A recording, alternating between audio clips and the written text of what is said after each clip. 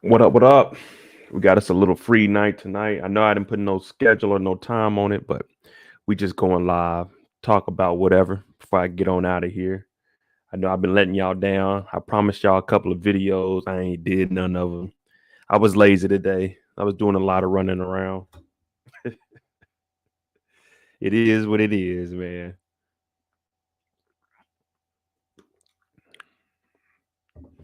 That's on me, y'all. I'm gonna do better. I'm gonna do better.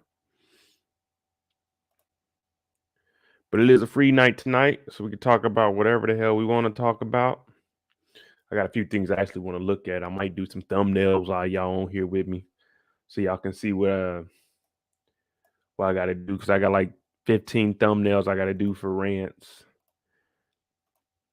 But I might just get on here and talk to y'all a little bit.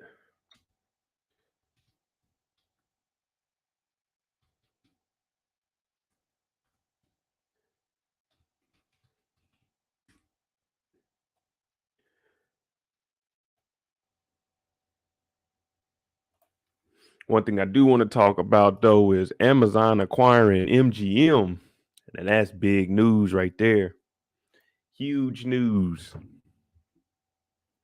What up, Friday? What's going on now?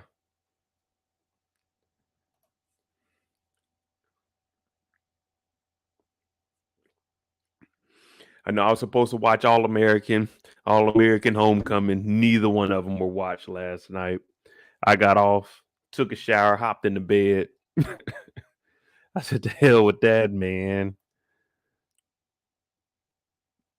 What we got? Amazon buys MGM for 8.5 billion. Deal could unwind. Oh my god! Let your boy rock out with the ad blocker on. I don't even have the ad blocker on. Oh my goodness, they wanted to send you extra shit. I'm sorry to hear that. My condolences to your family. Hope y'all can make it through it. I know that feeling. Like I said, I lost my sister back in September, so I definitely know how that feels.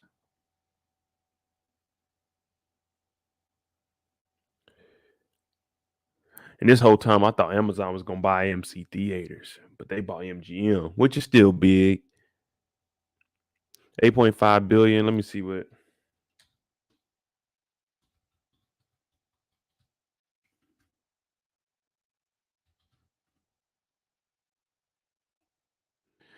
James Bond, Rain Man, Gone with the Wind, The World Is Not Enough. Ain't no one going back and watching those though.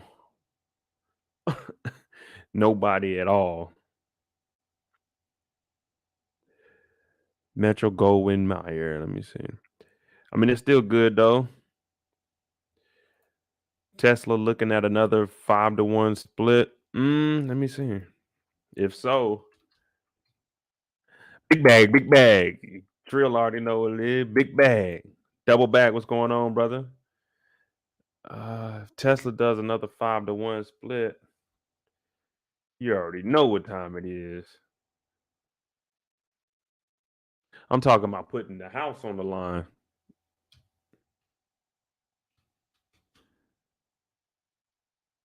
August 20th, Tesla completed a 5-to-1.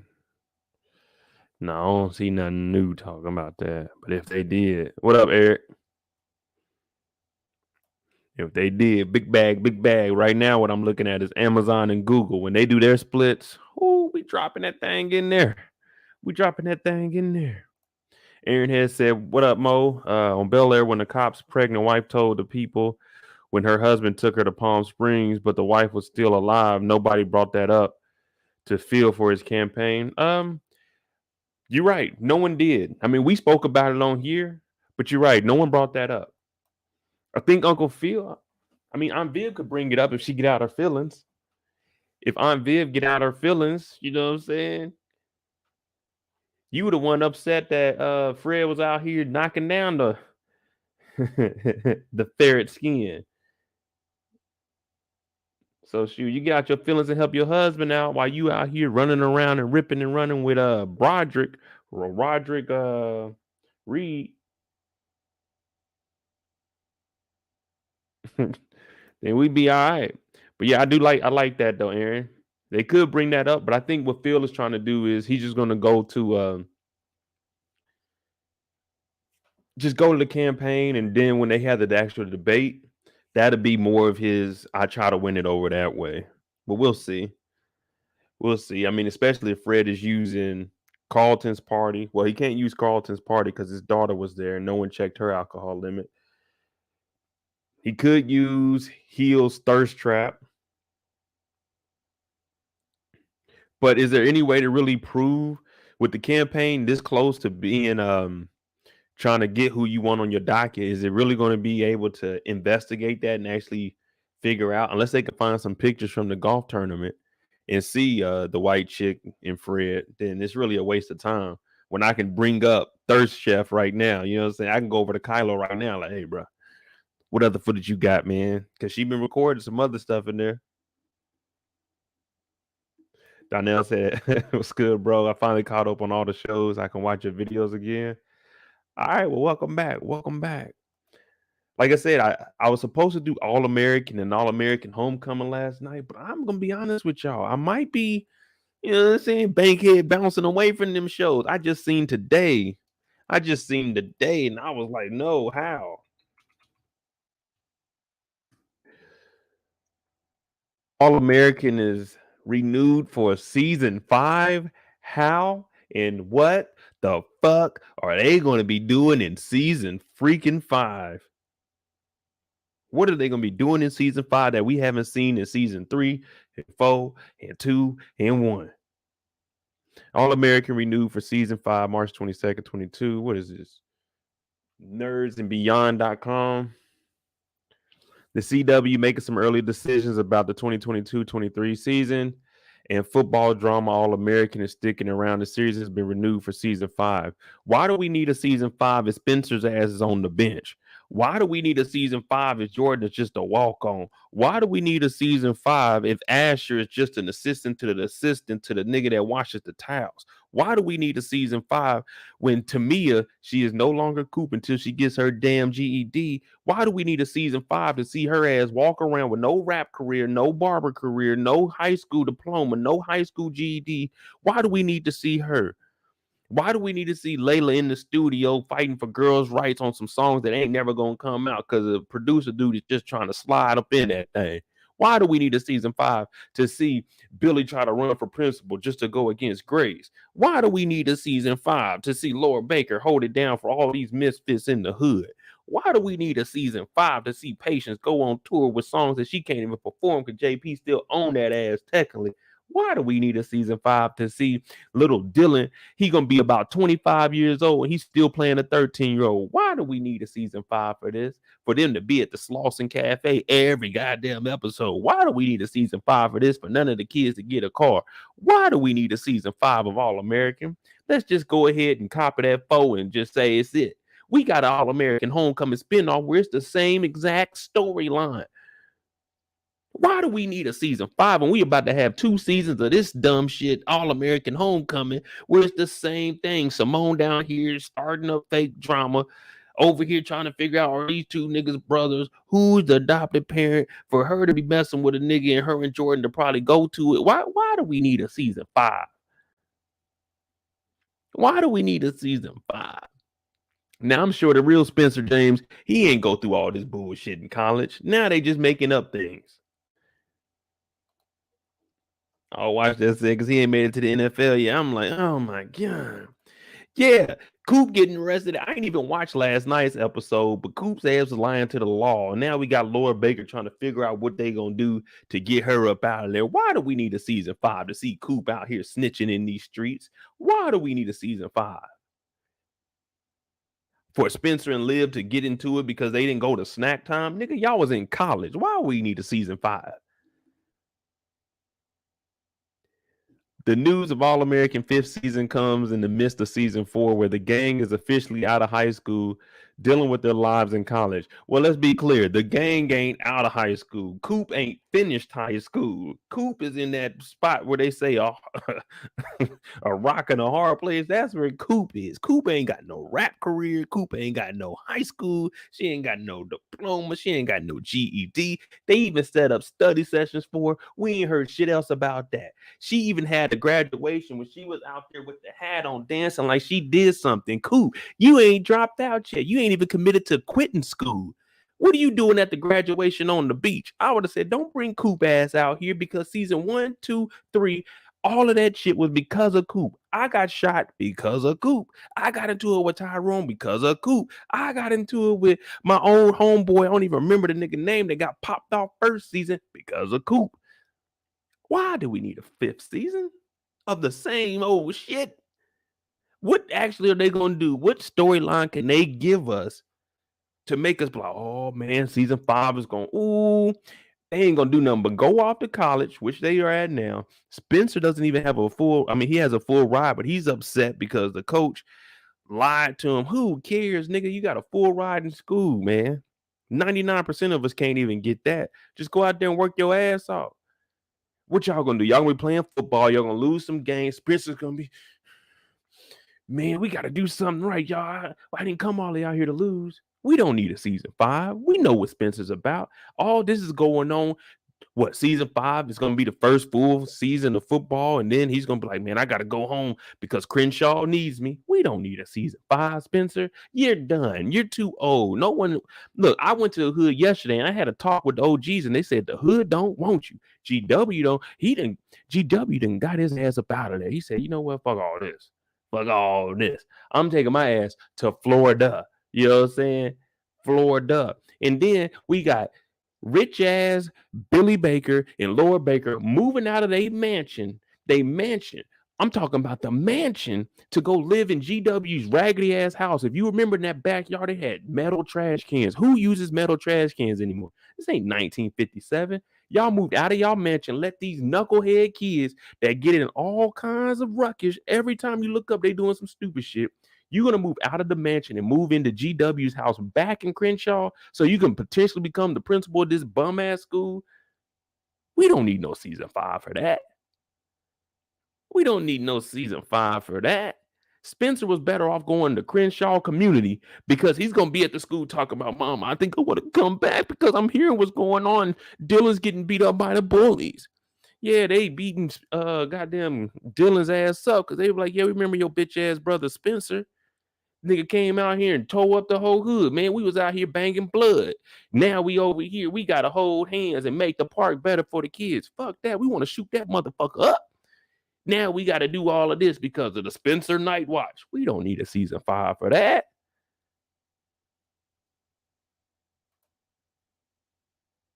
We don't need a season 5 for that. What happened to all the other Bloods that were on the block after Spencer went there when they was about to have that shootout at the court? He talking about, come on, man, squash it, man. Who the hell is Spencer James? Who the hell is Spencer James? And then we ain't even forget Corey as a snitch, too. Corey as a snitch. He talking about, Tyrone, you better get out of here. I already called the police.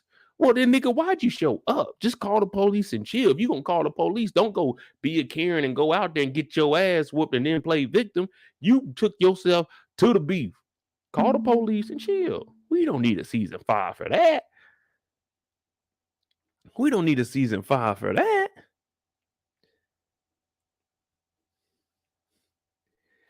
Eric said, I'm not liking Spencer's mom this season coming off as a hater. All American in this one show that is predictable. I don't even have to watch the episode to already know what's going to happen in that. You see how I just broke down everything that's going to potentially happen in season 5, and I'm gonna be probably like 88% correct because this is all American. After that first season, we knew every season is going to be the same story, just someone else has some shit going on. Asher's gonna be dealing with, oh man, I got a handout for my step pops, and I gotta this nigga's washing towels for the football team. JJ is just on the team. Jordan is a walk-on. He ain't gonna do nothing but get his heart broke again because he done fell for Simone, who lied to this nigga from the first time we met her. She over here busting it open for other niggas, letting them just do whatever they want with that body. Then lying to niggas about the kid being hers, taking the whole Dr. Seuss collection, letting this nigga go buy all these cribs and stuff to put in his house only for the kid to not be his. Like, come on now. Jordan went down there and seen his girl sleeping on a light-skinned nigga. This nigga had a Cuban chain on. This nigga could have went to the MLB right out of high school. She's over here sleeping on him. Not only, like, it's one thing to be sleeping in your room, you know what I'm saying, where nobody can see it. But if you sleeping on each other in the common area, that's just disrespectful because you don't give a fuck who sees you. And he flew all the way down here on some sucker stuff talking about, I came here to surprise you on our week off. Nigga, that ain't surprising. You went down there and got surprised. You went there like, Simone. That's that white side of him. That's Billy being married to a white woman and being whitewashed. If I was a nigga, I would have seen that shit. I wouldn't even said nothing. I would have booked my ass a flight and got the fuck out of there. Well, matter of fact, I would have stayed in Atlanta for a little bit. My name's Jordan Baker, and I got some bread. So, I'm about to go hang out. See your ex-fiance, your slash wife slash fake ass baby mama laying on another nigga.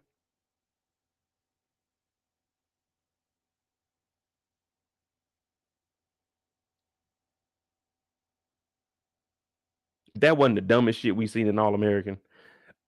Right now, I won't say the dumbest. The dumbest was him claiming that baby and it wasn't his. The dumbest was him paying for shit and it wasn't his. The dumbest was him getting married. But coming down there, you done flew all across the country. Talking about, I got you for the weekend. And then you got to go watch this bum ass tennis match where she got beat by some 60-year-olds in tennis. Boy, you know how heated I'd be. You know how heated I'd be if I flew from LA to Atlanta to see my girl laid up with another nigga and then have to go to this boring ass tennis match where she's getting whooped by some elderly women for her to tell me it's me and you all weekend and it ain't me and you all weekend. And then as soon as you leave, she's talking back to that nigga. You know how upset I would have been?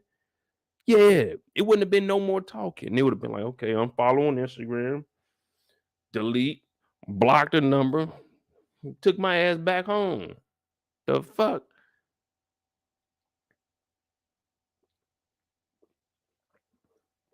Eric said Layla's the only one whose storyline changes. Yeah, it changes. It changes her from jumping from one ding ding to another ding ding to another ding ding. Her story always changes, but it always ends up with her smashing another nigga. Layla's story ain't changing. The only thing that's changing is she's getting a little bit more money, but she's also getting slayed. Everyone. Asher, Spencer, Asher, new guy. Come on now. Her story ain't changing. Layla a freak. Layla a freak. Coop's story ain't changing. Coop does good for a half an episode, mess up the other half. Then the next 2 episodes, she done fucked up. Ain't nobody's story change. Liv's story ain't changed. All Liv does is get drunk, get high, try to help somebody else, go through withdrawals and feels like no one loves her. It's the same old story. Jordan's the same old story, always a sucker. Spencer, same old story, always want to try to save the community. Grace, same old story. Ain't got shit going on, just hanging out at the school. Billy, same old story. Every time you see Billy, his arms is crossed talking to Spencer. Nigga, you are 40 years old. Why are you consulting with an 18-year-old every single episode? Hey, Spencer, what do you think we should do here? Nigga, you are the head coach. My name is Spencer James. I am an All-American. I am not the assistant coach. I am not the offensive coordinator. I don't know what we're doing on defense. We have a trash-ass team. This nigga Spencer, you consult with Spencer every goddamn episode in the state championship game. This nigga Spencer at halftime, his mama came down on the field and told Billy Baker, the high school coach, coaching a fucking state championship that Tamia Cooper got shot. What did I just tell y'all with Putin and Brittany Griner? If I'm Billy, I say, who the fuck is Tamia Cooper? Motherfucker, we are in the middle of a state championship game. And Spencer talking about, I gotta go. Hey, nigga, yeah, you gotta go in that locker room and get ready for the second half, nigga. Tamia got shot. What you gonna do? You ain't got no kind of guns on you. I know your ass soft. I seen your ass crying in the house. You ain't leaving at halftime. After that nigga Spencer quit on the team at halftime, I wouldn't have had nothing to do with that nigga. College would have been came to the school, I would have been withholding all kinds of scholarships. They would have been done. I'm like, hell no, this nigga Spencer don't deserve no scholarship. This nigga quit at halftime at a state championship game. He don't love the game of football. You about to quit football the middle of a state championship game after you've been shot and couldn't play because of this motherfucker Tamia. Then you want to go to the hospital and you want to get buck with the damn nursing staff talking about, hey, man, where's she at? Nigga, she's in the ER. That means you can't take your ass back there. You need to go sit in the ER patient waiting room. Man, I gotta see her. Why? When you just went to your therapist last season and you was in that motherfucker almost about to cry. I'm gonna do this for Crenshaw. She told your ass stop worrying about Coop. And the first thing you did when Coop got shot was take your ass down there. Just to find out that Coop lying to the law, talking about, man, I don't know who shot me. My back was turned, holding it down for Preach. And then Preach ass out here getting punked and checked by a goddamn 6-year-old little girl. What kind of shit is this? This nigga Preach talking about, I'm a 2-time felon. He over here holding it down for the school, but can't keep his little daughter in check. Then Coop out here admitting to a fucking murder to a 6-year-old. Man, Preach didn't shoot your mama. I did. Who the fuck admits to a murder to a 6-year-old? What kind of goofy shit is this? CW, we don't need a season 5 because all you're doing is influencing the youth to do the dumbest shit and put themselves in situations that they don't fucking need to be in. This little motherfucker over there got the laptop. This motherfucker at the Slauson Cafe. This motherfucker got pictures up like, okay, Tyrone is linked to Coop. Coop knows my mom. My mom fuck Preach. She's a fucking investigator. You got a 6-year-old over here on the laptop piecing together the murder crime, but the damn cop, he goes over to the baker's house talking about, Patience, where your girlfriend Tamia Cooper at? I think I need to talk to her. She's like, what do you mean? Laura said, you need to talk to her lawyer. If I was a cop, I said, who the fuck is her lawyer? Last I checked, your ass is over here releasing documents from the police station. Now, she got Patience in the kitchen talking about, Patience, you need to tell me everything. And Patience just snitching her ass off, talking about, Coop is in trouble. She said, you know what? I told you that it will be all right. But when it gets serious, Tamia needs to turn herself in. Now, Tamia's out there hanging out with her dad, goofy ass nigga that came back into the scene. They went ahead and emancipated her so she could become an adult, knowing damn well she ain't got no job. She ain't got no financial literacy. She ain't got no education. Horrible parents. We signed her off. Coop, go do whatever the fuck you want to do. Now Coop is tied up in another murder. We like, what the fuck? What is going on here? This was really going on in the hood. Let me go down to Crenshaw. Matter of fact, I'm about to become me. What do they call them? The social worker. I'm gonna become a social worker and I'm gonna go give me a job down in Crenshaw because I'm gonna clear this shit up. I'm knocking on doors and I'm cracking skulls. I need to talk to every single parent on the block. First, I'm gonna start with Grace's ass because none of this would be in this situation if it wasn't for Grace throwing that monkey back to Billy in season 1 and then lying about the whole thing the whole time and not telling Spencer the truth about his daddy and saying his daddy left just because he didn't want to be there. And the whole time it was because you were throwing that monkey to Billy Baker, who was married to Laura Baker, up the street. You were just upset because she was living a lifestyle that you wanted and Billy left your ass in the slums because he knew you was a bust down. You messing with Corey, but Corey ain't got shit going because he got hurt. Billy just stepped up and took that opportunity and ran with it, literally, and went into the NFL. Now, Corey's ass out in Nevada, he's like, you know what, I'm going to start a family. Young Darnell, we already know Darnell is a better kid than Spencer. Darnell ain't in the streets. Darnell just slanging that iron. You know what I'm saying? Darnell out there putting up big boy numbers. Spencer's out here running around, trying to fuck Billy's daughter, trying to fuck Layla, hanging out with Coop that ain't got shit going on. Now, Corey out here doing his thing, and then guess what? The worst time of Corey's life happened. He came back into Spencer and them life. Then he had all the stress on it. But ain't no one mentioned it. They just said Corey was sick. But no, it wasn't Corey was sick. Corey had a lot on his health. You know why? Because we didn't even know if Dylan was his kid for like 4 or 5 fucking episodes. So he's over here bringing gifts and he's upset. And the whole time, Grace knew that she was smashing niggas. And that's the main reason why Corey left. And Corey was at the football game. She lying the whole time talking about your daddy wasn't there. Whole time, Corey the biggest nigga on the show. Corey in the back watching the game behind the fence. And they talking about he wasn't there. And then Billy stepping up. I'd be goddamned if a chick ever came up to me and talking about let my kid come live with you after I'd already knocked her down and I knew that her husband that I was cool with left the relationship because me and you smashed. What the fuck is Spencer gonna do at my house? Me and my family, we good. I don't want none of your bullshit in my house. I slept with you, mistake. Me and Laura, we good. I got 2 kids. My son going to the league. I'm not bringing Spencer James in here, some thug from the streets, hanging with known gang members, because what was the nigga's name that Coop was living with? Not Tyrone, but the nigga, Sean. Sean's a gang member. You want me to bring this nigga Spencer James into my house with my young daughter? No, not gonna happen. We don't need a season 5 for this. We don't need a season 5 for this. And y'all know I'm talking all facts. All facts. But shout out to All American, not knocking into the characters. I'm just saying, what are y'all gonna do? Y'all gotta spice it up. You giving me a season 5? I'm struggling watching season 4. We got like 15 episodes in this season. Y'all gonna have to spice it up. Y'all gonna have to give me something. Y'all gonna have to show me, you know what I'm saying, show Spencer in there knocking niggas out in college or something. Football games, y'all gonna have to do more on the football game side of something, but we don't want that off-field drama. We don't care about that shit. This is called All American. This isn't called All Family Feud. We don't care about all the other 13 members of the cast. We don't care about that shit. We want to see Spencer James playing football and things that deal with football. Y'all tricked us. Y'all gave us 1 season of good football, and then y'all gave us 3 seasons of let's just make up some shit on the fly.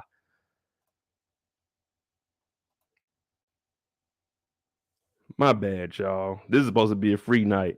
But y'all got me started on All American.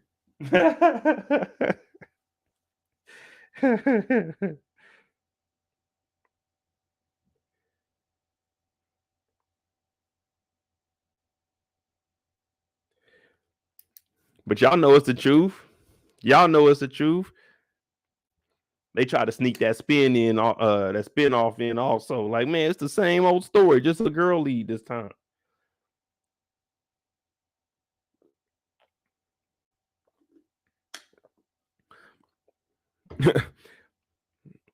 Don't get any. I ain't even giving y'all no random All American Homecoming, because that shit's just, it's out of here. It's out of here. That shit is out of here. You know, they talk about the left wing and the right wing. That motherfucker is gone. I'm talking about, we ain't even gonna get on that motherfucker. That shit, I was watching that like, oh my goodness. Oh my goodness.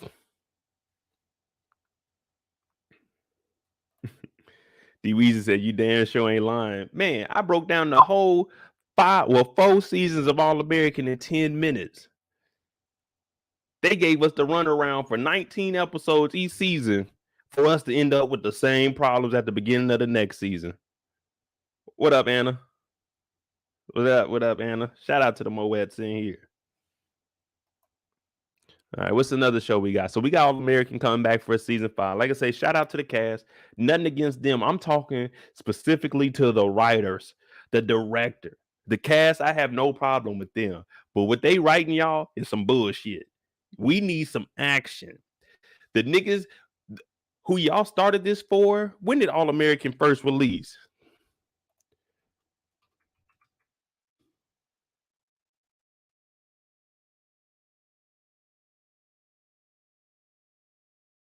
(2018), so 5 years ago, pretty much. Well, 4 years. 4 years ago, the niggas that was 14 years old watching this, like, oh man, All American, they adults now. Them niggas is 18 years old. You gonna have to up your game, because you're not grabbing new fans. This is the people, when you into season 4, it's not new people really jumping in. You're gonna have those continuous watchers. So the niggas that were kids watching this, they adults now. And if you giving them kiddie stuff, CW, you might have to sell this over to somebody else. You might have to let some adult writers get a hold of this if you want to take it to the next level. These niggas is in college. You can't give us those high school stories. We need to see some. Hell, you see Hillary is throwing that thing back on Bel Air. Carlton is coked out. Well, Zanny. But you see the difference between Bel Air, they in high school. You see the difference between Euphoria and All American. All American is tiptoeing on the E for everyone. No, you need to take that thing up to mature. These niggas is 18 years old now. Y'all got to step it up. That's the only thing you can do. You got to step it up. Now, if y'all want me to bring it in, I'll turn that thing raunchy. I'll bring Jannard in here. I'll bring D-Mac in here. We gonna turn this thing up a notch if y'all want. Y'all want some ratings? Uh-huh. Y'all want some ratings? Yeah. What you need to do, Liv, she need to be a journalist and it don't need to be working. What is the journalist doing in Power Book 4? What is she doing? Adrian throwing that monkey on the clock. We got a rent coming out for her ass too. Layla need to be throwing that monkey, getting some stories. Not Layla Believe. Layla already throwing that monkey. Layla in the studio. It ain't even her studio, and she busting that thing wide open. Tamia came in there and was like, yeah, girl. Was it Tamia or was it Patience? Whoever it was, she came in there and said, you need to go ahead and get that producer that monkey. And then you want to hear about like Lotto talking about, oh, was a guy trying to clear the record. He was trying to exchange it for sex. That white woman came in there and told Layla, look, you need to do your own thing. You need to stick to your own sign. What's the first thing she do? She throw that monkey at a producer. And then let me guess, in a couple of weeks, if they break up, oh my God, he just used me. No, that nigga didn't. That nigga made a beat for you. You didn't like it, and then you threw the monkey on him.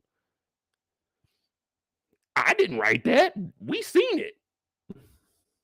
We seen it. She threw that monkey on him.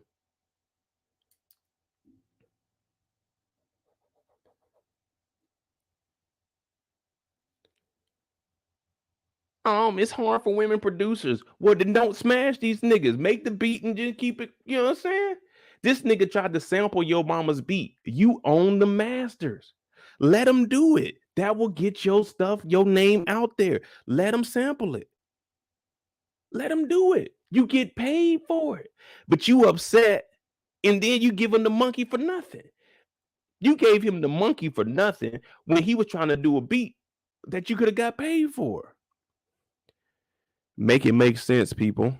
Make it make sense. Someone please explain to me if I'm wrong or not.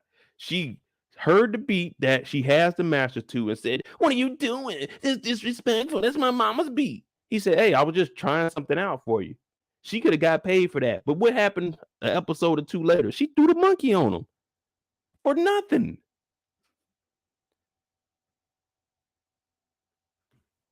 Y'all listening to this? I didn't make this up. The writers did that shit.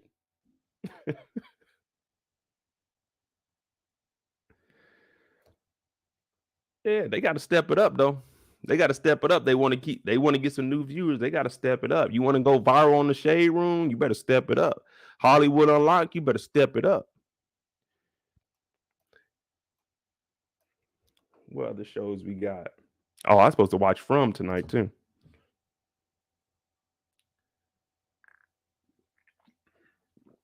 Trill said we're gonna get that All American and Bel Air crossover. Man, ain't nobody trying to see Spencer hang out with nobody. Spencer's the type of nigga, like, man, that nigga cool, but man, I can't kick it with that nigga outside of football. Even doing football, I can't hang with Spence. That nigga always look like he about to cry.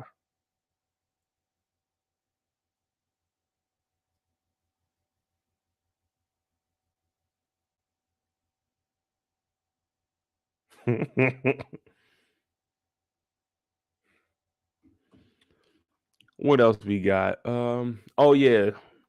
I mean, we already know P Valley is coming back out in June. Man, when we do those lives, P Valley, is it Sundays?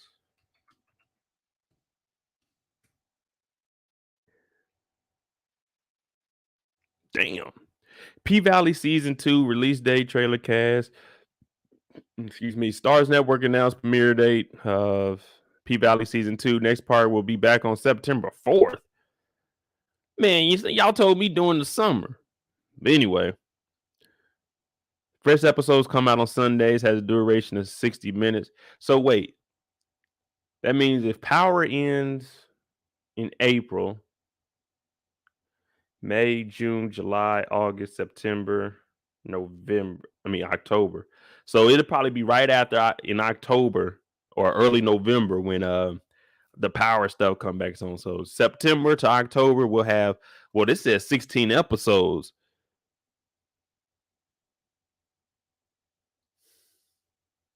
16 episodes. That's a long ass time. 16. That's 4 months.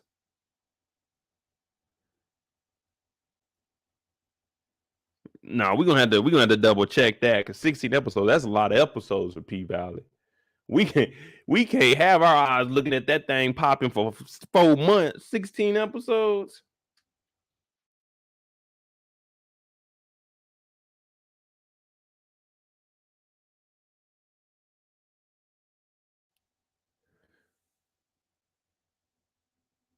See, I knew I could depend on Alexis Renee. P Valley Season 2, we got an official world from STARZ. We know our readers first to know. Celebrity spoke to a newly added cast member. Boyle, the crew is filming the second season in Atlanta as of July 2021. Confirmed wrapping up in December 21. Officially announced season 2 released in June of 2022. Yeah, I'm not seeing anything talking about 16 episodes. 16 episodes is a lot, though. I mean, it would keep us entertained. They need to fire Uncle Clifford and hire me and just have Mo running that motherfucking strip club. I had that thing running like dollar bill. We won't be in debt, though. We won't be in debt, and there won't be no humping in the back room. Y'all get y'all ass to work. A little bird told us that oh my goodness. Y'all see, they said we might. Keywords, we might see Meg the Stallion in the cameo on season 2. Because if they find out her ass is lying on Tori, you got to take her ass out of here because I'm going to be the first person boycotting that shit. FP Valley, FP Valley, FP Valley. If they put Megan the lion ass stallion in here and we find out that she was lying on Tori and they put her in this, we ain't watching this shit on my channel. We will not stand by and support a black woman slandering a black man. Not on my channel, we won't. No, we won't. FP Valley. Let her show up in there. She won't get any airtime on my channel. We find out she laughing. I mean, we find out she lying on Tori. She won't get no airtime on my channel. And if she do, we gonna roast her ass. And I'm not talking about for her cameo, but for her real life presence. Find out she lying on here. Nick said, Mo, you ain't looking good. Hey, you know, I'm trying to bounce back. You know, it ain't that bad over here. Still got the little gash up here. What the ladies do, I might have them tattoo this eyebrow on and keep this one, the you know what I'm saying, the bushy eyebrow.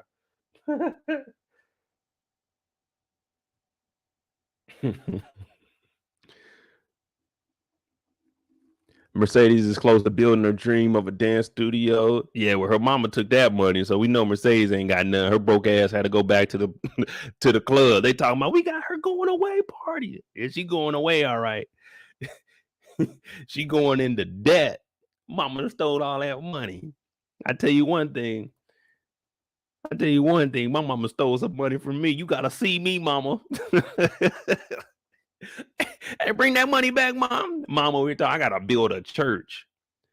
Scamming ass mama. Mercedes of P Valley, season 2. Autumn of P Valley, season 2. That man, Uncle Clifford, P Valley, season 2. Miss Mississippi, Miss Humpback herself on P Valley. You know what I'm saying? She became that up and coming star on P Valley. Get you on P Valley, aka I'm in charge, D. I'm in charge, D. Lil Murder, aka Lil Nasty. Yeah, we ain't forget about you, Lil Murder, Lil Nasty. You part of that LNN connect. Lil Nasty niggas, Lil Nasty Nation. And then Andre on P Valley, the nigga that got played. The nigga that had the wife that was over here throwing it down on Miss Autumn just for her to find out that he got the footage. I wish a motherfucker would try to crack on my laptop. I'll be cracking that laptop over the back of somebody's head. You ain't getting my business. You ain't getting my business.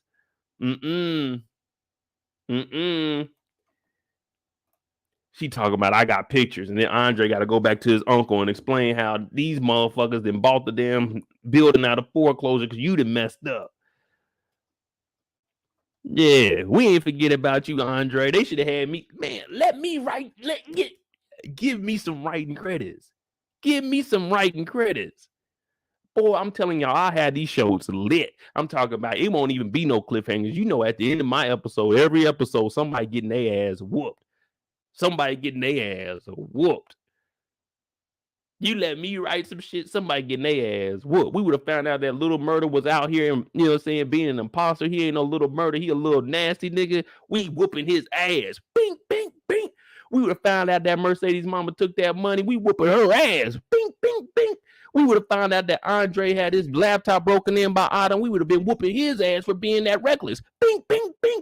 Everybody would be getting their ass whooped. At the end of episode of P Valley, it'll be Punching Valley. That's what I call that motherfucker. Inside the pank, it's Pussy Valley. But on the outside, it's Punching Valley. I'm talking about we whooping somebody's ass at the end of every episode. Miss Mississippi would have found out that little nasty nigga, Little Murder out here playing both sides of the game. Bing, bing, bing. We would have been whooping on his ass.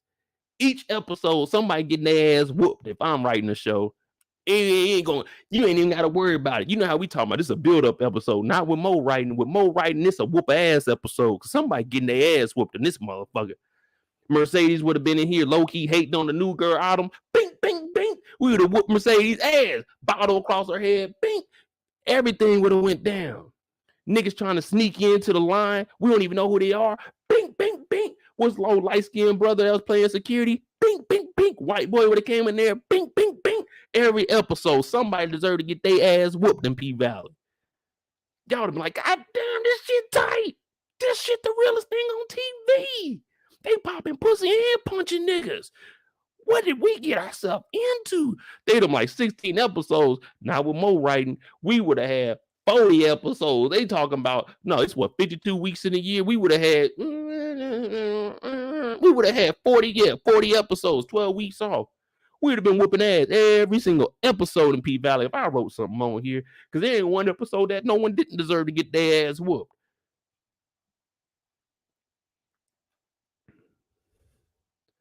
And y'all laughing because y'all know it's the truth. Y'all know it's the truth. You like, man, what? Uncle Clifford would have came out there. Nigga, what? Bing, bing, bing. Whooped his ass in there. He talking about making the wings. I'm like, hey, Uncle Cliff, get your ass out of here. We can make these wings on our own. Nah, y'all need to make these wings. Bing, bing, bing. Whooped Uncle Clifford's ass. They were like, God damn.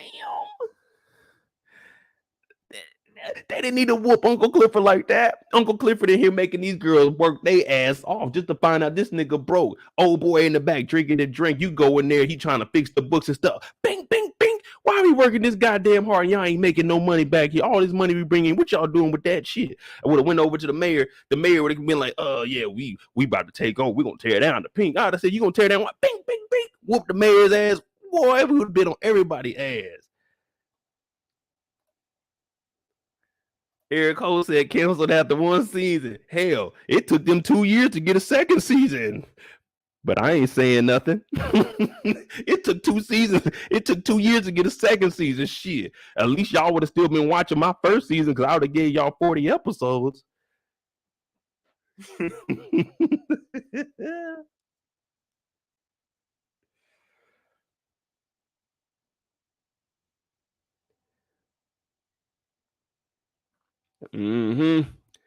Season 2 coming on. We go live. Ooh, we gonna have the best lives for P Valley. That shit gonna be crazy. Cause I'm gonna point out every scene where someone should have got their ass whooped. And next time y'all see me on live, I'm gonna have a hairline. Y'all see my shit grew out too much. I'm gonna have a hairline right now. I'm just on the fuck it mode.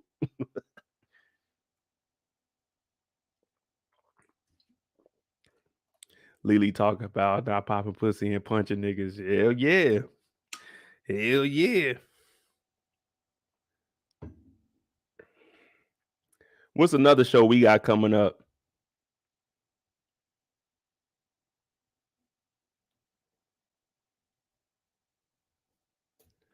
Eric said season 2 better be a damn movie. Hey, popping that P, punching niggas. Let me write something. I guarantee you, man. And we gonna find out, man. You got to have a creative mind. You want these shows to go, man, because we don't want to see the same thing. Like, if we gave a prediction, Autumn bought the club, they're going to try to turn it around. They're going to try to bring in, like, new acts. We got Lil Murda supposed to be performing. He's supposed to be that up and coming rapper. We still gotta see what's gonna happen with him being on the low, the fake relationship with Mississippi, because she didn't took off and went viral. The only thing is she's gonna have to pop that thing in bigger clubs in the Pink if she want to stay viral. You can't stay down in the, you know what I'm saying, down in the deep.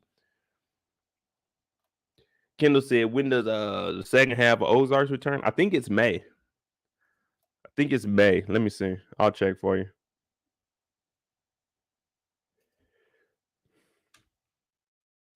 Now, Ozarks, other than Jonah and who else? Jonah and the wife. Those two, they mess up a lot, but for the most part, Ozarks, hey, they own it. Ozarks is own it.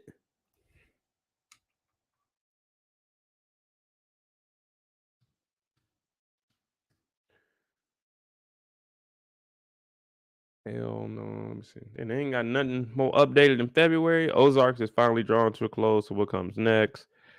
We always knew Ruth Langmore. Well, we don't. We want to know the release date. All right. We needn't wait long to see the Birds' final chapter. The second half of season 4 is set to arrive April 29th. The speedy release date will likely come as little surprise to attentive fans who might have noticed that Jason Bateman revealed during a January interview with Jimmy Kimmel that the date was not yet announced, but it will be kind of soon. I think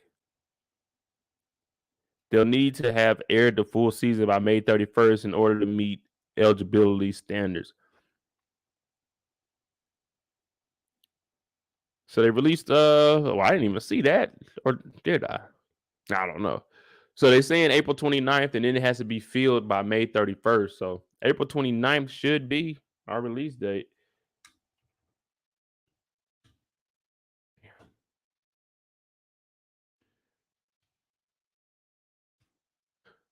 I hope they don't ruin this second half though. Yes, April 29th. April 29th is April 29th is a Friday, and they're gonna drop all the episodes at once. So I'll probably give you guys one episode a day. Yeah, one episode a day. What was it? 7 episodes, 7 days. So Friday to Friday. I'll probably go live in between. I normally watch like 2 or 3 episodes at a time, and then I go back and record so I can have multiple ones up. So I might do I might drop episode 1 and 2, and then on day 3 go live to talk about those first 2 episodes, and then 3 and 4, and on day 4 do a live, and so on, and then probably finish up the last 3 on day 7. We'll see. I don't know how we're gonna play it out.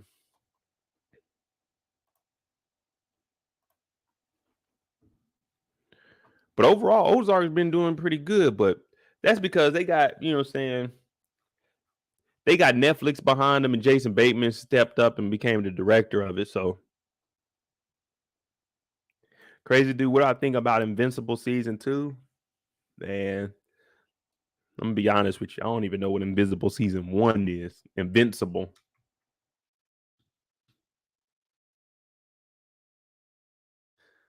Have I watched this? What is this? A cartoon? Invincible Season 2. Oh, this is a cartoon. Yeah, I don't really watch no superhero stuff. R-rated comic series is getting more installments, but with development still going on, there's no telling.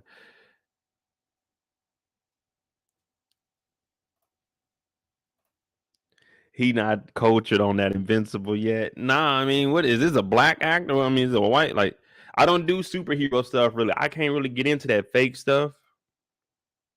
So I mean, I couldn't. Like I told you, the second Marvel movie I can remember actually watching all the way through. Like I watched one of the. I used to watch all that other old shit, them old Hulks and Spider-Mans, but I'll go to movies, knocked out. But when I watched Black Panther, I said, man, this shit tight.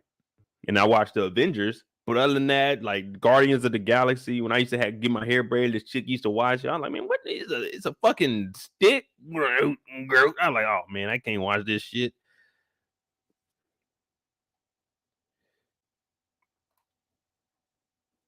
Have a watch C on Apple TV. You know, I can go in my living room right now. I got an Apple TV thing in the box. I've never opened it. I had it for about 6 years. So Apple TV, I mean, I got ways of watching it. Let me see something. What is it about? C season 2. Oh man, it's got wrestlers in it.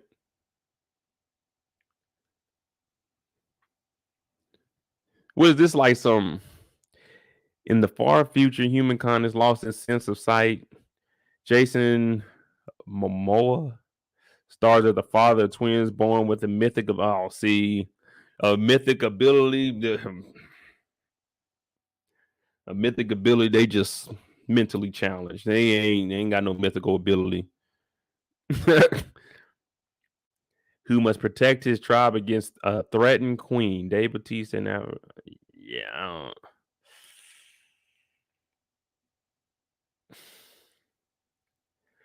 don't. Mm. So this is in the far future, but these niggas is living like medieval times. Oh, it's a free episode. Hey, say less then. I'll watch it if it's free. You know, I don't like spending no money. Hey, shout out to S Grant. Happy birthday. Happy birthday, Aries game. All I know is July to August is Leo, and I'm a Leo. And then my mom, brother, and dad, they Virgos. I don't know any other signs for the rest of the months. I'm not good at it. I don't believe in none of that.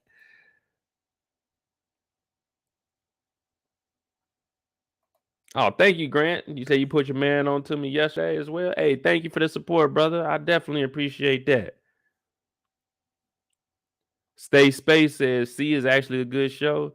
All right, see now y'all gotta, you know what I'm saying? Y'all gotta let me watch this then. I'm gonna have to a free episode. See, my thing is with these shows, when they do this fighting and stuff, that's all fine and dandy, but don't give me no fight scene where I'm looking like I can get out there without the proper training and be able to like her out here with the little rope and shit. I would have just moved out the way and bing bing. They be like, damn, Mo, you can't do that. You supposed to get hit with that rope. I would have said, yeah, I read the script and I ain't like that shit. I ain't going out like no bitch. You know what I'm saying? And if we in the near future, I don't see myself taking a knee for nobody. I go see the Queen of England right now, look her in the eye and say, I ain't kneeling to nobody. You ain't my queen. You the queen of over here, but you ain't my queen. Shout out to Queen Elizabeth.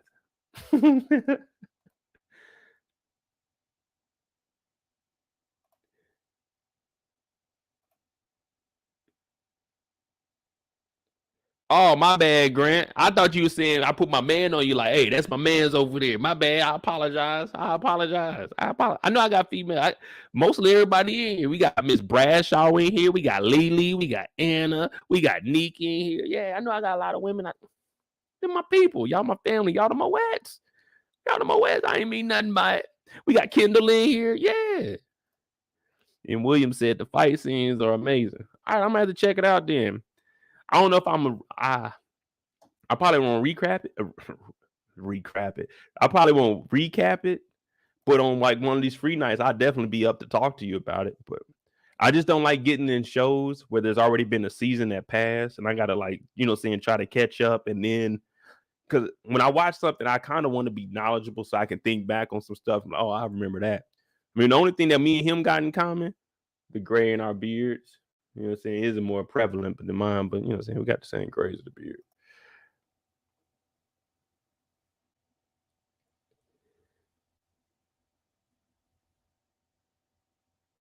Oh, you said you've been following for a long time, following so long, and the first time in the chat. Okay, well, hey, it's a safe spot here. You know what I'm saying? We go live 4 nights a week: Monday, Thursday, Friday, Sunday, 9 p.m. Eastern. Tonight is just a free night. I'll probably have a free night tomorrow also because I leave Thursday morning. So depending on my internet, when I get over there, I might do some lives. If I don't do recaps, but I can do lives, then I'll probably do lives of the show with just the screenshots instead of doing what's the name?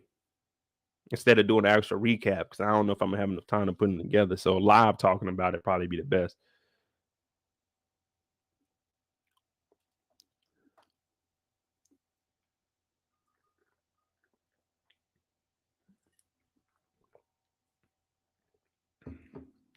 Oh, what was the other? It was another show that I was supposed to be watching. Damn. Did y'all ever watch? Ever watch F is for Family? Ken, man, we had a little rant early in tonight, but I haven't watched this night. Last night's episodes. Man, that show is getting tough. All American is getting tough.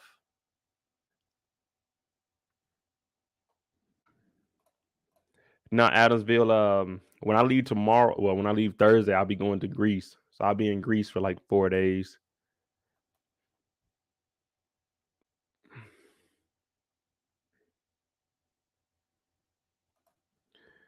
Hey, Kendall, you got to watch F is for Family, man. That is funny. It's 5 seasons of it. I haven't finished this last season, but hey, that shit is funny. You watch that, man? He said, "Oh yeah, right. You're just a fucking baggage handler." He said, "What you fucking say? I'll put you through that fucking wall." That shit is funny, man.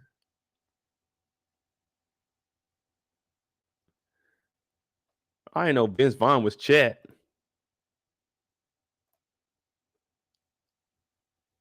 That's one of my favorite actors, Vince Vaughn. Well, white actors, go Jim Carrey, Will Ferrell, and then like Vince Vaughn. It comes on Netflix. It's on Netflix.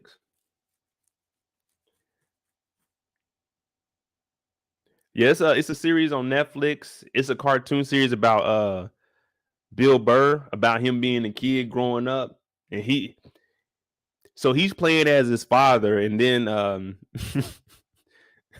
the kid playing him is like the second boy, and he's a little scary kid. But man, that thing is funny. And so it takes place in the 70s, and it's this big boss on there. You could tell he kind of racist. So one time he got saved by a black dude. He looked up, he was smoking a cigarette. He said, "Is God a Negro?" Because he got saved by a black dude. I was like, damn, this show is wilding out. Then you got this old man that drives a truck. He fills up vending machines. He be poking holes in condoms. This shit is funny.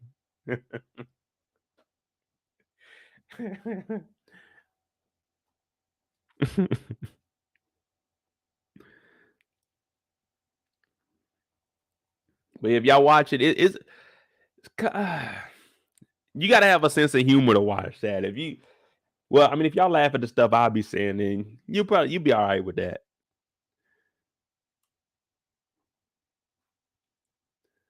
50 years old. Oh, but that ain't that bad. Y'all ain't heard nothing on y'all girl.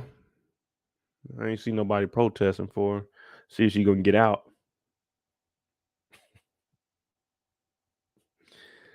Damn, it's damn, what's that? What's that new movie that's supposed to come out this year? It's supposed to be scary by the nigga Jordan Peele.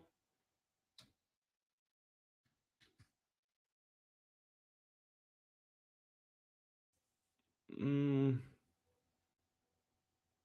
nope. Okay. Yeah, I gotta see that.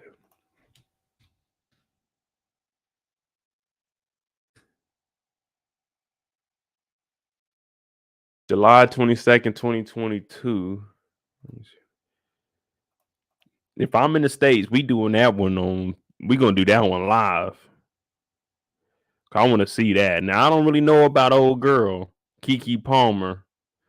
You know what I'm saying? I don't. Probably could have left her in the Disney era, but hopefully she does all right in there.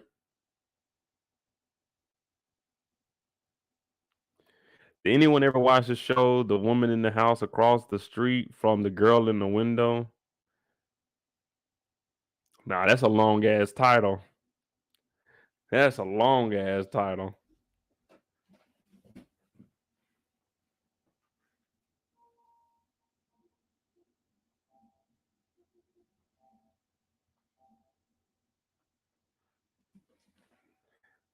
I don't even know if they even got that on Netflix. I think that shit may be blocked on mine. Y'all gonna see like some weird ass shows that I'll be watching on mine. The Great Robbery of a Brazilian Central Bank. And that's something I'd watch. More info. In 2005, thieves tunnel into a Fortaleza Brazilian bank vault and steal over 60 million in reais. The docuseries explores the historic heist. So that's what I'd be watching. You know what I'm saying? That's what I'd watch at nighttime.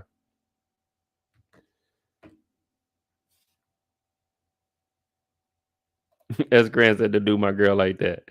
I mean, I don't have nothing personal against her. I'm just saying when it comes to her acting, well, Nope should be like a comedy slash, you know what I'm saying? A comedy slash horror. You know what I'm saying? I just don't know, like, outside of Disney, what has she done? You know what I'm saying? Kendall said, I like a good heist movie. Yeah, I like a heist movie too. Now, I used to watch the heist. I was going to do it, but the only thing is when they do the voiceovers and the dubbing, I mean, it's cool. I can watch it. It's just, I don't like, I can't recap that stuff, man. Let me see. What was that movie you was talking about?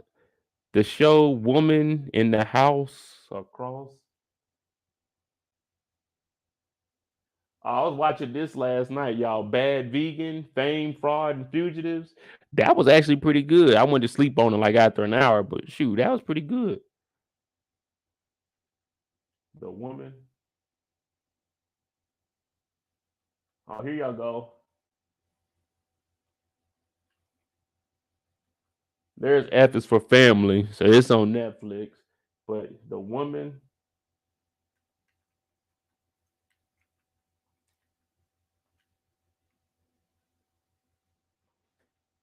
Oh, that is the long ass title, ain't it? The darkly comic crime thriller mixes a murder mystery with mind games as wine guzzling artist finds a welcome distraction across the street. We might have to try that out. I might have to try that out. How many episodes though? That's 8 episodes.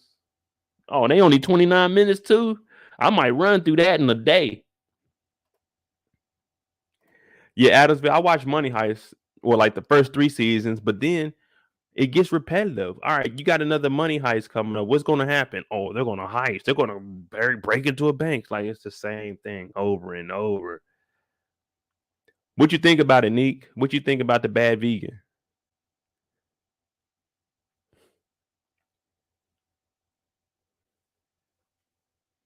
See, man, I wish we could just watch this shit live, man.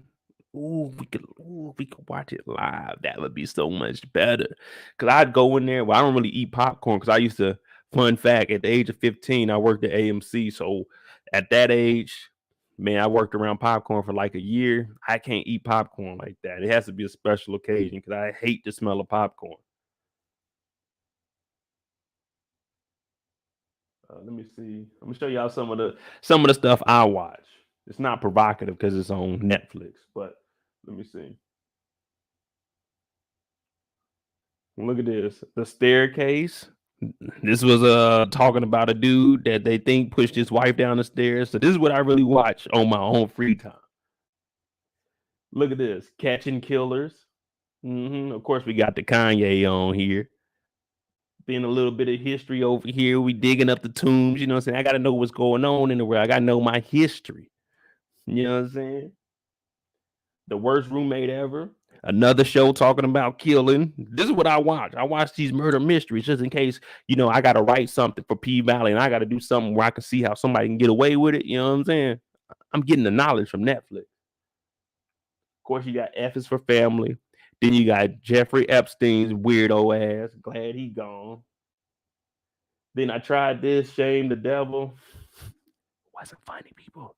It wasn't funny. It was like two things that did make me laugh, but it wasn't funny. Hey, man. Hey, how do I make moderators? Get this. Hey, get why he hoop up and out of here. Get him up and out of here. You know what I'm saying? Get him the hell out of here. The Tinder swindler. Matter of fact, y'all lucky I didn't break this shit down because these These white women got to be the dumbest mofos I've ever seen. These women on the Tinder swindler. I'm like, shit, I should have made a Tinder profile. When I was over in Dubai, I should have took so many pictures by all them cars I seen out there. Hey, yo, you know what I'm saying? Send me $50,000. My enemies are after me. Hey, if y'all see me putting up a post this weekend or next weekend while I'm gone talking about, hey man, y'all go ahead and bless that Cash App. I need 1,000 from everybody. Go ahead and send it because my enemies will be after me. I'm already predicting that.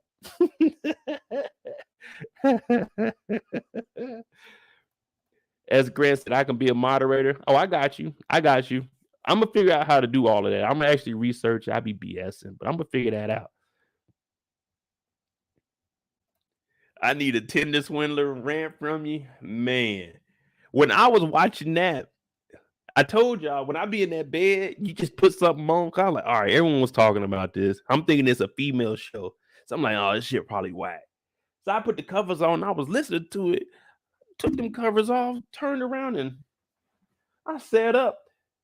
You know what I'm saying? I was so interested in the show. Instead of laying at the head of my bed, I was down there with my hands up under my chin like this, and my feet were behind me up in the air kicking. I was so interested in this shit. I said, these women are the goofiest motherfuckers ever. Even if my brother called me right now talking about the niggas is after me, send me $50,000, I said, them niggas is about to get you because I ain't got it. These motherfuckers is maxing out credit cards. These niggas is doing all kinds of goofy shit. I'm like, what? What? This nigga taking you on trips with his baby mama?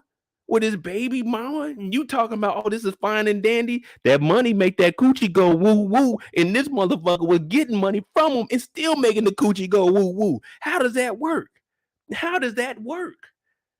Someone please show me the game plan of how do I get women to send me money and I get to keep knocking them down and continue on about my life. Someone show me the game plan. Show me how you want it to be. And tell me, baby, cause I need to know now. Just because Tinder swindler, finessing hoes, and he still gets to hit each and every one. I'm like, this nigga is a G. This nigga is better than Hitch. This nigga is hitting girls up. He ain't saying nothing. Oh, hey, baby, I love you. Come through. Like, what? I'm flying out to Spain this weekend and Sweden tomorrow, and I need you to send me money so I can get me a first-class flight with this big-ass nigga that's supposed to be a security guard, and we seen pictures of him getting his ass whooped. What kind of security guard is this nigga? This is the same security guard nigga that was out there watching D-Mac and Marsh fight in front of the club. This nigga ain't doing his job. This nigga's out here getting the kickback vagina. Any chick that doesn't want the Tinder swindler, they going to the security nigga because he ain't security in nothing. Ain't protected, none thing. We walking down the streets, he like, hey, what's going on? You security nigga, you don't talk on my Instagram live. You sit your ass in the back and you watch everybody walking around. I told Bay the enemies was after him. What the fuck are you doing, nigga? We look at you in the private jet taking your own private pictures. What? How do you get to this level? Because I'm doing this YouTube stuff for y'all, and y'all, what? He doing it on Tinder. A free app, that you just download. I got to get up. I got to get on here. I got to turn the lights on. All this nigga doing is taking pictures with other people's money, posting this picture, and then getting more money from other hoes. I'm like, God damn. How is this possible? There's got to be a better way of living because the Tinder swindler, and then this nigga suing Netflix, and then these women are in $60,000, $80,000 in debt and want to start a GoFundMe because they willingly gave this nigga money. We ain't sending you a fucking dime. You should have got a couple $1 million from Netflix to do the damn show. What kind of business is that? You send a random ass nigga that knocked you down 2 or 3 times, $60,000, $80,000, $150,000, but Netflix is talking about we want to do a documentary and don't pay you a goddamn dollar. When they paid Dave Chappelle $20 million a fucking episode, you could have got $1 million for this. You could have got $100,000 for this. Hey, Netflix, I'll tell my story, at least cover my debt. These dumbass motherfuckers just went on here and started to GoFundMe, and now you see everybody laughing. The bar talking about zero to the goal, $100,000. That motherfucker stuck at $13,000. Cause we don't feel sorry for your goofy ass. Your ass went and applied for a credit card. Hey, hello, Amex, let me get a credit card with $100,000. Yeah, I want to be able to max that out tonight. Then nigga said, send me your credit card number. Okay, what? Hell, I just told y'all on Sunday, you bring your bum ass cousin to come and eat with me. I'm telling her ass, no, you can't eat with us. You can't sit here because I'm not paying for that shit. I didn't tell you to come here. I didn't tell you to beef with niggas and have enemies to talk about you need my money. What? And I hope he sues Netflix for defamation of character and wins that shit. For them to put this goofy shit out and these women to actually get on here and then excuse my French, but I have to say it this way and this way only. And then the bitch gets on here talking about I'll still get on Tinder. I'm not saying you're asking for it. All I'm saying is you putting your goofy ass in a situation for shit to end up bad. I'm not saying you wanted to get money taken from you, but no one put a gun in your head. This nigga's in a whole other country. You didn't have to send him money. You did that. You called the bank and said, let me get an extension. You applied for another bank account. You did this shit. You heard this nigga owned a diamond company. He got it from his father. That money went to your head. But the thing is, that ain't your fucking money. Who cares how much this nigga's making? You ain't making it. What I tell y'all, I can afford a haircut. If you can't afford to get your nails and hair done, oh well, I can't pay for it. I got to get my shit cut. I got a $50 haircut appointment tomorrow. Getting it lined up, probably get this shit cut down because it's getting hot. Get the beard lined up for $50. If you can't get your hair done because it costs $100-something, that's your problem.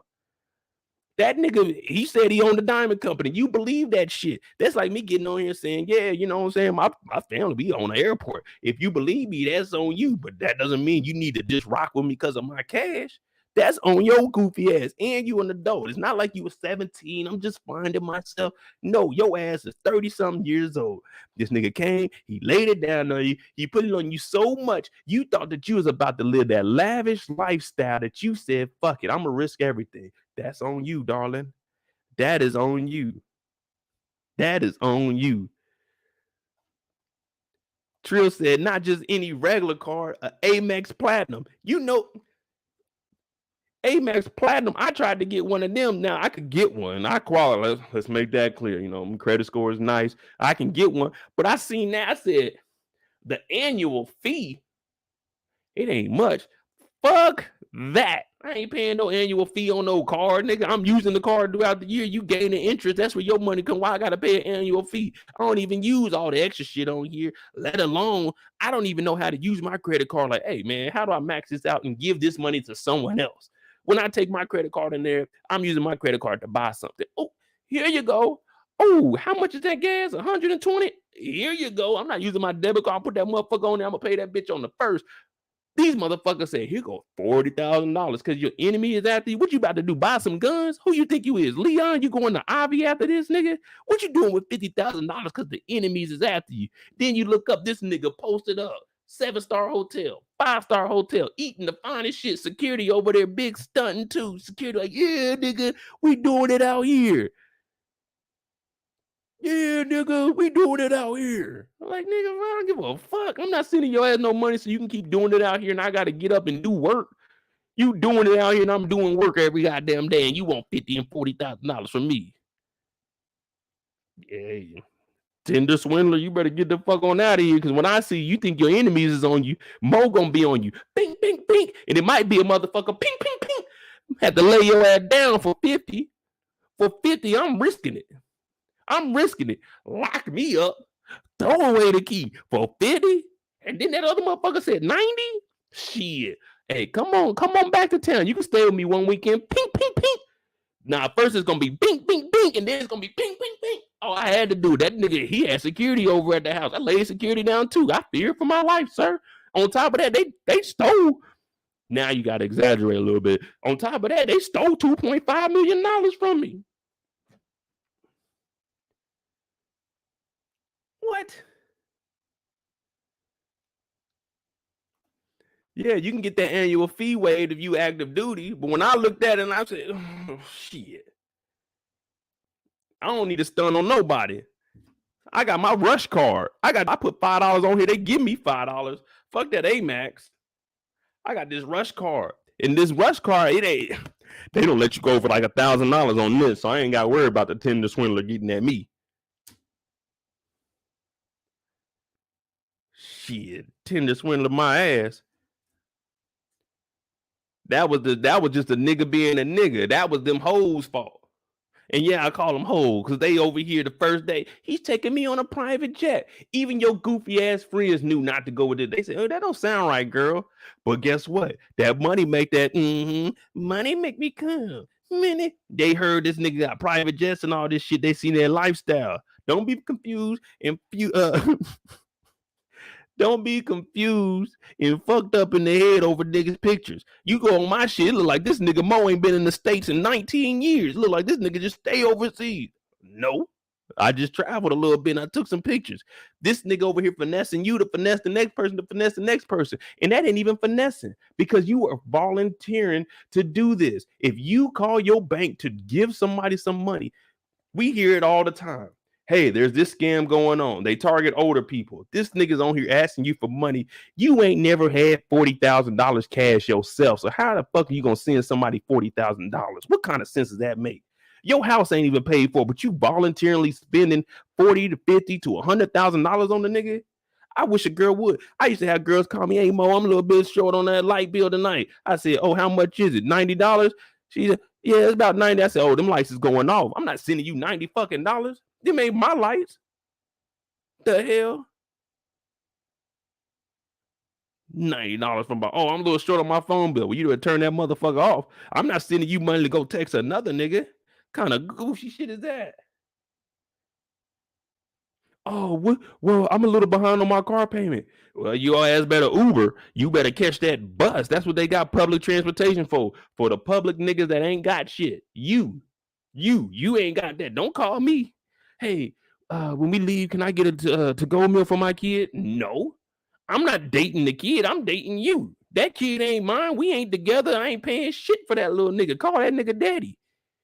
Talk about Mo, my kid need this. Can I get some money for a field trip? Fuck them kids. They ain't mine. You out your goddamn mind. I told y'all when I wake up and cash my check, that motherfucker say Mo on that bitch. It don't say Mo and them. Talking about, can I get some help on this? If I'm paying for anything, I better be slaying that thing whenever I want to if I'm paying for something. Talk about, well, the girls wanted to go out this weekend, and the biggest lie they be telling you, just like this nigga talking about the enemies is after you, the girls be like, "Oh, well, they forced me to go out. Ain't nobody forced you to do shit. You got up knowing you ain't had no fucking money and went out this weekend. I seen you on Instagram on your story over there twerking and shit, and then you want to hit me up talking about the bills are too high. You shouldn't have took your ass outside and paid that bill. You should have stayed inside and paid that bill on the first. Come to me with no shit. Don't ask me for no money. If I don't know you, I don't kick it with you, I don't skate with you, I ain't giving you no money." My homeboys hit me up, "Hey, Mo, let me get this." All right, cool. That's because I know I've been out with y'all before. I know how we are. You know what I'm saying? If you in a group chat with me, that means Mo, you know what I'm saying, he'll break bread with you. If you ain't in a group chat and it's an individual text message, then no. Because if you're going to ask me for some bread, then, hey, you could ask for it in the group chat so everybody know that your ass owe a nigga some money. You over here texting, that's some psychy shit. We all dogs. We don't judge nobody if you ain't got it. If we say we going on a trip and the nigga say he ain't got the money, that's fine. We ain't gonna do nothing. We might be like, "Fuck it, bro. Just get you a flight there. We'll pay for the room." You know what I'm saying? Don't worry about it. Come on anyway. But don't volunteer for some shit and don't get there and ain't got no money. Why you ain't got no money? "Oh man, the Tinder swindler, I had to send him $50,000. Well, your ass sounds stupid as a motherfucker. $50,000, that's more than what you make in a year. How you gonna max out a credit card, nigga, knowing good and goddamn well you can't pay it? This nigga talk about the check. I'm gonna wire the balance over tomorrow. 3 months later, that nigga talking about the bank got an error. Nigga, ain't no bank got that much of an error that you ain't got no $50,000 wire that was supposed to be here 3 months ago. That shit sounds stupid as fuck. And they just over here waiting and waiting. This nigga called back. Now they maxing out they goddamn grocery card. They talking about, I got some points on my grocery card account. What the fuck is wrong with you, man?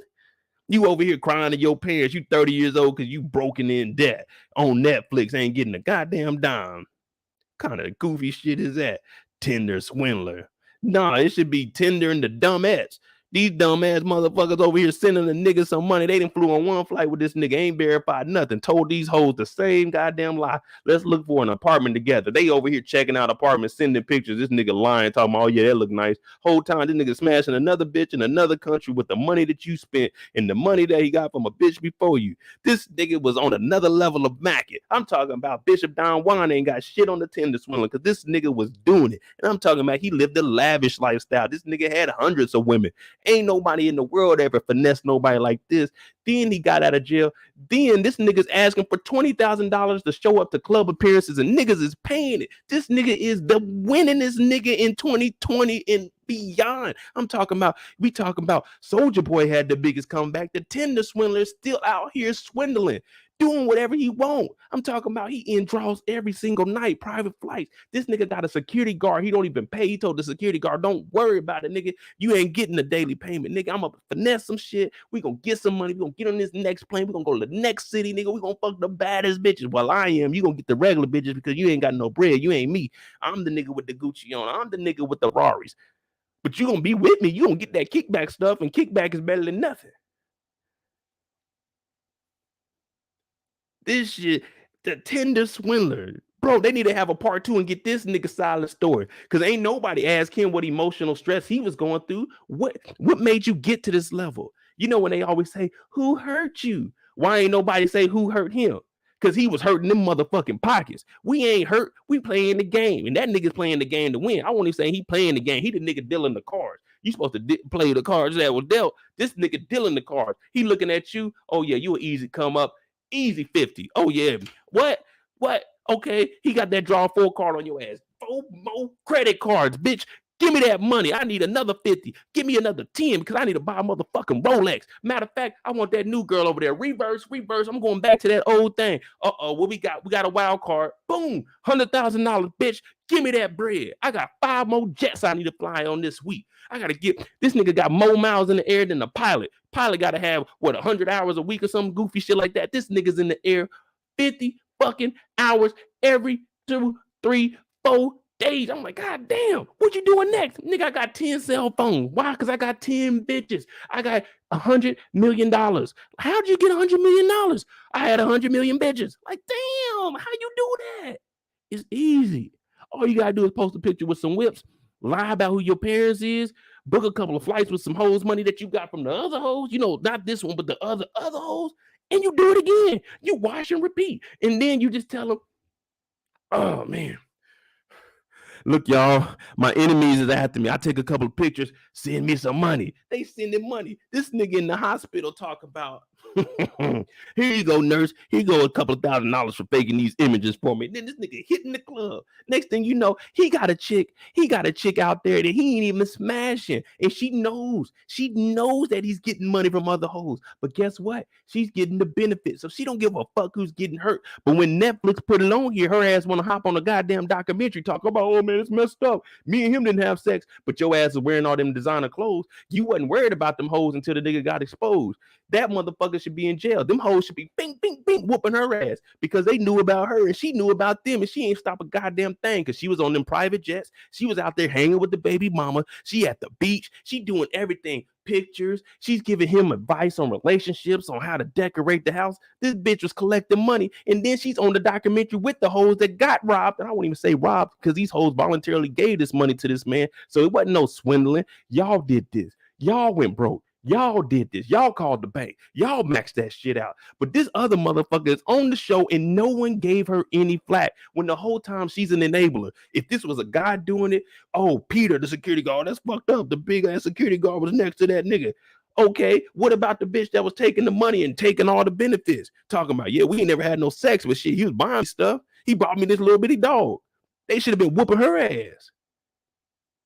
You over here talking about, yeah, I'm gonna get back on Tinder. No, you're not. You should be banned. You should be banned. Tinder needs to look at your account and say, you need to be banned. We don't need ignorance on our Tinder app. That's what we don't want. Because you get on here, you might go $1 million in debt. We just don't know. You are not financially responsible. Get your ass off of Tinder. Matter of fact, you banned off of Tinder. You banned off of Instagram. You banned off of Twitter. Christian Mingle, Plenty of Fish. What's that other shit? Hinge. What's that app? Black. You ain't even black. You can't even get on that motherfucker from the get-go. So we ain't even gonna let you on that. No, fuck all that. Y'all need to be whooping that other bitch's ass. The one that was flying around with these niggas, living that life. She talking about jet life, party for life. Like, bitch, who are you? Oh, I'm just a friend of him. You know, he got all these hoes. He telling you about, oh, I got this chick. I think I'm gonna marry you. I got this chick. I'm thinking. You talking about, oh, that's good. You know what I'm saying? You should pursue that relationship. What? This is the dumbest shit ever. That's from them. That's from them. You can't ask the Tinder swindler.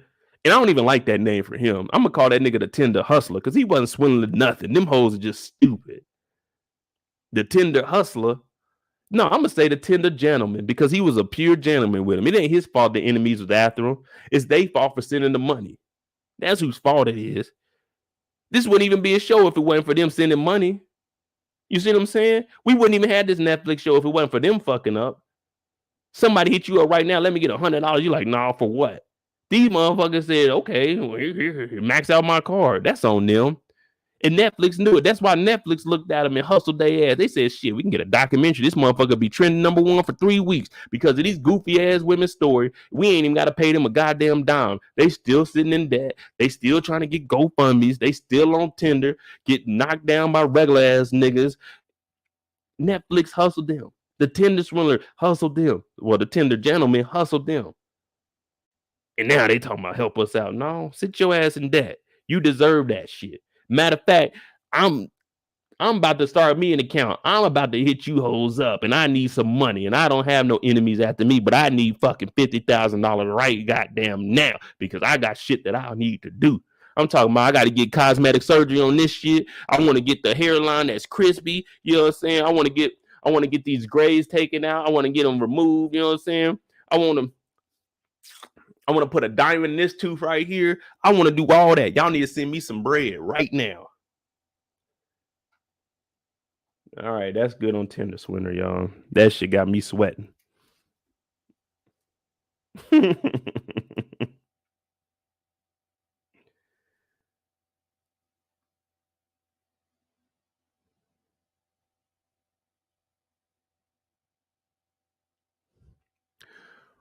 Oh, man.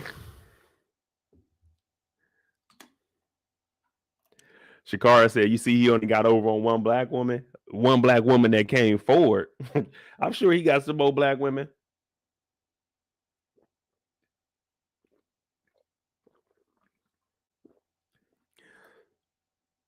But I don't know who he got. Thank you, Kendall. I need that because I'm sweating my ass off. Prayer cloth, y'all. Let's pray for him. Oh. They didn't put more money in this man's pocket. I'm talking about if they were donating to the church like they were supposed to, man, I'm talking about these churches have more money than TD Jakes, more money than that scamming ass white dude. What's his name? Little bitty short nigga that had that money in the wall, the plumbing. Yeah, more money than Creflo Dollar. If they put this money in the collection plate, you know what I'm saying? Maybe they could find a good man. But nah, they invested in Tinder. They invested in Tinder instead of the collection plate. Yeah.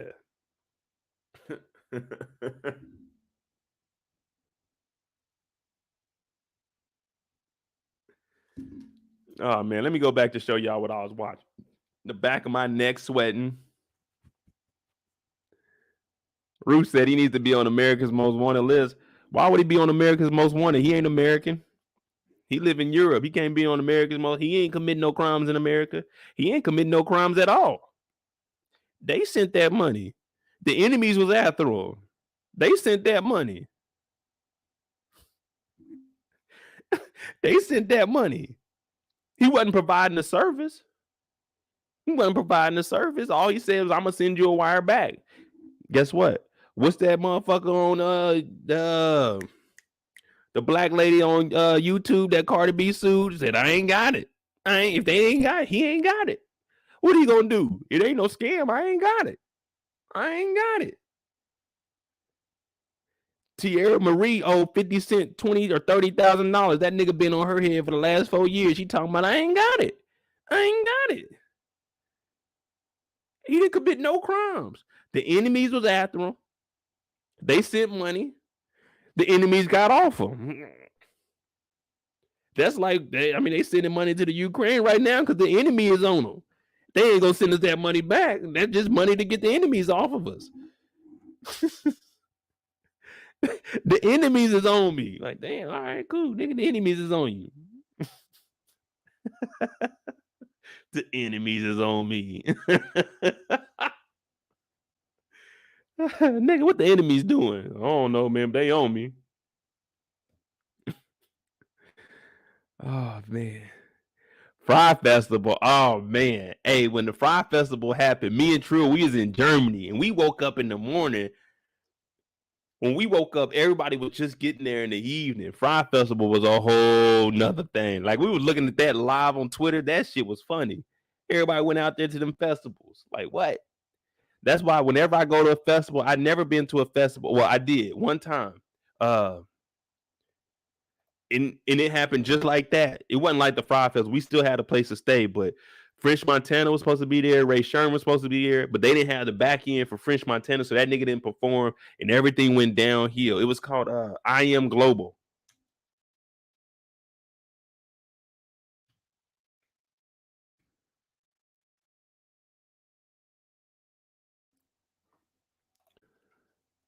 So I actually been to one like that, and this was the first year that it happened too.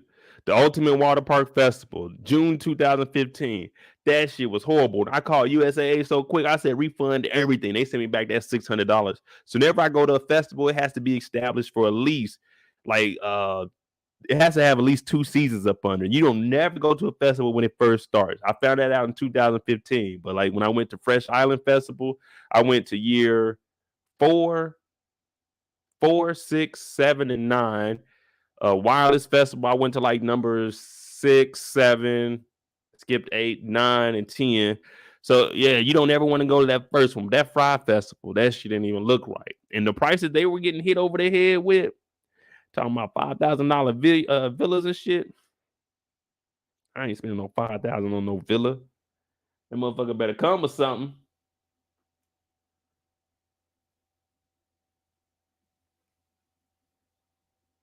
There go Top Boy. I know everybody talking about Top Boy. I watched the first season, but I ain't never get into that thing.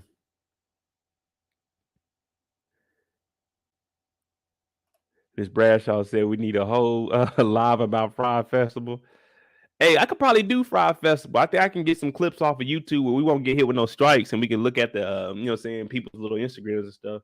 That'd be cool. I could do something like that. See, this would fall into like the news and stuff I was talking about. If anything big like that pops up during out the week, or if we see something, send it to me on Instagram. I'll get on here and talk to y'all about it. I'll definitely do that because Fry Festival, I could have went in that shit for days. Now the only thing is back then I was in the military. I couldn't talk as much shit back then, you know what I'm saying? Because then white folks would be on my head. You can't talk like that. Kimberly said the Roots Festival is an Afro punk. That's it. Yeah. So I was supposed to go to Ghana for New Year's, but I came back from Costa Rica too, like before I could get my visa. So like I said, when you go to Ghana, that's where it's at in December. This year, I'm going to that motherfucker. I'm gonna be there. Afrochella, I was supposed to 2020, I was supposed to go to Afrochella, but that got canceled because the pandemic and everything happened. Yeah, I'm big on festivals.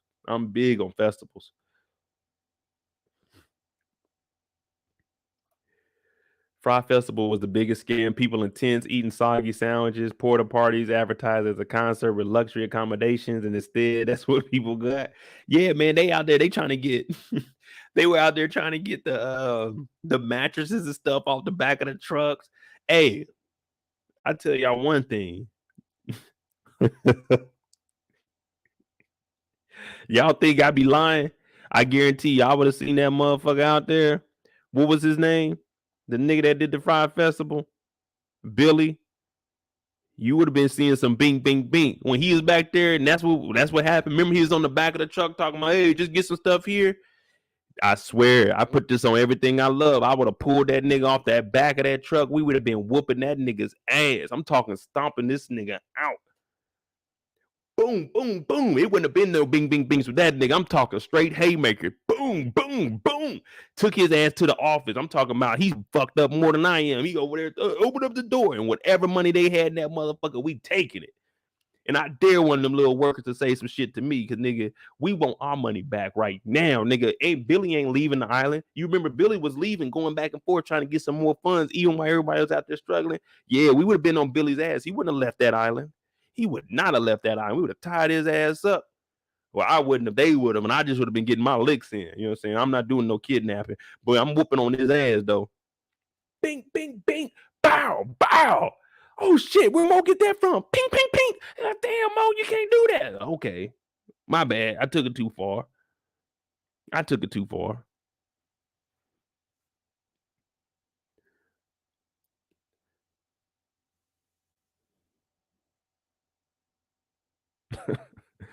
Billy would have been having his ass whooped. Let me catch Ja Rule little ass walking around that beach.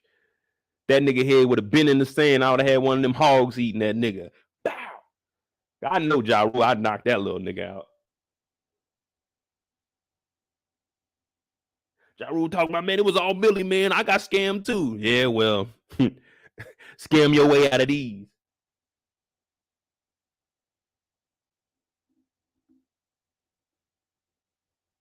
Rich, famous, fabulous, these African entertainer icons appear to have it all, but love can be exclusive and friends fickle. See, I can't watch nothing like that where niggas are just shopping all the time. Don't nobody care about you niggas buying shit. That's just annoying to me. I don't care what you spending. I ain't living like that. Y'all talking about not Ja Rule? Shit. Been on Ja Rule head.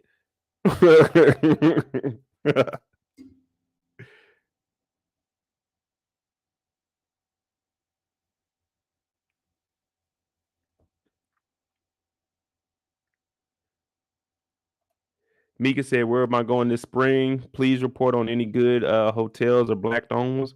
So let me ask you guys, where do you guys normally travel to? Like, what's the? I know a lot of y'all been talking about the Caribbean. I haven't got down there yet, but like, where's some of the places that y'all travel to that y'all like? Because I mean, a lot of the countries I go to, other than like the UK, they're not really like too many black-owned places. So I'd have to know where like you guys like to travel to. And I mean, if I go there, I definitely, I stop into them and say I try the food out. Now I'm a picky eater though, so saying I might not be able to go down the list like, hey, this is good, because I might not eat that.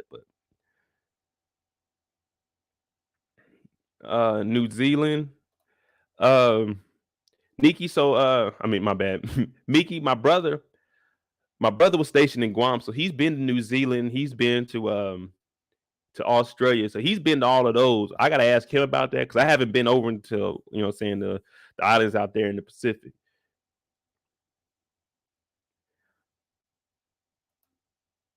Uh Tracy, I've been to Spain. So I've been to Barcelona. Like I said, I'm actually going to Madrid. I go to Madrid on March 29th. I go to Madrid. So I'll be there for 4 days, well, 2 days, and then 2 days in Barcelona. Spain. So yeah, that's that. Paris. I fly into Paris. I've been to Paris 3 times. Paris is nice. The only thing about Paris is it's really a tourist attraction. You're gonna have a lot of Africans. You're gonna have a lot of Africans and some Middle Eastern people, like on the bridges and stuff by the Eiffel Tower. They're gonna be trying to sell you shit, like all this. You know what I'm saying? Shout out to Paris, though. I like Paris. If you go to Paris, when I went, there was only one elevator working in the Eiffel Tower, so I actually walked the 700 and something stairs. The first part is like 300, and then the smaller part up is like 400. So I actually walked all the stairs up and down. I'm talking about my legs were ooh wee. I'm talking about burning up. St. Croix, Angola. See, I haven't been to none of those. London. Oh, I go to London all the time, man. London, that's the spot. Italy. So I fly in. Tracy, I go to. Will I be on Rome? Yeah, I think I go to Rome on like the April 4th. I go to Rome. I don't know. I gotta check. I just booked all that. Tracy, I've been to Portugal. I've been to Portugal. Portugal is straight. So the thing about Portugal, you got you got the mainland, but if you really want to get the full experience of Portugal, you want to go towards the beach. You don't want to be on the mainland. It's like it's different than Spain. So Spain, you can go into like Madrid, you see what I'm saying, in Barcelona, and those cities are gonna be good. But Portugal, I think the best part of Portugal is where you go onto the coast area. Because Spain is different. You got islands on Spain, you got the coast of Spain, but even if you go inside the country, you still have nice places that you can visit.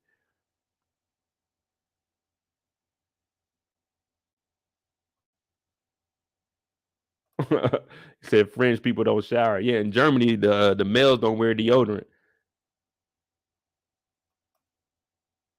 Shy girl said Paris has some. Oh man!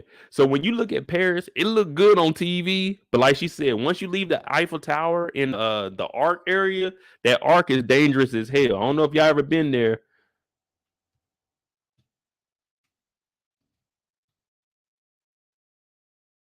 That shit is dangerous.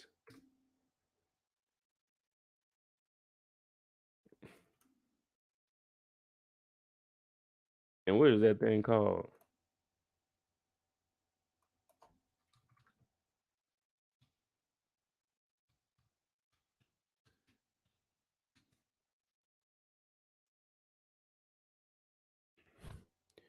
Yeah, the Arc, they Trumpy or whatever it is. This shit dangerous as hell, man. Like if you look at this, Paris is like stacked on top of each other. Everything is right next to each other. But the only way you can get here, there's no traffic lights. This is a roundabout around it. You got to walk out there, man. People be getting hit by cars and shit. Like this shit is dangerous to get over to. There's some burning fire over here because it's a unknown tomb of somebody that died over there.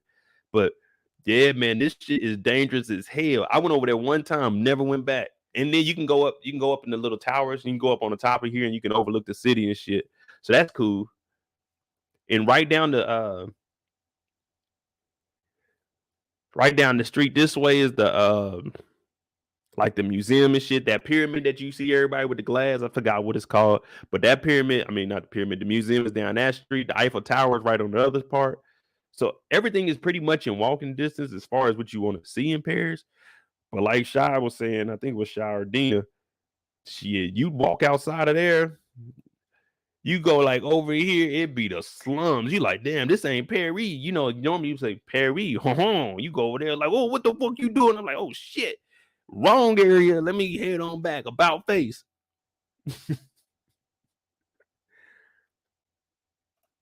Mika, I've been to so I haven't been to like Africa. I know people don't consider Egypt and Morocco Africa because they consider those, you know what I'm saying, one of the northern countries. But I plan on going. But I've been to Egypt. Matter of fact. Yeah, I've been to Egypt. I've been to Morocco. I was supposed to go to Djibouti, but I didn't get a chance to. I was supposed to go to Ghana, but I got back from Costa Rica like 2 days before, and I didn't know I had to send out to get your visa to get in Ghana. You have to mail your passport off to get your visa to go in there, just in case you guys are wondering on how to get over to Ghana. And I wouldn't have had time to mail my passport off, get it back, go to Costa Rica. You know what I'm saying?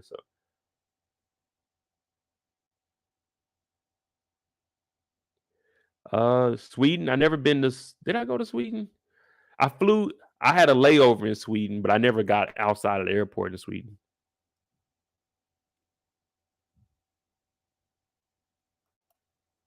Kimberly says Senegal is beautiful. So Africa is actually a real nice country. Don't go off of what you see on TV. Don't go off of what you see on TV.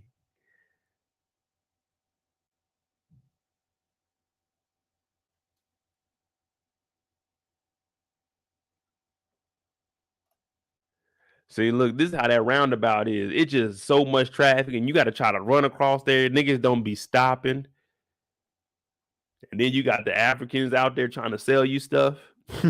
Like, hey man, back, man. I ain't gonna lie to y'all. Hold on, I think I got something from the Africans.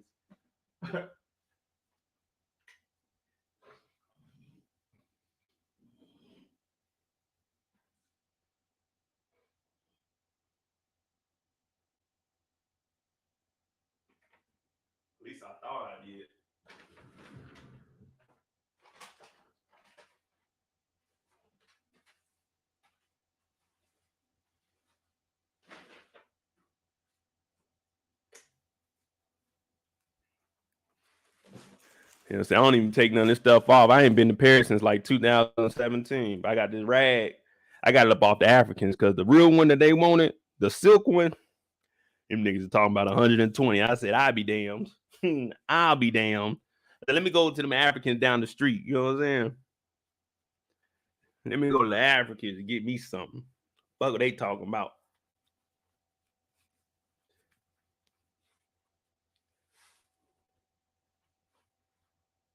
Yeah, fuck with them Africans.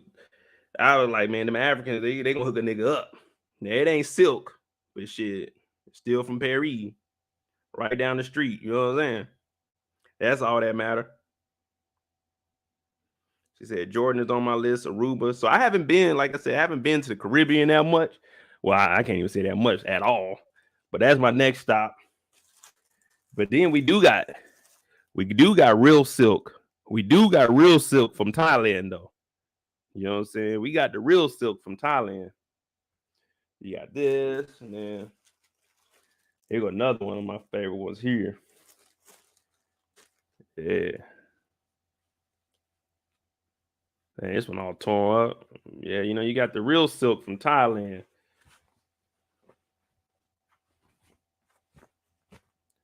Yeah. That's what we're gonna do. That's what we're gonna do. I mean, you know what I'm saying? I got, you know what I'm saying, a lot of stuff. Okinawa, so why he hoop? He in Japan right now. Mika, yeah, it's cool. Like, so the thing is, when you go to the Arab countries, you just got to be mindful and respectful. Like when you go inside the malls, they got signs and stuff of what you can't do. I mean, it's starting to get like Abu Dhabi, not as much. Dubai, like when you go to Dubai, they're starting to get a little more lax, but you still want to be careful. Like for women, when you go into the malls and go into stores, you want to cover up. Don't show no skins going into it because that's disrespectful, and you could potentially get arrested. Now, since they know that you're a tourist, a lot of the areas it's like the entertainment area, so they understand that. But you don't want to go in there with like spaghetti straps or anything like that because it's disrespectful and you get in trouble. Like Dubai, you can't buy liquor in Dubai.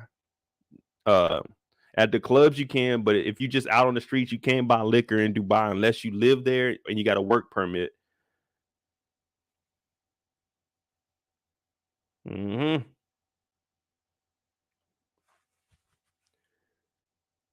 But yeah, you go over there. I mean, Dubai's cool. I was over there with a lot of black women. Let me see something. I think I got a picture of it. I went over there on this little excursion, and my brother and my homeboy, they didn't want to go out that day. So I went on not the African safari, the desert safari, and I meet up with these 4 black women. Cool as hell. I think I took like a picture with my peoples. Well, they my peoples now.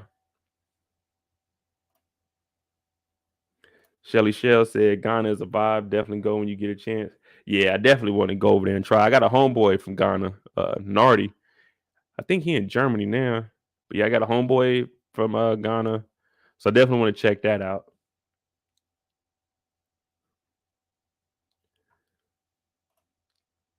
But yeah, Dubai is straight. You know what I'm saying? It's getting a little Americanized, but don't smoke no weed over there. Don't show no public affection over there. Don't hold no hands. Don't kiss in public. They will get on your ass. Yeah, in Dubai, they got that ski resort on the inside of the mall. I thought that was tight.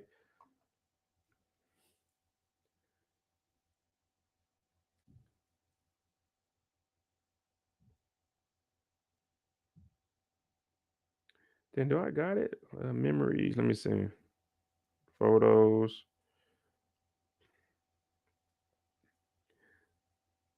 Let's see.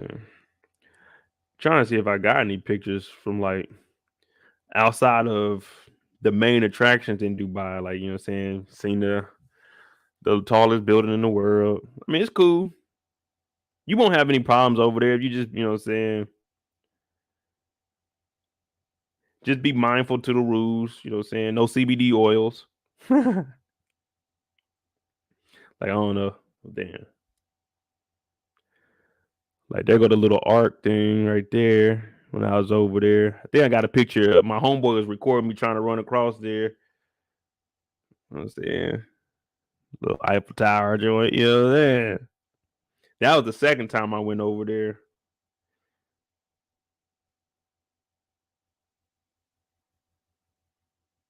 Good times. Good times.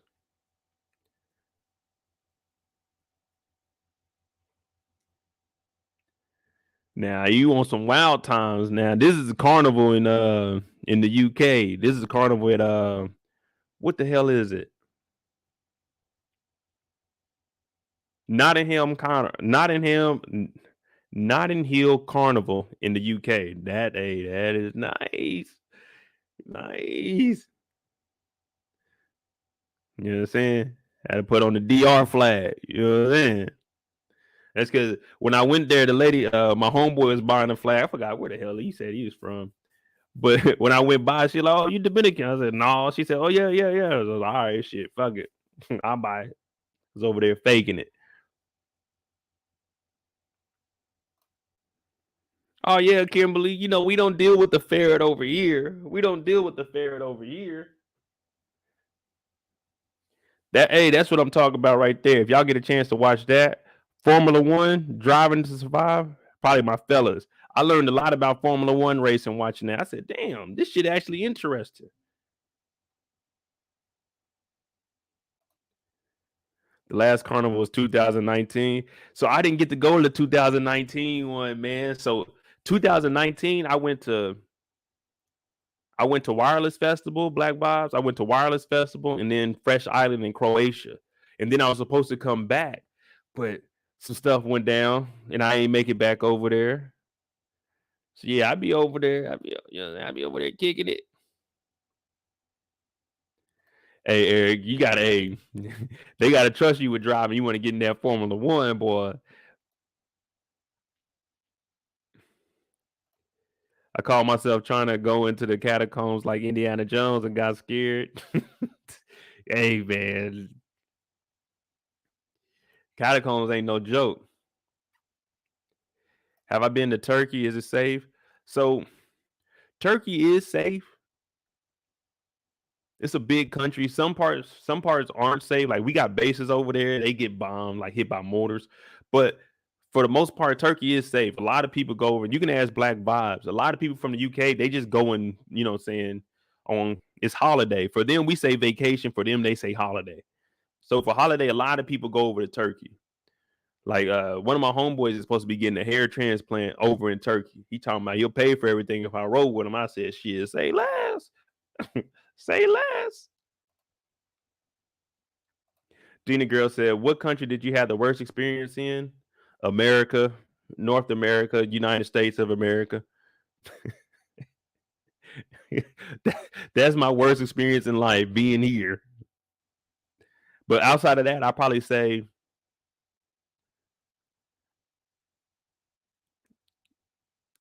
Germany and Poland. If I had to pick my worst experience, Poland when they thought I was a Syrian refugee, and then Germany when I went over to Berlin. I went there once, and you get treated like a nigga over there. So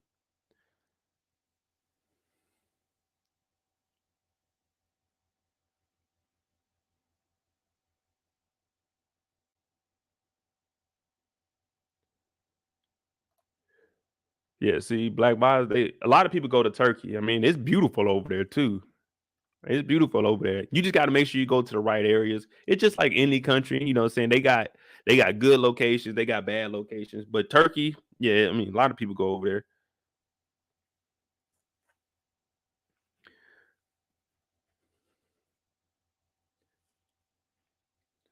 I mean, if y'all like, I won't even say if it's being cheap. A lot of people like saying cheap, but when you go to Europe, like outside of America, if you haven't really like, it's not being cheap. It's just stuff isn't as expensive over there. Now, I would never stay in a hostel, but I mean, you can get a hostel for a good price. Like if you really do your reviews on them, and you know people that been to certain hostels, you go in there, you get you a room, I mean, get you a bed and stuff like $10, €10 a night or something. But I personally wouldn't stay in no hostel because you can get nice ass hotel rooms for $30, $40 a night, depending on the country you're in.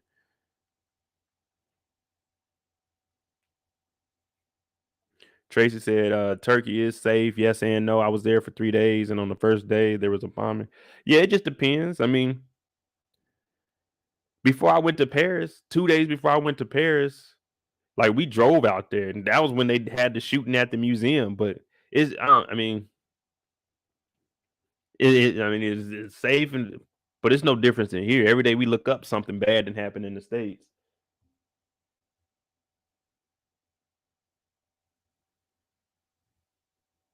You just gotta be on your P's and Q's over there. Be alert too. Don't be one of those people like know where you're going, kind of map it out when you're in these countries, but don't be one of the people like, oh, ooh, because them locals is looking like Rob, easy, lick. So yeah, know where you're going, and trust me, you don't need a week in any country, any city that you go to. You don't need a week. You can see everything you need to see in 2 to 3 days. Really, in 2 days, you can see everything you need to see. Just like I told you in Paris, you can see the Eiffel Tower, you can see the Arc, you can go see the Mona Lisa. You can do all that literally in one day. Like literally, one day you can get all that done. If you get up early enough, you can get all that done.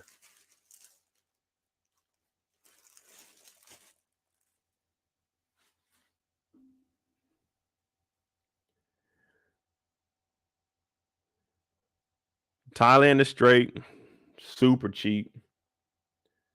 It ain't as Americanized as everywhere else. So.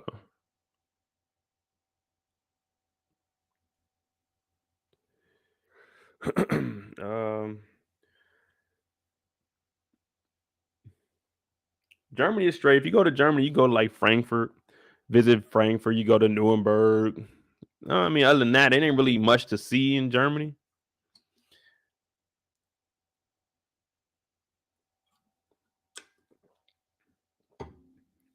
Nick said not not after seeing the movie Hostel. I mean, that's why some of the hostels aren't like that. Some of them are actually like hotels. You go into them, they straight, but a lot of them yeah. You going in there, it'd be like a bunk room. Like, let me see. I'm gonna try to find one on booking.com. You can go into some of the hostels, it might be like 18 bunk beds in there. It's like, nah, don't stay in none of those.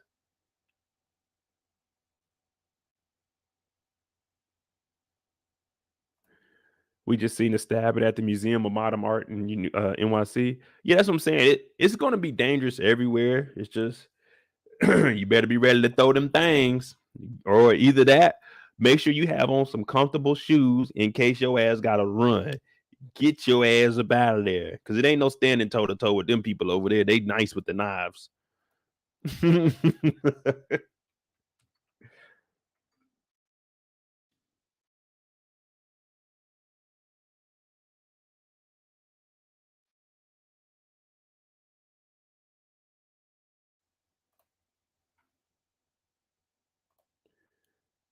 Just be careful.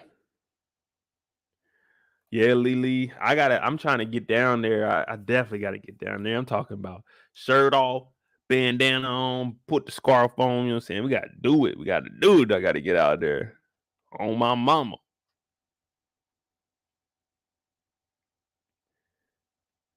Yeah, I mean that's what's up, man. Like you get you a group of people that are gonna really go. And like when y'all booking these trips, you always hear about people backing out. Get their money up front and tell their ass it's non-refundable unless it's an emergency, a family emergency. It's non-refundable. You told us you going, you better put that money in, because once I book that room, it ain't getting no money back. We don't do that around here. You just lost out on your cash. You just lost out on your cash. If we book a 4-bedroom spot, and then you talking about I can't go because you know what I'm saying, I ain't got it. Hey, well, I ain't got your money either. That motherfucking hotel do. With me, I'll travel. I'll travel by myself. I mean, at this point in life, I'm like, it's whatever. Something happens, it happens. But for the most part, don't even think like that. You'll be all right. Like, I flew to Dubai, went out there by myself, and then my brother met up with me like the next day. I went to Egypt. I was there by myself for a day. Hell, I flew from here to Costa Rica. My cousin was already down there, but I had to figure my way out to get to the hotel because I got there later than them. But I mean, shit.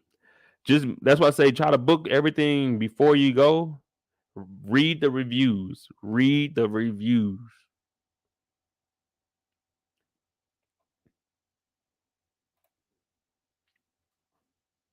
I couldn't find none of the horrible hostels that we be seeing.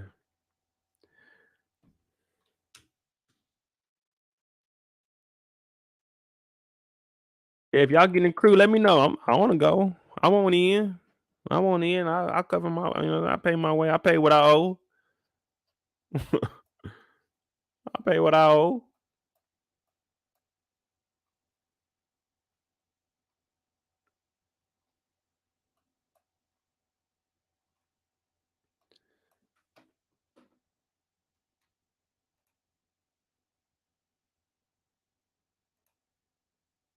Where's it at? No, we don't want traffic. We want more.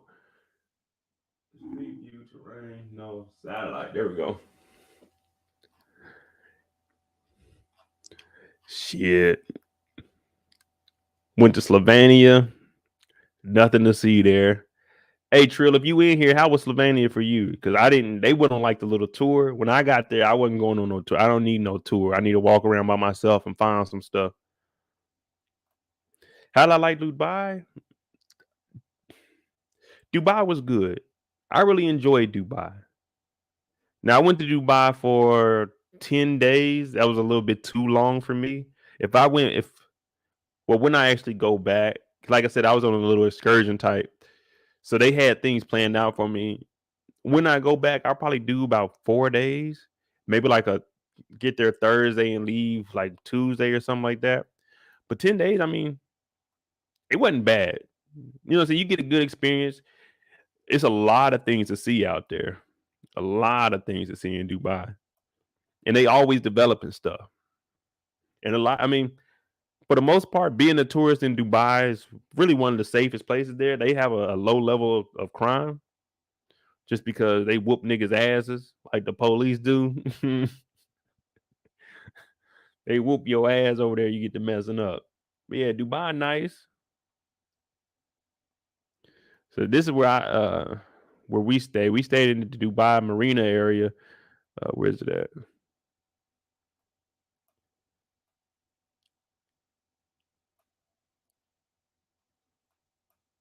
Is this the one we? No, not moving part. I stayed over in this area. It was in one of these hotels because we was in the Dubai Arena. But you can see, like, I got a picture of the. And where's the mall? Wherever the mall is with the Marina Walk. Wherever the mall is that has the ski resort in it, from my balcony, you can look over and you can see it. So, I mean, that's pretty cool. Rooms really wasn't even that cheap. I mean, really wasn't that expensive.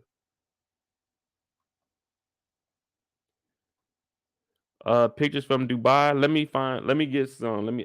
I got like a couple on my Instagram, but those are just in front of saying hey man, this is where this is Dubai.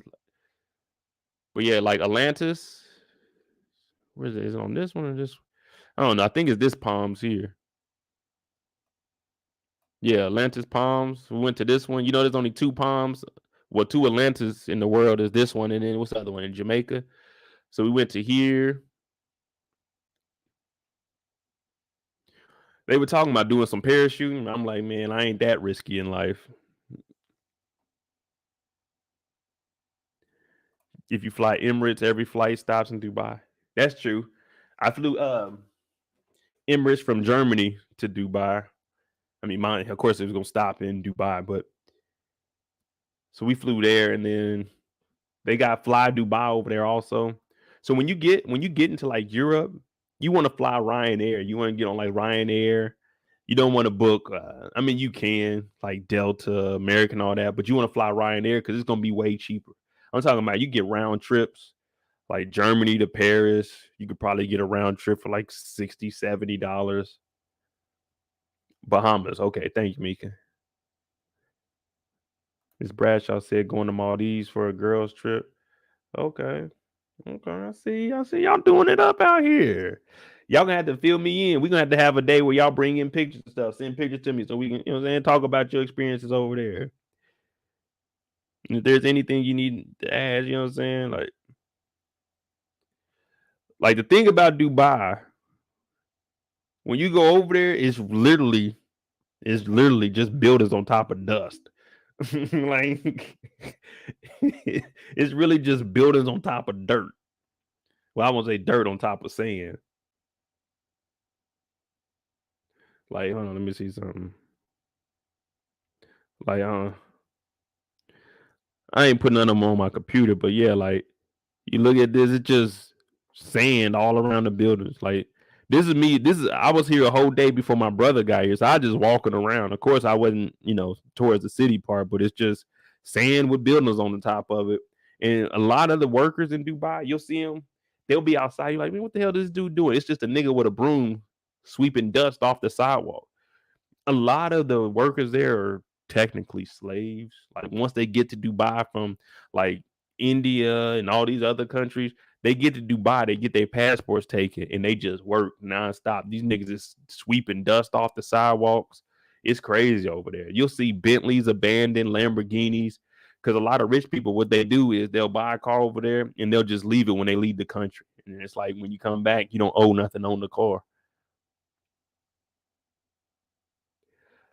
Tracy, am I going to Santorini while I'm in Greece? Nah, so my brother left.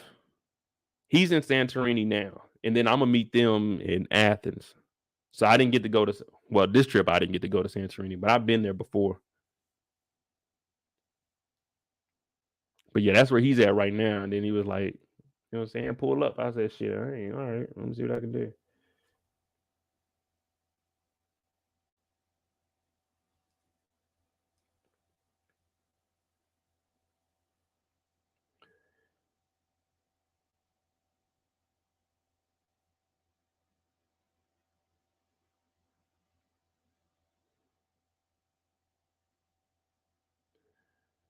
Call the VA.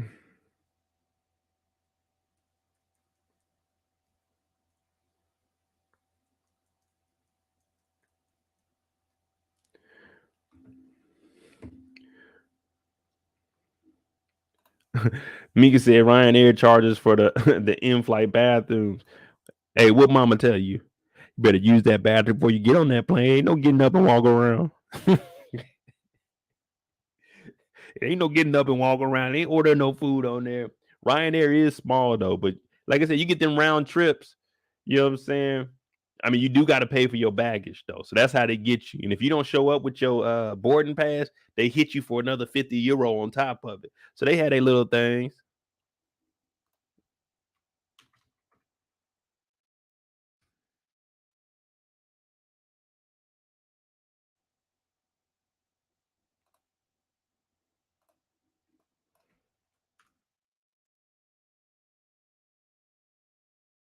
Wait a minute.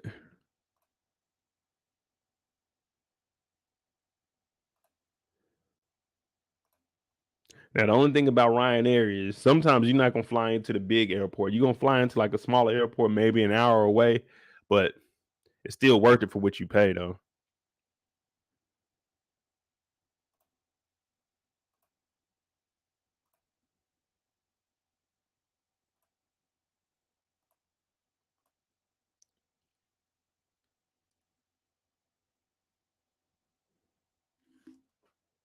Oh, what up, Erica? What up, Erica? Challenging your travel steez.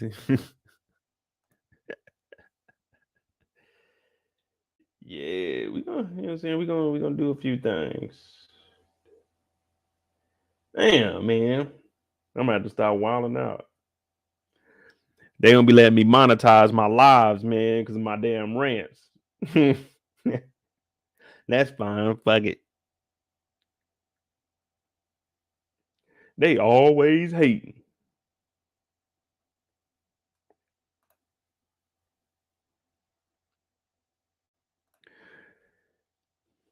Jamaica is the only country that has a flag without any red, white, or blue. All other nations have at least those colors. Yeah. Jamaica said, the hell with that. We're gonna do our own thing. We're gonna thug it. Thugging in my Reeboks.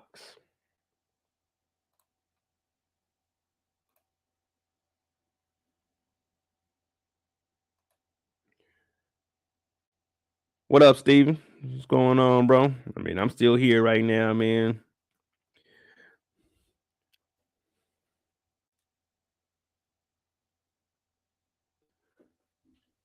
See, Erica talking about she be out solo. Can't be scared to travel this world. They put us here for that.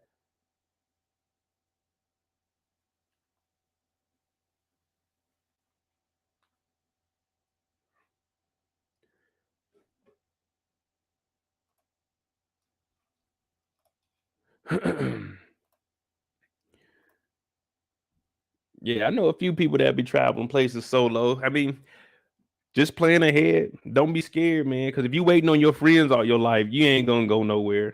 You ain't gonna go nowhere. You're just gonna be upset. Talking about, hey y'all, I was supposed to go here, but my girls backed out. My homeboys backed out. Man, fuck them. You can holler at them when you get back. 9 times out of 10, you're gonna meet people there, especially if you're staying at a hotel. You're gonna run into people. You going out to eat your breakfast, you go down the lobby. Oh, what y'all guys doing today? Oh, well, we're going here. You just book something. Just be aware of what you're doing. Don't be like these people talking about, I went out there with some random people and nah. Be aware of your surroundings.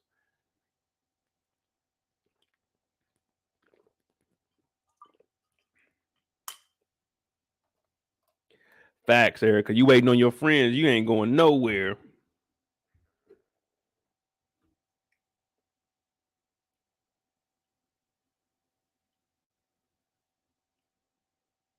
But I need to be somewhere hot so I could take my shirt off. I told y'all take the shirt off, wrap the head up. Sheesh. Sheesh. That's how I'm living. That's how I'm living.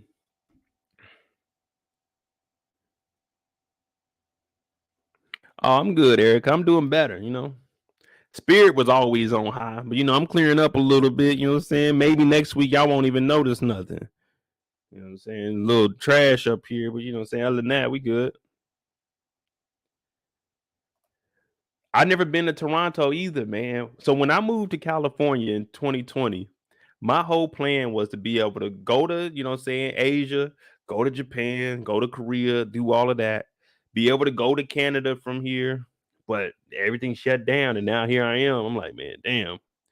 Feel like I missed out. You know what I'm saying? All I did was get older. All I did was get older. We're gonna bounce back though. We're gonna bounce back, especially when the summer come. Summer come, that's when we're gonna get to go on these real trips. Hell, I went and had to go buy me a jacket today just because all my jackets, they nice jackets. You know what I'm saying? And it's a little bit cold over there. And I like, man, I don't want to wear none of my nice jacket. Let me go cop something.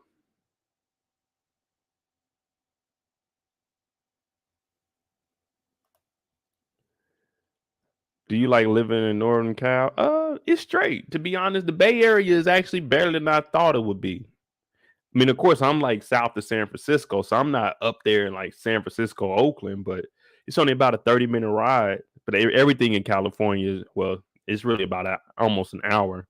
Because once you get into like you get into South San Francisco, when I tell y'all it's traffic on like if we were to go outside, what time is it right now? 8:30. You go into South San Francisco, try to get into San Francisco, you running into traffic. It's traffic nonstop out there. Like how? How?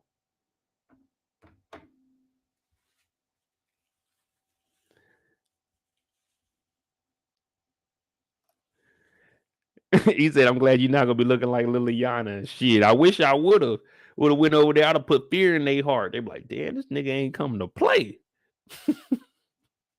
And it said Toronto's just like NYC but cleaner. I've only been to New York one time. I went to New York. My ex lived in what state? She lived in New Hampshire, and we rode the bus down there We stayed in New York for like 3 days. New York was all right. You know what I'm saying? Shout out to the people who live in New York, but I was like, I don't see the hype. Of course, I wasn't riding around the city. I was like, we stayed like 2 blocks from Times Square. It was straight. I went to the Knicks game, had a little box seats, shit. You know, so I used to have that bread back in the day. Y'all calling your boy cheap. But yeah, I take care of the one I'm with. I just spend a little bit of money. Ain't nothing. But I was like, New York, I can't live here, man. I don't like being on top of each other. I'm from the Midwest. We had a backyard. These niggas got a stoop. I'm like, what the fuck is a stoop? The 5 stairs in front of your building. Like, no, I'm good on that. I need some space to move around. Mika said, come to Alaska. We need the tourists. Y'all gonna be mad with me. Ain't shit in Alaska that I need. Go up there and paying $9 for a burger in Alaska. Talking about, man, the sun don't go down. I stayed in Montana. Matter of fact, let me show y'all where I was staying at in Montana. This is my first trip I ever took with my job when I used to travel to the reservations.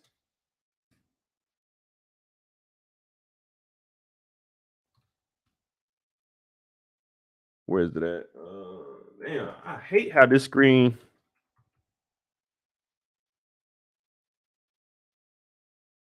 Wolf Point, Montana. This is where I stayed at, right here. This is the first trip I ever took. The first reservation I ever. Damn, that ain't the layer I want to look at. I want the satellite. This Fort Peck Indian Reservation. I don't know why they still call it Indian reservations, but it's a little bitty motel, like right on the outskirts.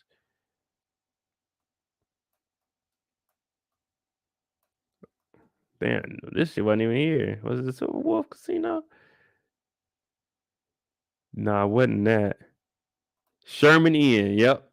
This is where I stayed at, right here. Sherman Inn Restaurant. We stayed here. We'd hop on this road and go up into the reservation. And we worked up here, man. That shit was crazy. And I stayed up here for 4 months working on the reservation. They call Wolf Point Stab City because niggas don't really like the white people stay in the town, and of course the natives they stay on the reservation, but they call it Wolf Point because niggas used to stab each other. They had more stabbings than they did shootings up there. Like, oh hell no. Yeah, so Wolf Point, Montana, that's where I stayed at. My first ever trip to Native American reservation. Then of course I worked in Billings for maybe about 9 months total, like 3 on 3 off. I stayed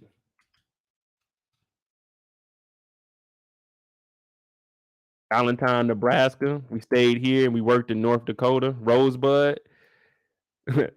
So my dog Lee, we used to have rental cars with the job, and when you go on the reservation, they got their own laws. So if you get arrested, you on the reservation. They don't, they don't pertain.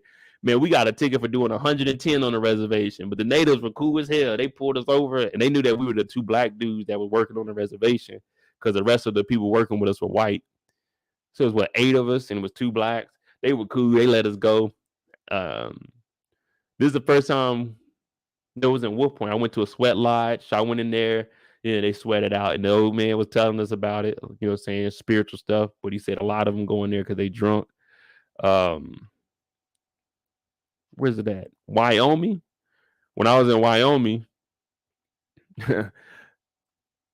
we flew into Cheyenne, but we worked in Wind River.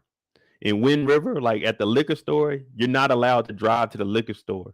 When you go to the liquor store on the reservation, you got to walk to it. That's how they stop their DUIs. You're not allowed to drive to the liquor store because they know that some of the natives, they go to the liquor store, they pop that bottle up, hop in the car, and just boom.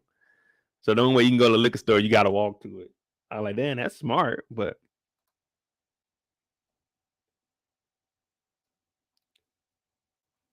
when I was up in Spokane, the reservation up here, this is the and where's it at?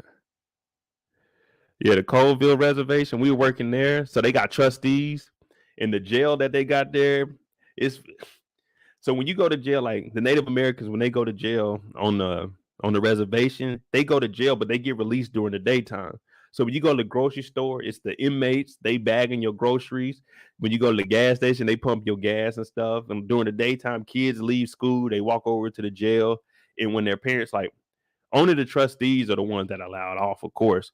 But people in there for murder and stuff, the kids can just go up to the fence and they can talk to their parents while they at jail. It's what I'm saying. I think it's cool how they got it running. And whenever they helped us, like since we were contractors up there, when we go to the reservation, we get in the documents. If they helped us out, they get a day off of their sentence. So they were always, hey, Mo, can we work today? So I just go in there and I just pick 2 or 3 of them just to get time off, and they wouldn't do shit. They be sitting around working with us. I get them some, some Pepsi, Coca-Cola. Hey, fuck it. If it give y'all days off and shit, you can just rock, just, when they come in, just say y'all moving boxes for us. So that was cool. Yeah, man. Like, man, most of them ain't, they in there for like, like little robberies from the stores, but everyone knows everybody on the reservation. So that's cool. Where else? So my first time going to Arizona, I worked on the Fort Apache reservation. We stayed in Casa Grande. That's cool. We only did San Carlos. We only went there for maybe like 2 weeks, but we took all their work and took it up to Fort Apache.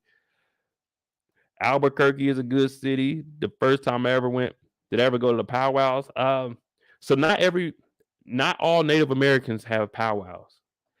Most powwows are typically like the Midwestern tribes. They have powwows, but like the Northern Reservation, they didn't have powwows. They don't, like, their tribes didn't do powwows. So most of our work, like, we worked here, like Kansas City or the next area. That's where I worked at. So like the Southwest ones, they don't really have powwows. It's more of a Midwestern reservations. Well, Native Americans that have like the powwows, like the Seminoles and stuff down in.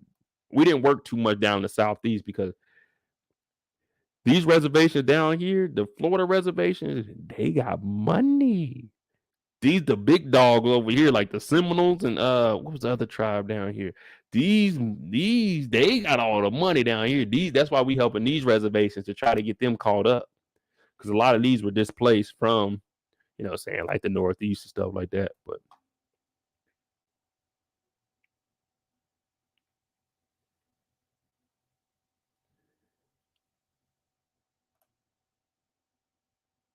murders hang with kids is cool, but kissing my crush because she got a little sugar. Hey, Donovan, that's totally different. They not hanging out with the kids. They behind 2 fences. And these fences ain't no joke. Like, hey, them reservations got money because they got them casinos on them reservations. You talk about making some money. They jails ain't like, the jails is probably one of the biggest things they got. And it's not like they just hanging and dapping the kids up. It's the fence, then it's the barbed wire in between the 2 fences, and then it's the fence with the barbed wire on top of it. So it's not like they can touch each other.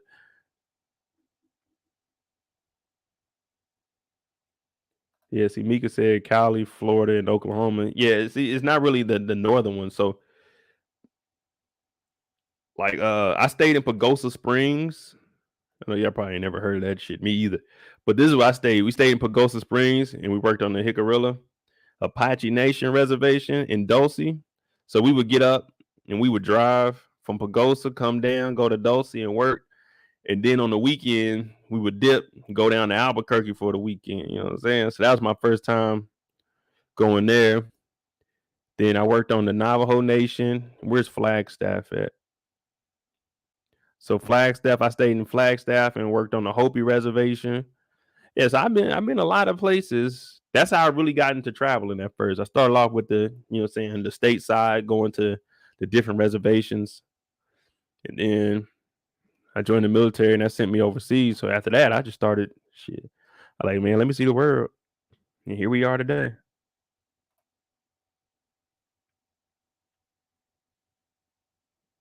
This Bradshaw stacked up and self-governing. Yeah, man.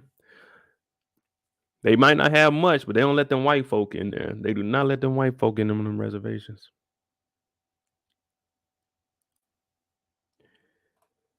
Too loud, man. I miss my Air Force days when I was stationed around a lot of North of America. Hey, when you were stationed around a lot of North of Americans. I wish I would have took more advantage of me being over in Europe for 4 years. I ain't gonna lie to y'all. I was a nigga. Where can I party at?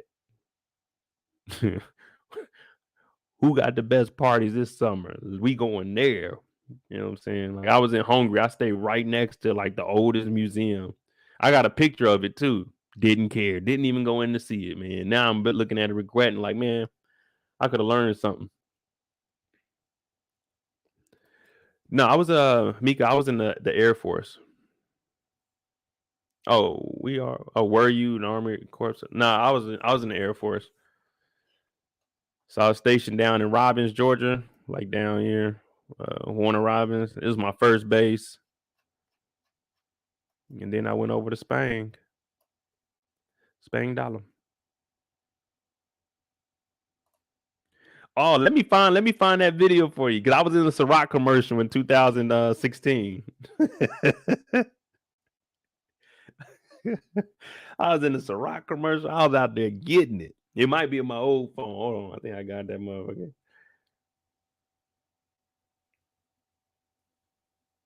Yeah, I was a nigga back then, man. I wish I, you know what I'm saying, enjoy more.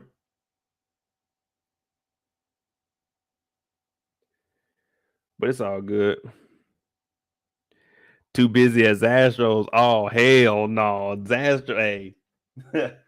Astros is not a place. You gotta understand when I went to Europe, I was 28 years old. So my wild and out days is behind me. I was on my high coming down days when I was in Europe.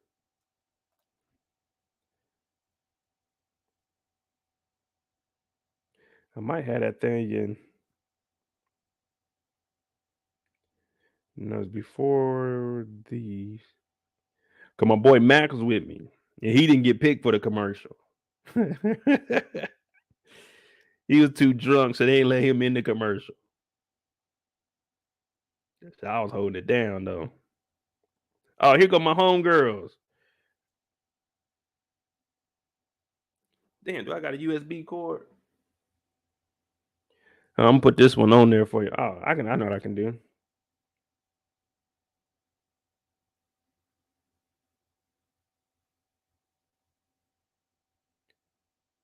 Gmail.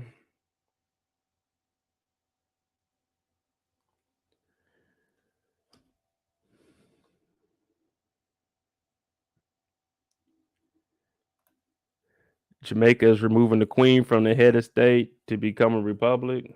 Oh shit. I ain't know nothing about that. Anna said, did I have any lines? Nah, you know, it's a Ciroc commercial. Everybody's supposed to be in there. You know, you're supposed to be in there just happy and excited for no reason. Like, who the fuck is at the bar buying? Let me get 2 of them Cirocs. So, you know, you just in there like they had me in the back. So like the camera comes through and you see me, I look at the camera, I'm like, it was some goofy shit. But yeah, it's just like they coming through. You know what I'm saying? It wasn't like no, you don't see no Ciroc commercials unless it's like Diddy. So you just in there, you drinking. They like put the girls next to you, so they make it look like everybody's having a good time. You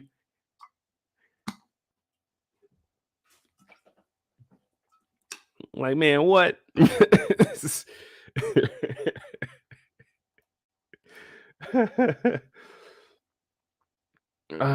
Yeah, I'm over here. Let me try to find this shit. Cause this is it was the European, it was a European commercial, so it didn't make it like around the world. Let me see something. Yeah, I mean, shoot, I was in there though. Y'all trying to see my accounts back there.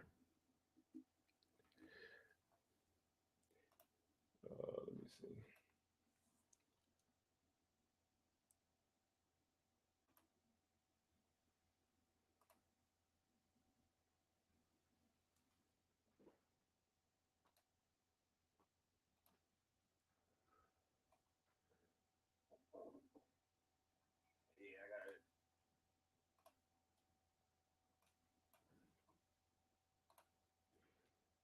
See, look, here go the black girls, the black women that I ran into. I went on the safari by myself in Dubai, and I just ran into these women, and they were like, "Shit, you by yourself?" I was like, "Yeah." They're like, "Oh shit, you can roll with us then." I said, "Shit, all right, bet then." Gang. We gang over here for life. Yeah, I gotta get the crew together. They over here bullshitting and stuff. So you know what I'm saying? We trying to get a group photo. They bullshit though. Yeah, you know what I'm saying? I just ran into them randomly. I got on the bus to go out there to the safari. They were like, "You by yourself?" I was drunk as hell too. I had that Ciroc in that clear bottle. I was like, "Hell yeah." They're like, "What you drinking on?" My eyes a little low. I'm like, "Shit, just some water." Got out there with them. Shit, I was hanging with them all night.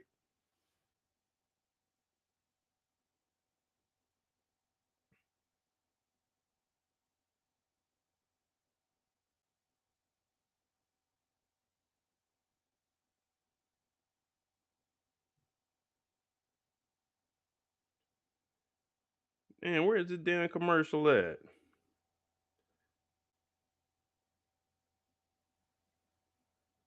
If I find it, I'm gonna let y'all know.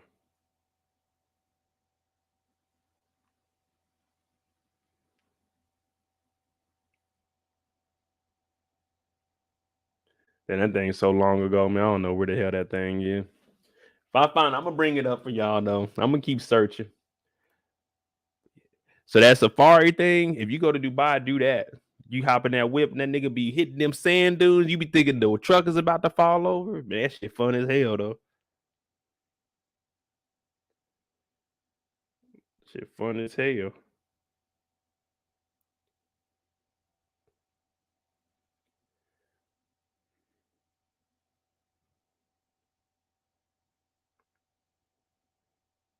Yeah, I'm going back too far not to be able to find it.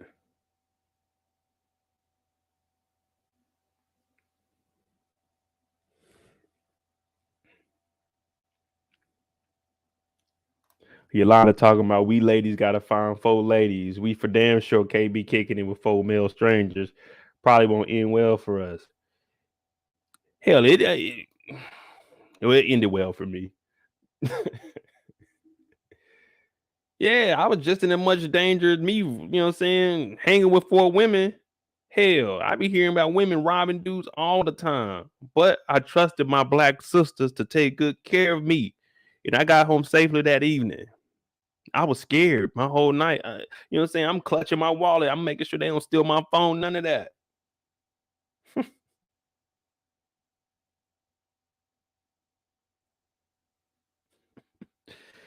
Did I ride the camel? Nah, I ain't ride the camels. Them niggas stank. They got over there. They were laying down. Just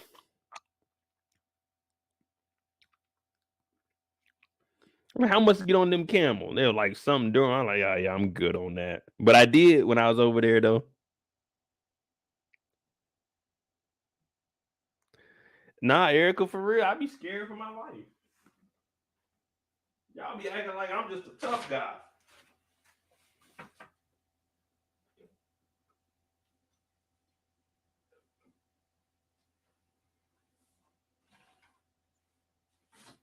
I ain't no tough guy. I be scared too. I be over there. Didn't know what they was gonna do to me. I was so scared. I even bought me a little genie lamp. I said, wish number one, I want $1 billion. Looked in there, wasn't no damn genie at all. I'm talking about, come on, genie, $1 billion. Wish number one, I want $1 billion. Wish number two, I want them to take me home and treat me nicely. Wish number three, I want another $1 billion. I didn't get none of that. I didn't get none of that. All I got was a little thing that says Dubai 2017. Where on the other side is a MoedotJ on it. So I've been MoedotJ for some years.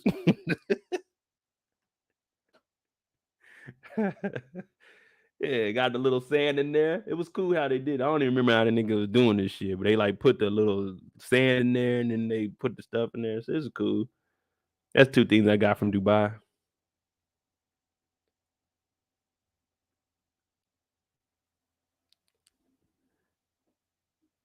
You know, man, nothing much, nothing much. Just a couple of things I be grabbing while I'm overseas.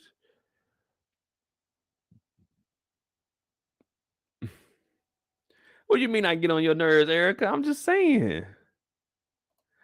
I'm just saying. I gotta make sure I'm safe. I got a mama too. I'm somebody's son.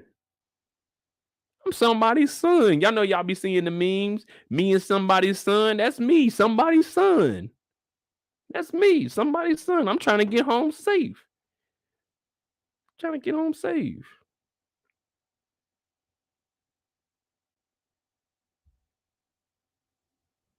Is it too much to ask? All I want is safety. That's all I want. And y'all making fun of me for wanting to be safe. Mo, show us your music. Hey, I don't do no freestyles. Now, y'all want to hear some of the old school music, y'all gotta pay for that. I don't ask for donations, but for that music, you gotta pay for that. I got that studio time, you know what I'm saying? Yolanda said you ain't no gift though, right? No, I ain't no gift. I ain't no gift. I'm the rapper. You gotta get through me to get to the gift, baby.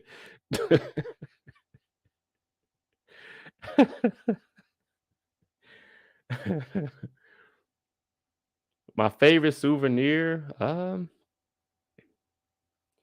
don't even know, to be honest with you, Anna. I don't know, because these just sit over in my corner, so I don't use these. Well, I will say that my favorite souvenir, I got my mom a handcrafted clock. So when I went to Thailand, I watched a man make a wooden clock for her. He carved out the elephant, so it's a whole wooden clock, and it got like these little sticks in it, and on the side it has a hand carved elephant, and it has a, you know, saying like a wooden dial clock on the inside of it. So the clock is probably about like this, yeah, probably like this by this. So I think that's my best souvenir because my mom, I gave that to my mom. But other than that, you know,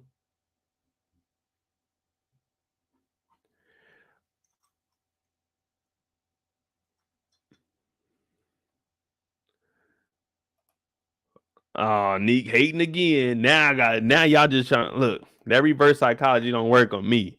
Y'all want the flows. Show me the cash flow. You know, I don't go back to the old me for free. Y'all getting me for free, but y'all can't get the old me for free. What Jay-Z say? You want my old shit? Go buy it. I saw you studio sessions and everything though.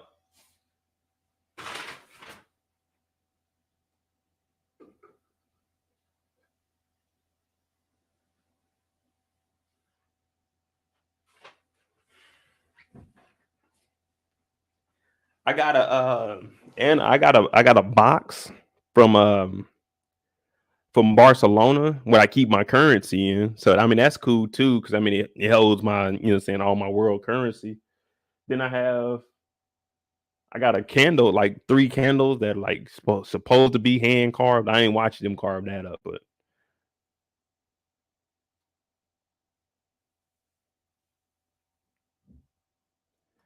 oh, Erica, I'm gonna watch yours. I haven't. So I watched the first season of Top Boy, but I didn't really. I wasn't really following it. You know what I'm saying? I mean, I watched it, but I wasn't really paying too much attention to it. It's more of I was eating and, you know, saying bullshitting.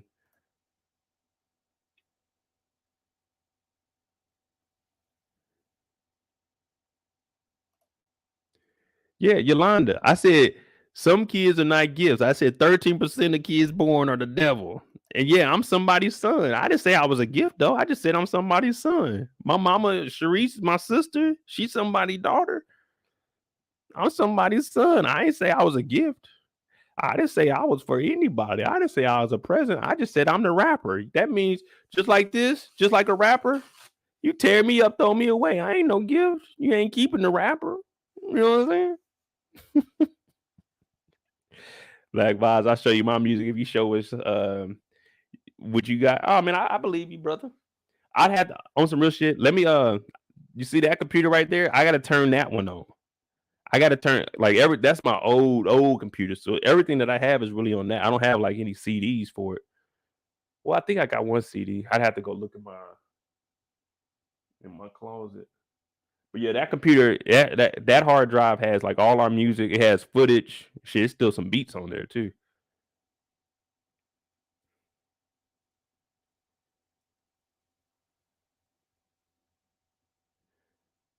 Let me see. Do I got screenshot? Tanika.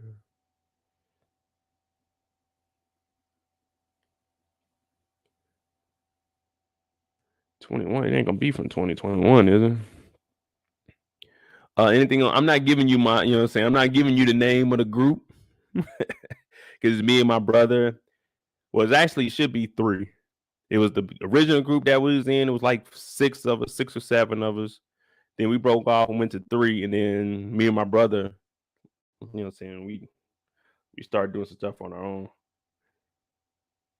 It's ignorant shit though. Don't get me wrong. It's ignorant shit. But that's what it's all about. Still trying to find this. I'm going through old emails trying to find this damn Ciroc video for y'all. Or at least find the the little clip that they had, like the little machine that they had for us after it. 2019, so it ain't in there.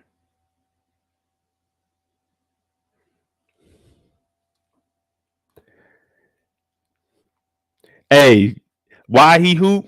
Nah, hell nah. Now we clowning. Don't make me bring up pictures, little nigga. Don't make me bring up pictures, little nasty nigga. Yeah. Don't make me bring up pictures, little nasty nigga. Hey, we in Croatia. I told my dog Trill. I said, Trill, I go to Croatia every summer. Rock out with your boy. He said, man, we ain't going to no Croatia, man. We ain't going to Croatia. And every time I told y'all, when you see like I show you all the way back to when I first started hitting beaches. I always take my shirt off. Well, I normally wear a tank top, and I tie my tank top around my head because I sweat a lot. And or I used to have dreads and shit, so I would always either tie my dreads up or something. So we go to Croatia. I take my tank top off. I tie my shit up. He talking about, man, hey Mo, can you tie this bandana on me? I'm like, damn, nigga, you want to wear bandanas now? I rock, you know what I'm saying? I go bald, you want to go bald. I put a cross on my back, you put a cross on your back, nigga. You ain't Tupac. You ain't me, nigga. Talking about what am you wearing? What am I wearing? Nigga, I do this. He talking about, Mo, man, you think I can get a bandana? This nigga went on Amazon, ordered up bandanas and stuff. He got a whole collection. I'm like, look at this nigga. We went to an all-white party. We in all white. We clean as a motherfucker. This nigga put on a white bandana. I'm like, who is this nigga? Why he hoop think? It should be why he want to be me. Why he want to be me? Look at him. What are you wearing? All right. Don't make me, little nasty nigga. We know about you. We know about you. Steven said, how much for a feature? Shit, right now, get me out of retirement. You give me fucking $100, nigga. I get on there and lace them clothes. $100. Shit, you give me 75 up front, give me 10 on the back end. I'll take that. Pause.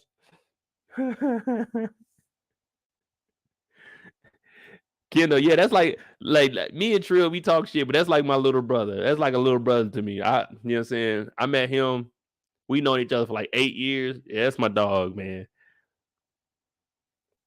Oh man. Matter of fact, let me see something.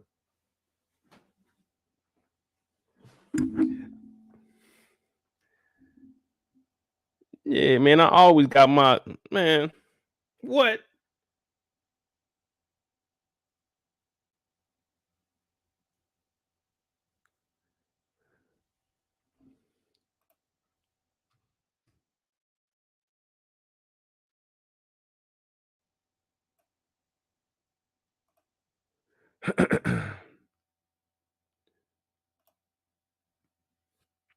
Why he who?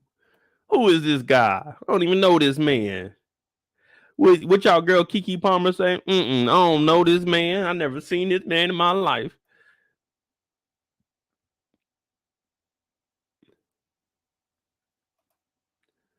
Y'all love a Baltimore dude. Man, I was out in Baltimore like in October. I said, this ain't no place I'm coming back to. I ain't coming back to Baltimore unless I got that gun for real, for real. Cause that's a place you need a ping, ping, ping. Them niggas don't know how to act. Y'all know a nigga ain't capping. He had the head tied up in Costa Rica. Y'all know the nigga ain't capping. This is what the nigga do.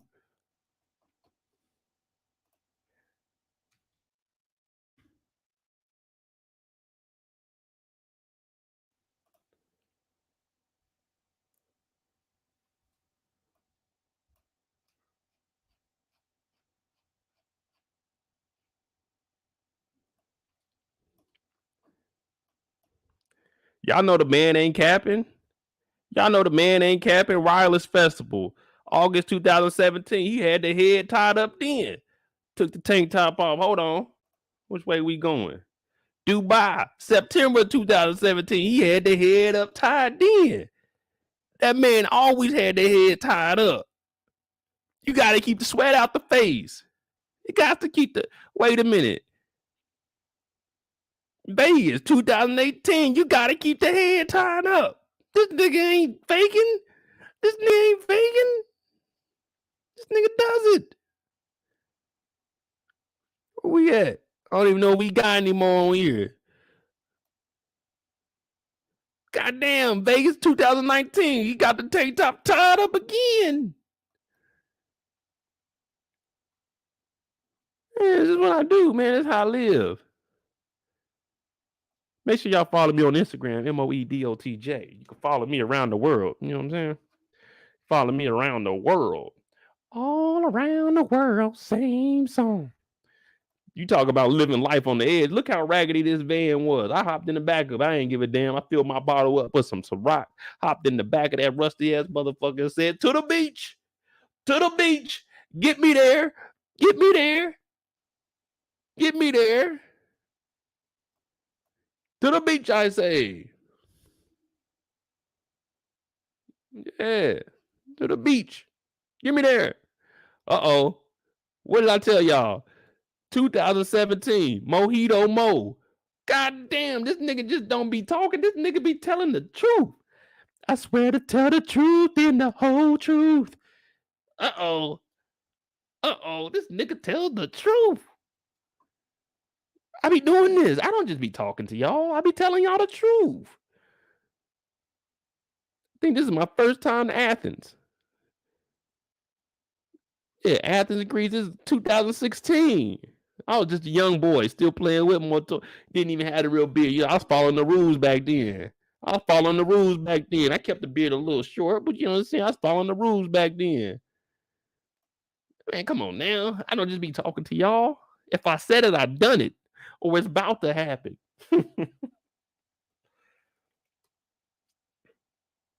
Yeah, come on now. Y'all should know by now when I'm bullshitting and when I'm gonna tell y'all the truth.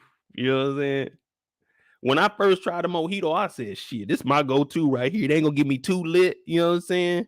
It ain't gonna get me too lit, but it's gonna get me right. I said, damn, okay, cool.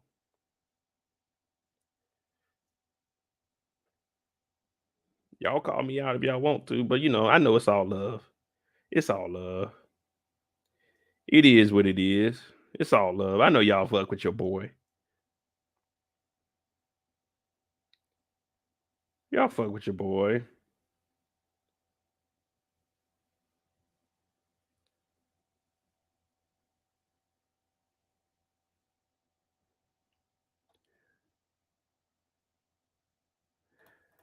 Oh no, and I'm not showing the same pictures over and over. I was showing y'all that I had my head tied up. I've been doing that for years. That's just what I do. Whenever the sun is out, shirt come off, head get tied up.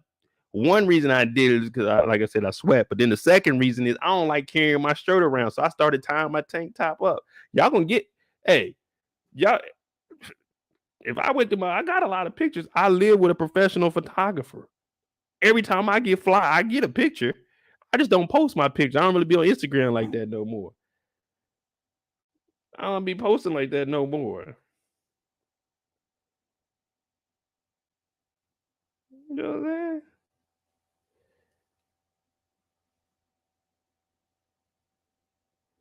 I used to go to work. This is in the military. No top on, Scully at the office. I didn't give a damn. You couldn't stop your boy. I'm in there rocking out. Shelly Shell, I'm looking. Hey, I'm on the MacBook right now, going through emails trying to find it. Trying to find it. Because I know y'all want it. Because if I don't show y'all that, I know for sure Neek is gonna get on my ass. Mo was capping. I'm like, God damn it. God damn it. Yeah, Miss O, I don't really like. I'll post every now and then on Instagram. People are like, oh, you should do it. I'm like, for what? For what, man? They don't be showing no love on Instagram like that no more.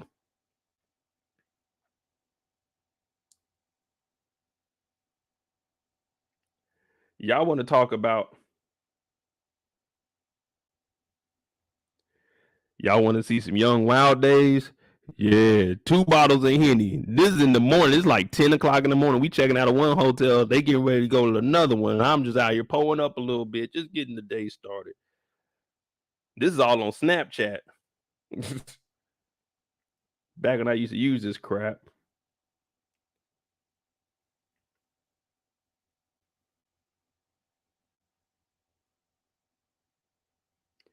Yeah, man, I was drunk, man. I was in the UK one time. I got hit by a damn bus.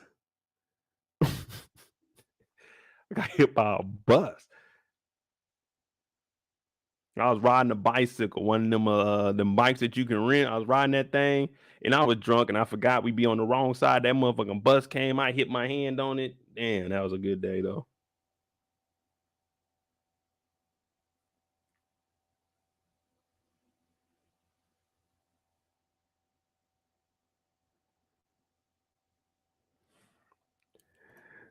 Did I sue? Nah, I ain't had time to sue. I was intoxicated, bro. I was in the military at the time, and I had to be back at work, so I was just riding around on the bike to the end of the day. What is this? I don't know if y'all can see it or not. Damn. This is at Carnival. What I got? A big ass bottle of Ciroc just down the street, just drinking. You know what I'm saying? The Ciroc boy. I was on Ciroc heavy back then. Oh, but what did he have? The head is tied up. The t-shirt is around the head. This nigga been doing this shit for years. Damn. Damn. Damn.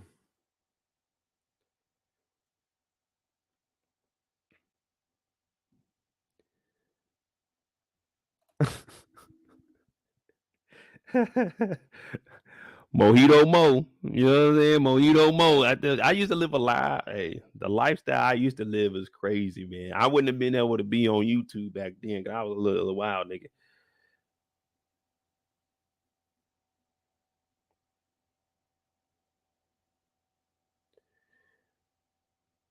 Pineapple Ciroc. Hey, you know what, Black Vibes. You know, hey, that weekend was crazy. Look, let me see. Hopefully, I ain't got no music on here. Hold on.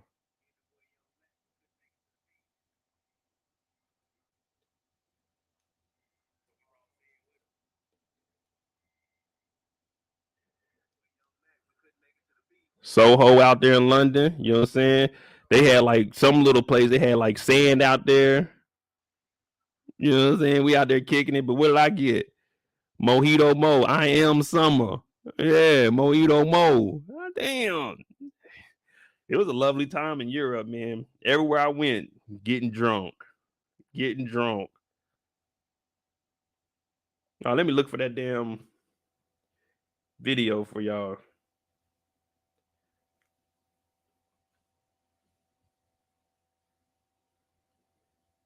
Where my email at? This is why I don't be using this MacBook, man. It's too much crap to go through.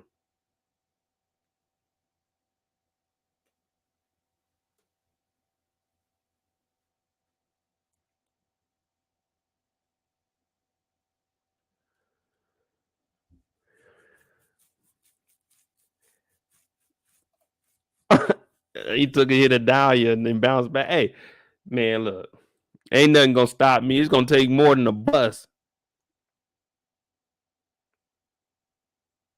Let me see, man. All this stuff is on Snapchat. I don't even use this crap no more.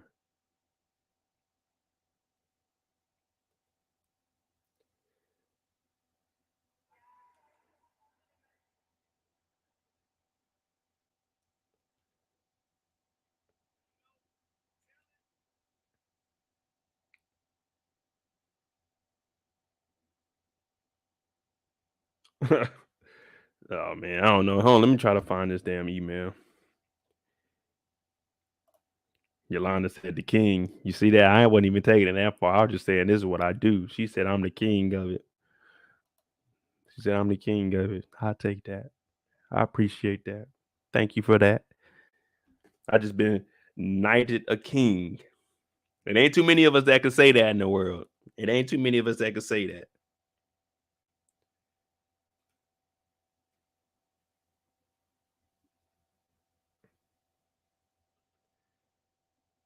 No, not email.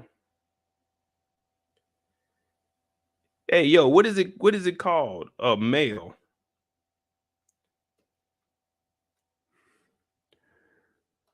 Dina, I was riding the bus. And you know, in the UK, everything is opposite from us. We drive on the right side. They was on the left side, so I was riding. And that motherfucking bus came up fast as hell, and I ain't know, and I accidentally swerved into it. Fucking tore my hand up. You can kind of see it here. But yeah, I hit that damn bus. Oh well. It was a good day. A lovely day. Lovely day. Lovely day. Lovely day.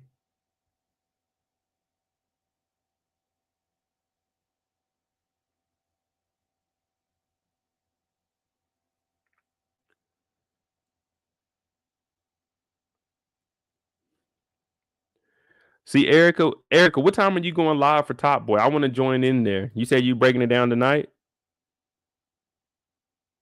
I want to get in there and listen to it a little bit. Even though Erica was, saying, showing a little bit of hate last night, talk about I'm always wrong. I still show love. I still show love. Yeah, Black Vibes, one of the red double deckers. That motherfucker came out of nowhere. Them motherfuckers did not stop. They did not stop. They hit me and kept it moving. I said, hey, fuck you, American. I said, hey, mate, slow down. Hey, mate, slow down.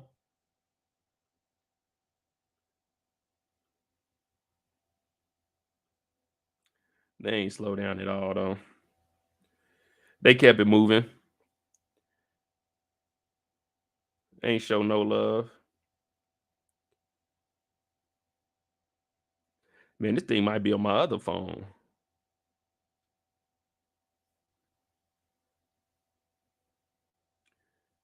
Swear to tell the truth and the whole truth.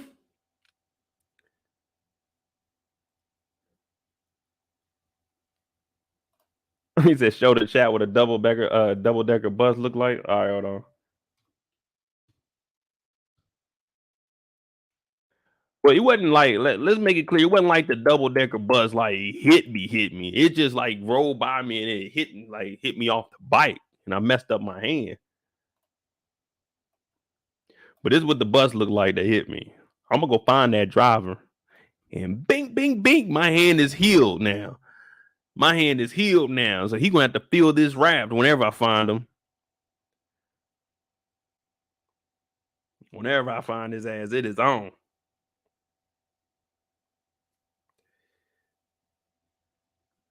He gonna have to answer to me. Say hello to my little friend.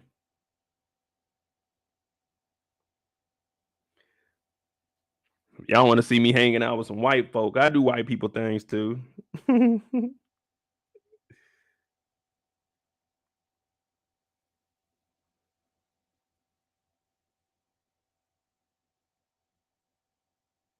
Oh man, I can't find this shit.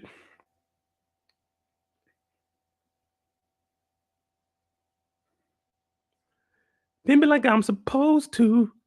9 lives, shit. I'm down to like 3 now. Oh yeah, Erica. To all my brothers in here, avoid the friend zone. If a girl tell you in the friend zone, just leave it be. Don't even be friends with her. Now y'all gonna be homies, y'all gonna be cool, but don't be in the friend zone because it's over with for you. But this is not a relationship channel, Erica. We will not go down that rabbit hole. Not tonight. Man, I'm over here working. I'm over here working. I did find a picture of me in all white though. Nigga clean. But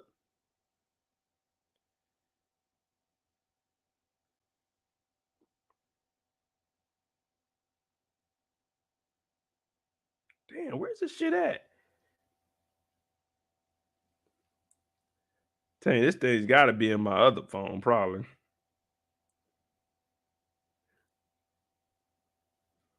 I went to my cousin's wedding. I seen that picture. I went to my cousin's wedding. They had me walking down with this white girl. I had to show off for her ass. I said, "Oh hell no!" You know what I'm saying? Fuck all that.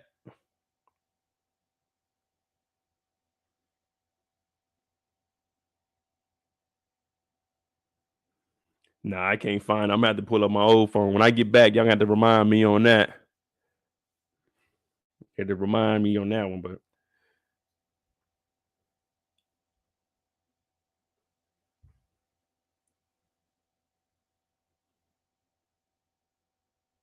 matter of fact, let me see something. I got y'all because we on the free time, man. We supposed to be. Well, it's free. It's a free live. We talk about whatever. It don't matter.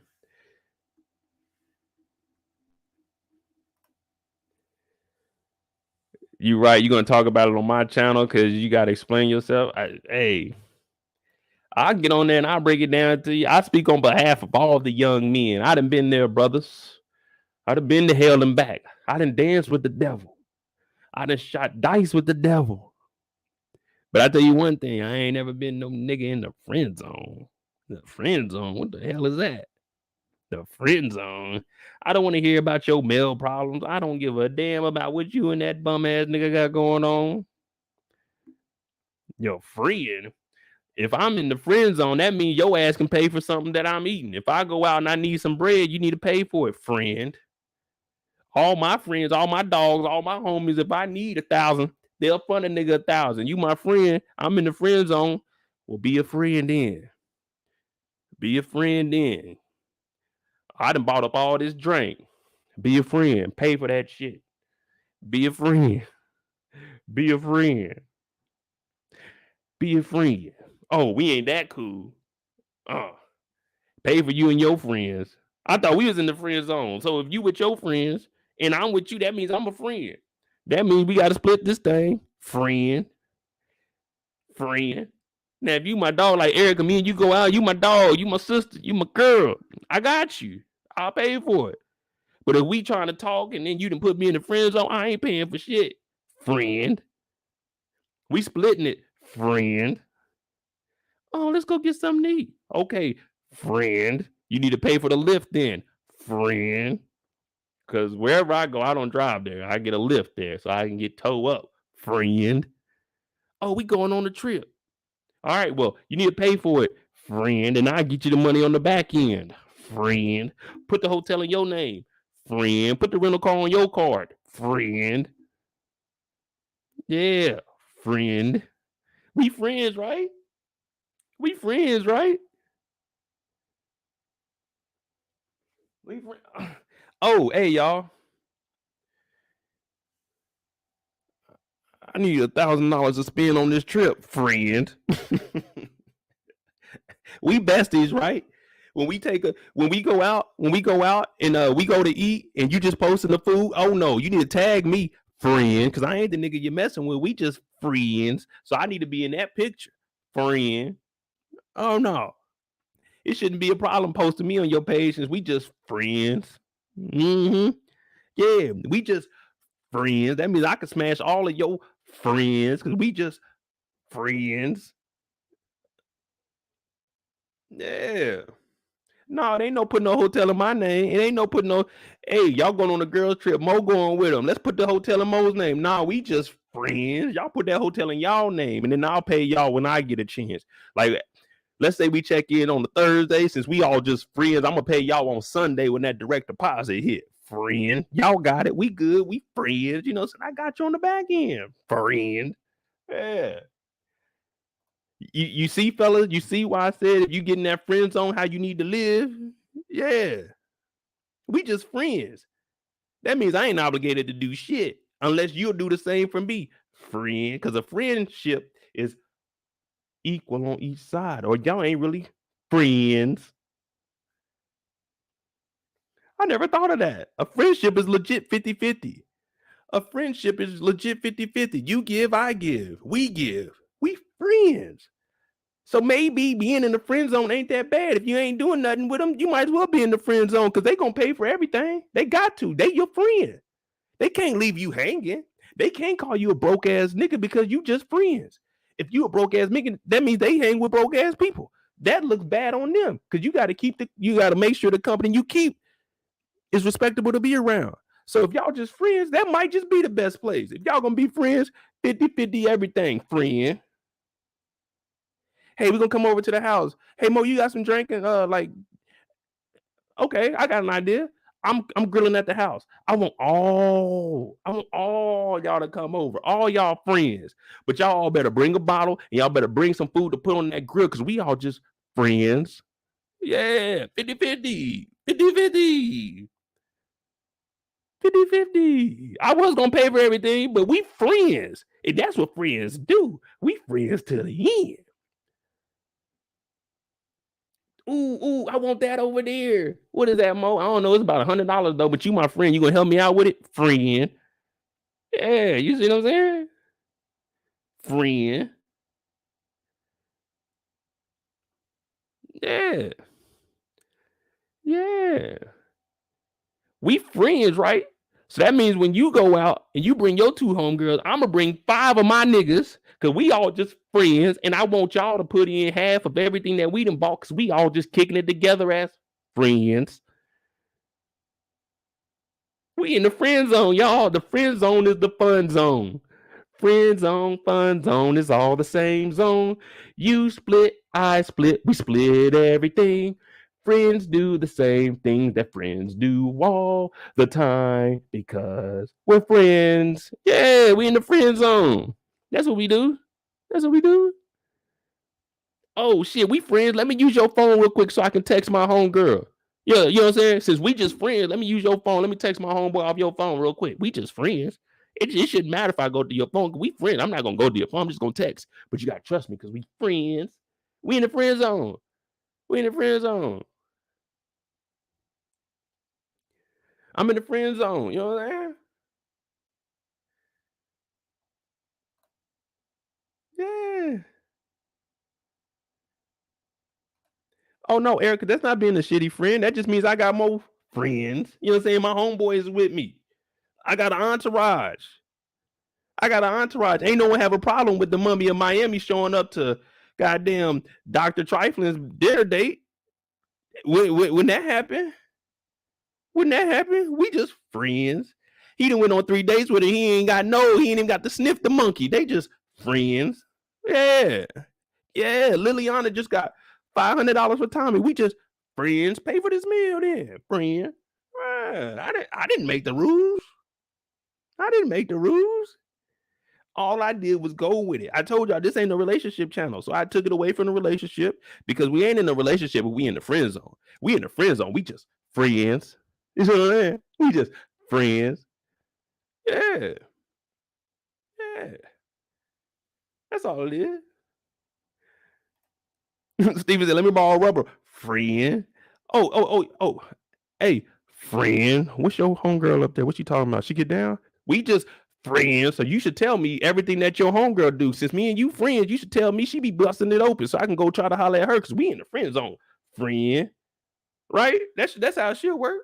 We in the friend zone. So your friend does not mean it's my friend, right? A friend of you is not a friend of mine. So if we just in the friend zone, let me try to holler at your friend to see what she on. You know what I'm saying? We just friends. We ain't doing that. We just friends. Let me see what homegirl talking about. You know what I'm saying? What's her tendencies? What type of nigga she like? What she like to do? Because we just friends. So you should tell me. Because if I try to holler at a girl and she turn me down, I'm gonna go tell my homeboy, hey bro, she ain't really feeling this, or it might just be me because I'm a little bit shorter than you. She like taller dudes. Go holler at her, homeboy. So you just my friend. So I should be able to holler at your friends because we ain't nothing but friends. You see how that friend word works? We just in that zone. And you know the thing about zone, when you think about it, when you relate it to sports, you either got man-to-man defense or you got zone defense. Zone defense means you'll cover multiple people that come into that zone. So since we're in a friend zone, that means multiple of your friends, they come into that zone. I get to hold on to them because I can eventually go to man. But since we just in that friend zone, I ain't got to worry about your ass. All I need for you to do is relay messages to me. I need you to talk on that defense. Mo, go over there. She wants you. Mo, go over there, because we just friends. You see what I'm saying? You see what I'm saying? When I broke that down to y'all like, damn, that nigga right. Mo, you might have something. Putting a nigga in the friend zone might not be the best idea, especially if you got some other friends, because he gonna be trying to holler at them friends. And normally when you get in that friend zone, you're like, man, fuck this chick. I ain't really about to be hanging out with her, because I don't want to be in no friend zone. But hell, I might put myself in the friend zone so I can holler at all the friends' other friends.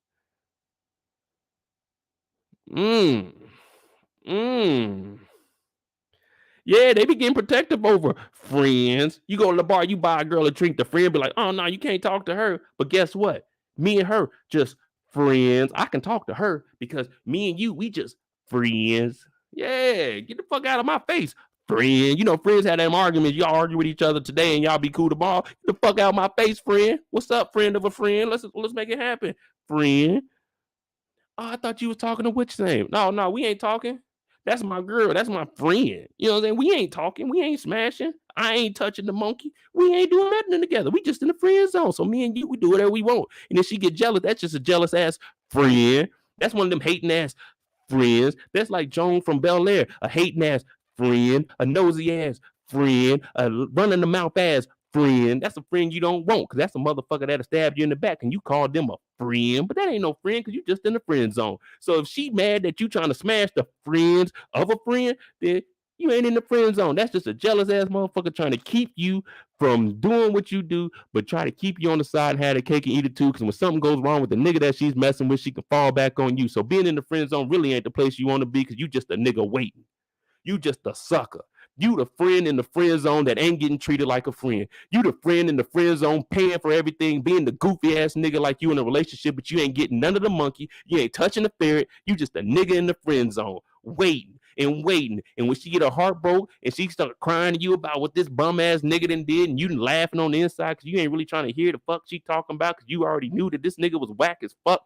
You just gotta laugh at it, because guess what? We friends. And what do? We make light of serious situations, because guess what? It doesn't fucking matter, because I'm just a friend. You remember? I'm in the friend zone. I don't give a fuck what you got going on. I don't care you and this nigga ain't hitting it off. I don't care this nigga ain't taking you nowhere. I don't care this nigga ain't filling up the car. I'm just your fucking friend. What you want me to do?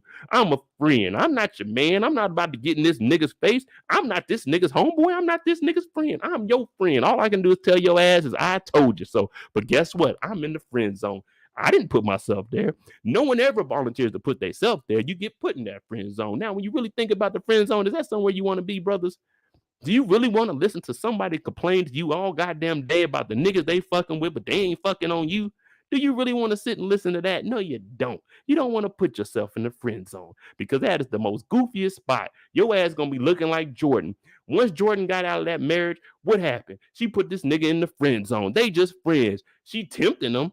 She might do something with you every now and then, but then what is she doing? She's sleeping on the nigga named Damon, because this nigga Damon got more clout than you and he got a bigger chain than you.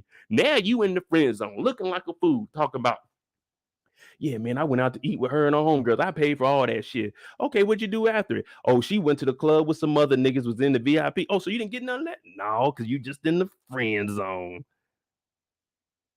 You just in the friend zone, the worst spot that a nigga can be.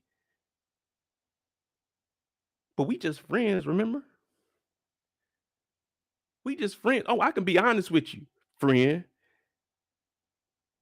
Yeah, I'm a little behind on my rent this month. Well, friend, you need to get a fucking job. Well, friend, you need to stop going to the club. Well, friend, stop inviting me out and thinking that I'm gonna pay for everything, because your ass should be paying for half, friend. Yeah, you see how that friend zone shit work when you actually think about it? How goofy it is to be a nigga in the friend zone? That's why you don't be in the friend zone, people. That's why you don't do no shit like that. Because you in the friend zone, but you ain't getting treated like a friend. You getting treated like a bum ass nigga. No matter what, your friends, they looking at you, the friends of the friends that you trying to holler at, you can't holler at them. Why? Because the friend that you supposed to be in the friend zone with is telling them all the goofy shit that you do. Oh, this nigga don't care. He'll take me out to eat and we just hang out and shit. So now you ain't even got a chance with the other girls because all they gonna think is, oh man, okay, if I can get with him, I might, saying, be able to get some money out of him. But you just a friend, but they ain't gonna fuck on you because they got respect for their friend. But your friend, the one that put you in the friend zone, ain't got no respect for you because she running her mouth about what the fuck you do with the other girl. And then she want to come to you with her complaints and talk about, oh well, it's only young dudes. I don't give a fuck what niggas try to talk to you. That ain't got nothing to do with me, friend. I talk to women. I don't care what niggas talk to you. I don't talk to niggas. I don't talk about other niggas. Unless it's on a TV show, you ain't gonna hear me talking about what the other nigga do. But I'm just in the friend zone. So what do I know? I can't really give you too much life advice because all I am is a friend. Friend.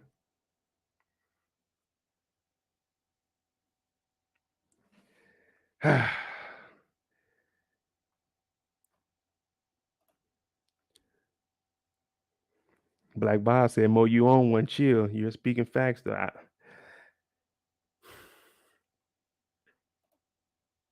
OT, what you say? Friends don't be the lame niggas anyway. You the friend, but ain't getting treated like a friend. You the friend, but ain't getting treated like a friend.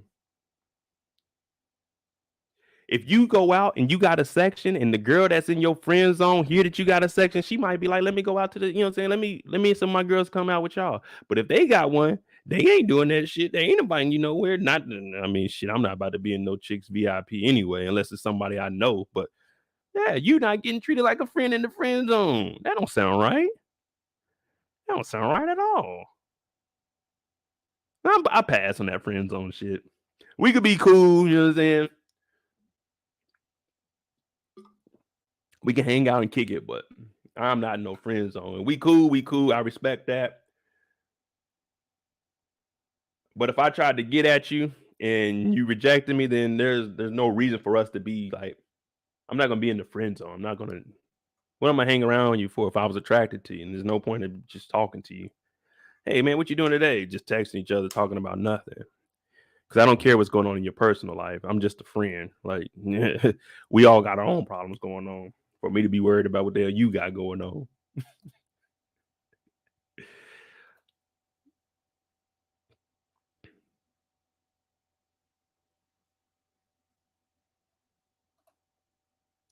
Hey, Erica. Hey now. Hey now. Let's not disrespect the women I've been around. I tell you this though. I ain't in no friend zone with none of the women I tried to talk to. It's either we good or we ain't.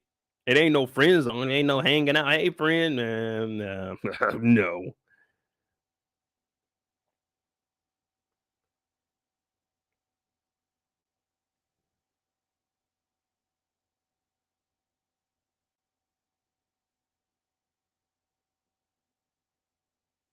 I could shake my head for the next 4 hours and y'all just wouldn't get it.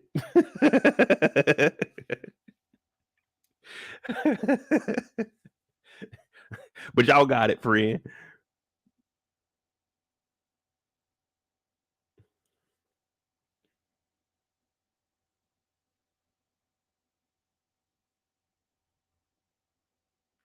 See, I was supposed to be over here getting red. Erica said, not the face. Hey, my dog Trillin here said, he said the friend zone ain't that bad of a place. Just not a place for a Negro like me. Facts. Big facts, man. Damn. Y'all funny, man. I like the free nights though. We can just randomly talk about stuff. Whoa. I get on your nerves. See, that's why I can't go on your channel. I gotta be respectful. I gotta wear a suit and tie over there. I gotta be a proper Negro when I go over to Erica's channel. I'm talking about. Yes, I believe being in the friend zone. From my perspective, being in the friend zone isn't a place that I think a black man should be, let alone any man, but mainly us black folk. I mean, being in the friend zone, you don't really get the friend benefits from anything. I mean, they aren't helping you out with anything. They aren't giving you any life advice. All they're doing is complaining about what they got going on. Now, they had a long day. They'll tell you about what they did and about their job, which you really don't give a fuck about. Like, I don't care about the lady that you work with. Don't tell me that. But me personally, Being a friend zone isn't that bad. I mean, I take her and her friends out once a week. We all drink and it's on me, you know, $100, $200. It doesn't matter to me. I mean, I'm not getting nothing. I'm going home lonely. They're going to hit the club. Yeah. They're taking girls trips. So they were splitting it 4 ways and I actually paid for my friend's room. You know what I'm saying? I just wanted her to have a good time. Main time she's out there fucking on another nigga. Nigga out there getting the monkey. You at the home looking at pictures on Instagram, liking her posts, talking about, man, I hope you having fun, queen. Looking like a goddamn fool. Looking like you better have something lined up. You over here waiting on this friend zone to cancel. Nigga be in the friend zone for 5 years, ain't did nothing. She let you kiss her one time and that's it. Then she back with the nigga that she been telling you she ain't really fucking with. Now you like, man, damn, I done wasted all this time with her. I done took her out to eat on Saturdays. Okay. Self-love, said the lady you work with. Yeah, don't nobody care about that shit. I was on the phone. I told y'all yesterday I was supposed to be like, I didn't even do the recap for hell. I ain't did no recaps. I was on the phone with my mama yesterday. She talking about the ladies at work. She working from home. They hitting her up on IM Messenger. I'm like, Ma, I don't want to hear that. I don't care about them hoes. Them ladies ain't got nothing to do with my life, mama. Like, I know. I just wanted to talk to you. Like, I know, Mom.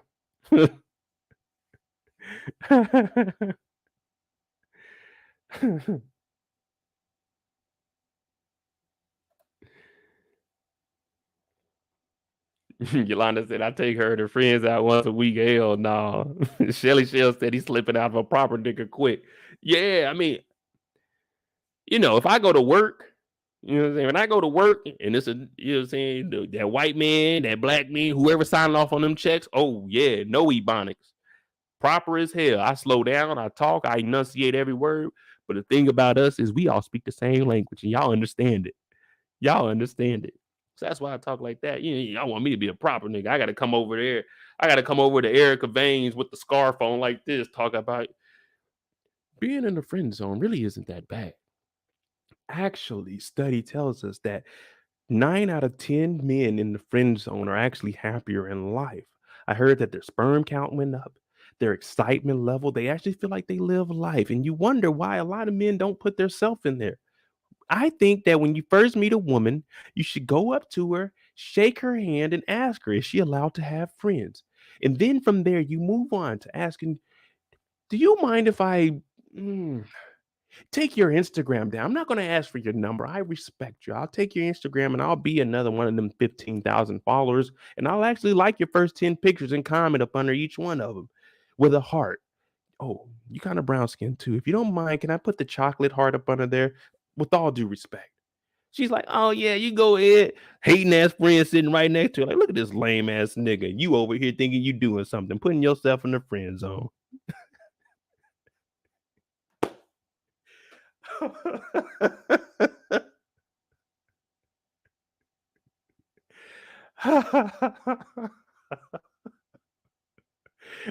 I gotta have the scarf on over at Erica's channel talking about, yeah.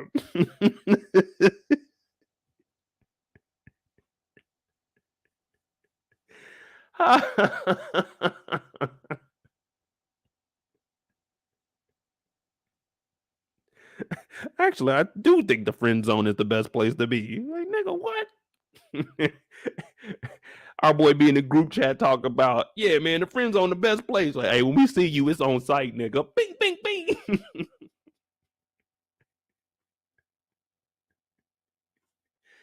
Oh,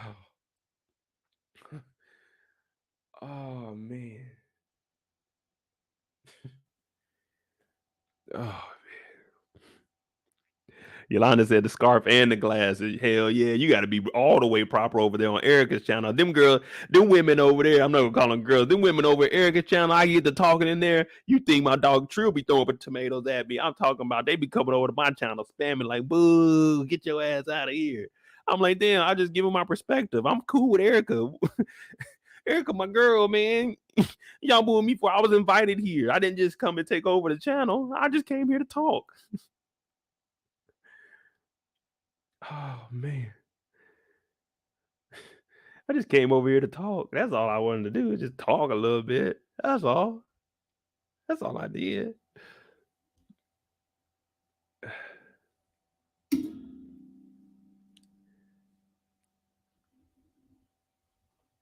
All right, man. I told y'all this ain't no damn relationship channel. What y'all got? What y'all got else to me, man? Because I need to get ready. I'm gonna try to record some videos for y'all because I'm all the way behind. I'm like 2 days worth of work behind.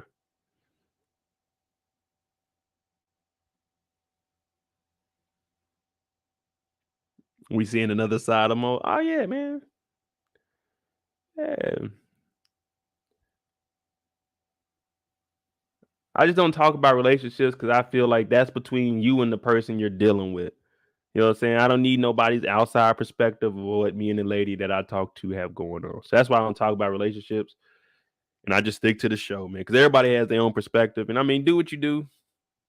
Whatever makes you happy. I mean, I'm happy. I'm single. I'm happy. So fuck it. If I stay single, then I stay single. But now y'all see why I ain't got no kids. I ain't trying to deal with that shit. Not at me. Not a me.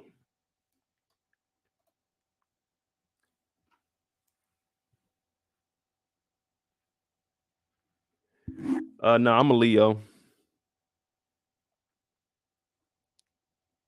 Matter of fact, let me check something out.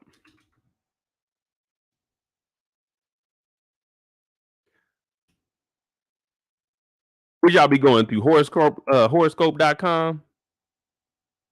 No, we don't. We want Leo. Okay. New discoveries that capture your imagination could find you spending most of your day sequestrated in your home and learning as much as you can. Well, that's wrong right there. I ain't learned a goddamn thing today. Well, I did learn that Jamaica is getting rid of the Queen, so that might be right. I did learn that P Valley is coming back on. All indications are that you aren't going to want to do much else. Well, I did do a lot today. I went and traveled. I went to pick up some garments. I didn't want to be in the friend zone though, so that's true. I didn't want to do that much. Leo, but it's important to remember to take breaks and get a little exercise throughout the day. Well, I did. I moved around a little bit.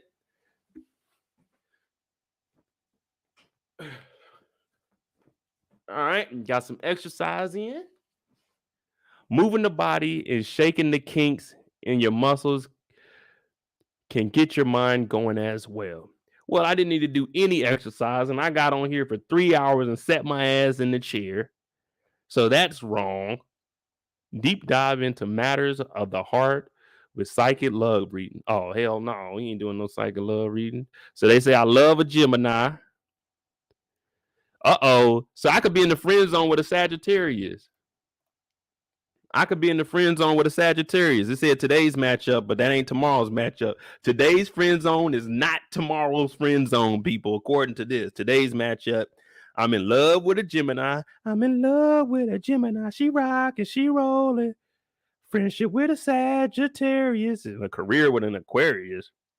The fuck that mean, a career? All right, my sex mood is a 4 stars out of 5. That's false.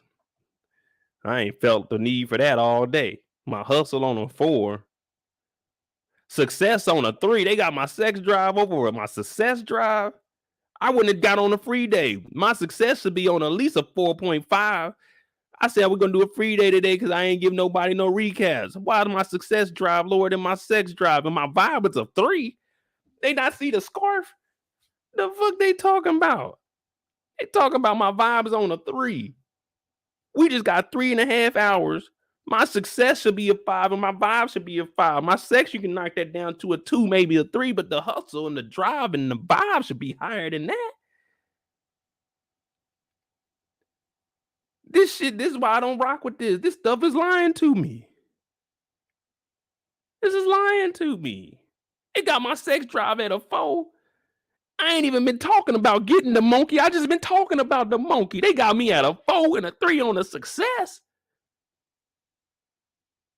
A 4 on the hustle. A 3 on the vibe. We ain't been vibing all night. We've been vibing. It's a free night. Success, vibe, and hustle should be 5s. Sex, you can knock it down to a 2. This is ridiculous. I'm going to another site. This is why I don't get down on this shit. No, I ain't signing up for y'all. Y'all lying. This ain't no Leo horoscope. This ain't no Leo horoscope. Leo daily horoscope on L. All right. March 22nd. Maybe now we into the good stuff here. Now we in the good stuff here. Now we in the good stuff. March 22nd, 2022. Today's Mars and Uranus union sheds some light on the friction between work and love. No, I just work. There's no friction between work and love. I love myself and I work. So both of them motherfuckers is on the same side of the sandpaper. Ain't no friction. We talking about smooth gliding. Do you and your person really want the same things? First of all, I ain't got no person. So that's a lie.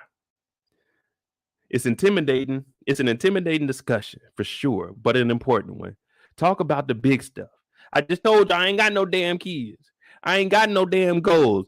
If you set a goal and you don't reach it, that means you failed. If you don't set any goals and you reach it, that just means you made it. You see what I'm saying? Mo don't have any goals. I got standards, but I don't have any goals, because if you don't reach your goals, then what? You set up a goal that you failed at. Finances. Oh, I ain't got to worry about finances because I'm in that friend zone. We 50-50 anyway. So finances is A-okay. Where you want to live? I live where I live. I don't want to, like, what? What? Oh, this is an intimidating discussion. I'm supposed to talk with my person. So actually, we can just skip through all this because I ain't got no person. And where you like to be in 5 years, you know where I want to be in 5 years? I want to be alive. Wherever I'm at in 5 years is where I'm at, because I don't set goals. You set goals. If you don't reach them, your ass failed. So don't set goals, my opinion. If you're not on the same page, can you compromise? Or is this a parent destined to part? Well, like I said, I don't know what this is talking about because I don't have a person. I don't never been to Mars and I've never been to Uranus.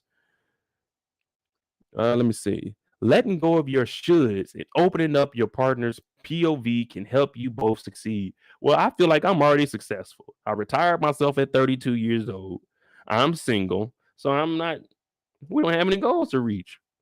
If you're single, that office crush could make a move. The thing is, we in my office. Ain't nobody in this motherfucker but me. I ain't got no office crush. If you're single, that office crush could make a move. Ladies, you see this? When you go to work, make that move. It ain't got to be the niggas no more. If you're single, that office crush could make that move. Be prepared, gentlemen. Be prepared. If you were a Leo today, that woman should have made a move on you, or this thing is lying to us. But wait a beat before responding to their team's chat. You see that? You see that, gentlemen? You see what this is telling me? They talking about being in the friend zone. No. First of all, if you're single, Mo is single, that office crush could make a move. But wait a beat before responding. Because if you in that friend zone, you wait a minute. You let her fuck up and let her come back to you, but don't put yourself in the friend zone. So this right here, the horoscope right here is debunking the friend zone shit right now. If you are single, that office crush could make a move. They could, but wait a beat before responding to their team's chat. Meaning, gentlemen, don't put your goofy self in that friend zone. Wait a minute. Let her go out, do her thing. And when she's done with all that, get with her. Don't be in that friend zone because it's just stupid. Caution is key here. Caution is key here, fellas. I'm not making this up.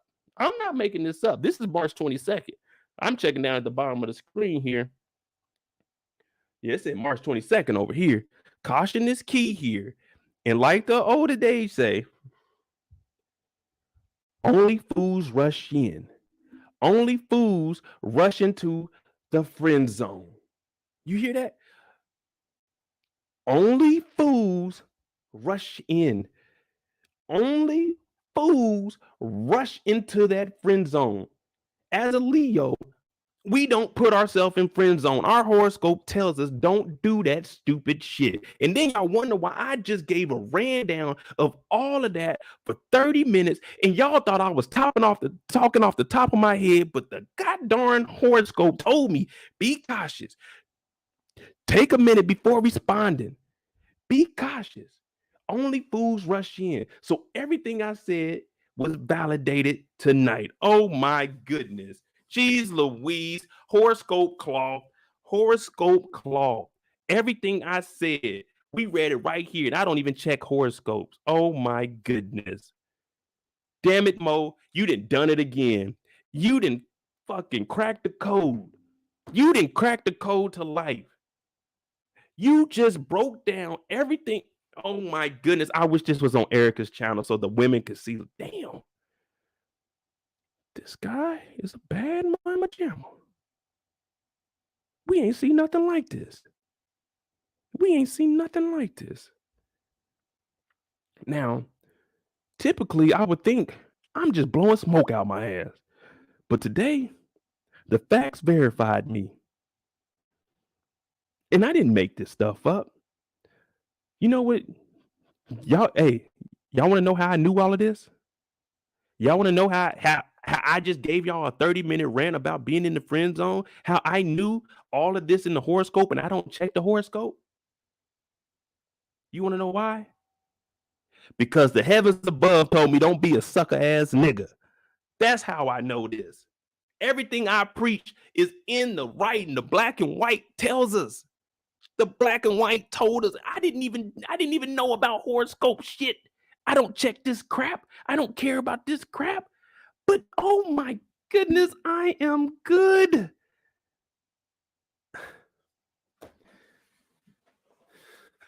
Leo King, bless me with the strength to fight out the friend zone and to get every other horoscope. The knowledge to know not to get in this goofy shit because the friend zone is not a place for a grown ass man to be, let alone a nigga. You do not want to be in the friend zone, gentlemen. It is in the black and white. Only fools rush in. Caution is key here. Wait a beat before responding to the team's chat. If they make a move, you can't trust them. Don't go in there blindly, gentlemen. Don't do it. I don't just talk the talk. I tell you life experiences because I've been there. I witnessed friends go down the wrong path and lose it all being a friend. But you in that friend zone, right? We supposed to be friends, right? We supposed to be splitting things because I'm your friend, you my friend. I love you, you love me. Yeah, that, right? We friends, right? Yeah, we supposed to be friends. We supposed to be friends. That's what we supposed to do. We supposed to be friends, right? We supposed to be in that friend zone together, right? I don't get treated like a friend. But it's telling me right here, don't be a fool. Don't rush in. I don't know if y'all can see this or not.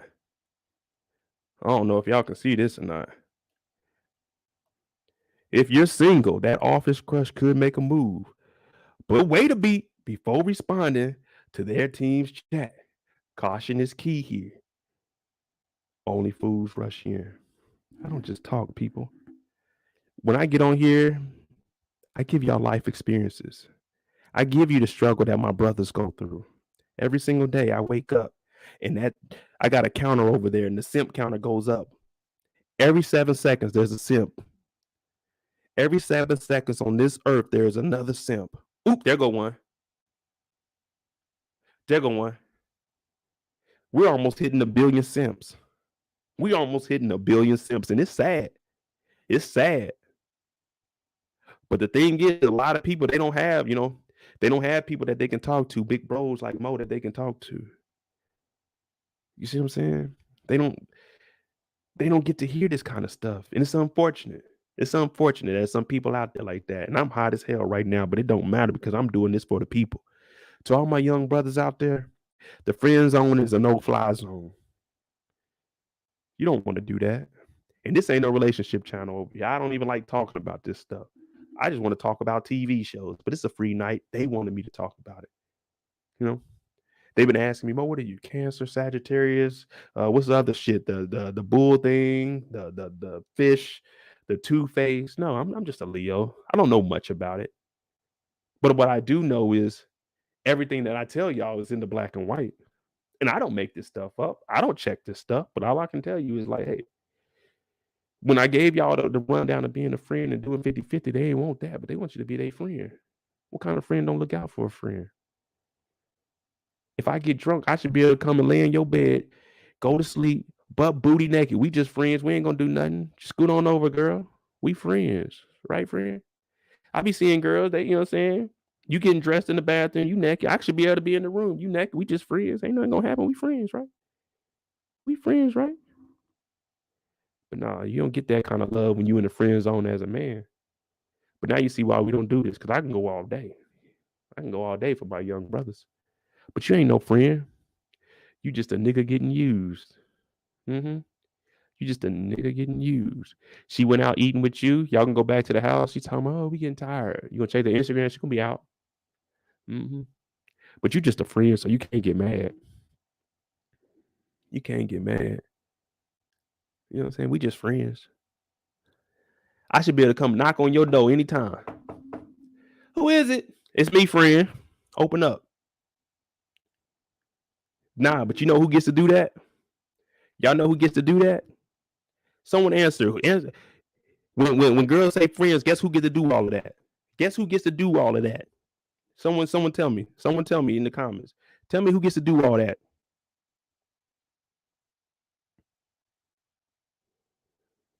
I bet y'all gonna be wrong on the answer too. I bet y'all gonna be wrong on the answer. Someone tell me who gets to do that. Who gets to get the friend benefits? No, not even the sucker. Who gets the benefits? Who gets the benefits of being a friend?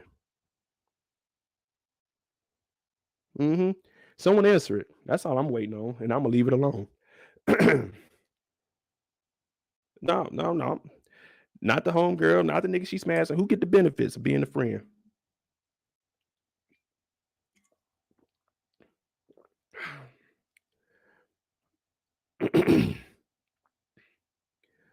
No, not friends with benefits.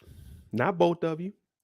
Because when I was talking about being a friend, say, oh, we got to split this bill. We friends. Y'all said, no. Ding, ding, ding, Steven. The only nigga that gets the benefits of being a friend is the gay guy. A gay guy, when they say, hey, friend, it be the gay nigga, hey, friend. That be the nigga that be in the room with them. They getting dressed. That nigga go out eating with them. That nigga go twerking with them. That nigga go eat with them. They pay the bills together. They split all that. The only nigga that gets the benefit of being in the friend zone and actually being a fucking friend is a gay nigga. And that's just facts. We done. We are done with that topic because y'all know it's the truth. We know it's the truth. Yeah. Yeah. The only nigga that benefits from being in the friend zone is the gay friend. That's the only one. You be watching they stories. This nigga be in the room. They be just in their underwear. This nigga be at the store with them in the dressing room. What? How he get them friend benefits when I'm supposed to be friend? What? You supposed to be twerking on me. We just friends. We ain't doing nothing. You supposed to be twerking on me. We just friends. It don't mean nothing. I can't go on a trip with y'all and split the hotel room. We just friends. We just friends. I can't do the friend shit and I'm the friend zone. I can't do that and we in the friend zone. Why can't I be the friend? Why can't I get the friend benefits? I don't want to be the friend if I don't get the whole package.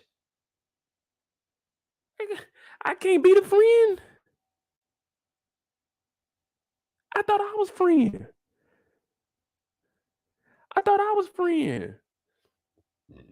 Excuse me.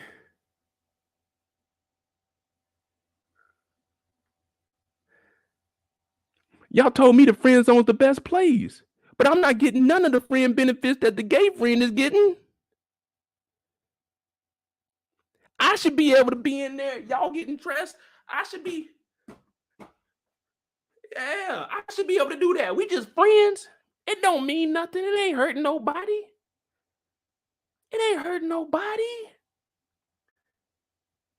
I should be able to take the shots off your belly button. Why he get to do it? I thought I was in the friend zone. I thought we friends. I should be able to lick on the neck when we in the club or something. Let me do something. I thought we was friends. I don't get the friend benefits. I get the sucker benefits. That ain't fair.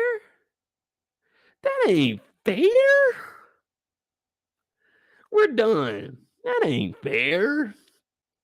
That ain't fair at all.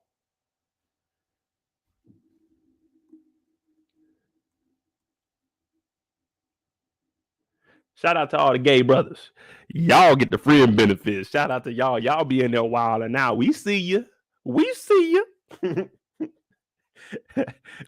We see you, my brother. Do your thing. You know, we ain't no haters over here. We don't give a damn. Do what you gotta do. Be who you want to be. You know how this channel is. Live free. Be young. Be you.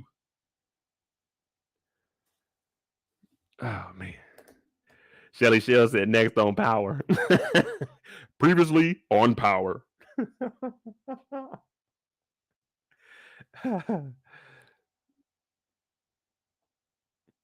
Yolanda, I never said, whoa, we're done with this. But yeah, I never said smash. I just said slap on their booty while they, you know what I'm saying, while they twerking and stuff. I should be able to do that. We friends, right? We see the gay friends getting that benefit, but yeah, it is what it is.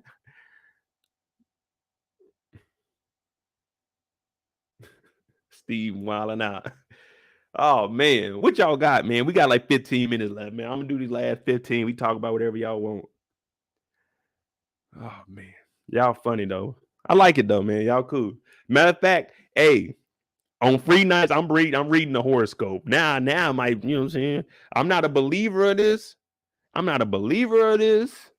But we're gonna read horoscopes from here on out. Y'all gonna get my horoscope.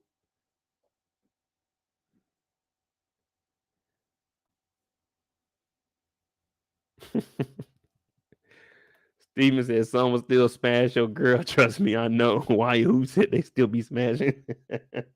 Yolanda said don't read the horoscope no more. Hell, I want to know what's going on. Oh man.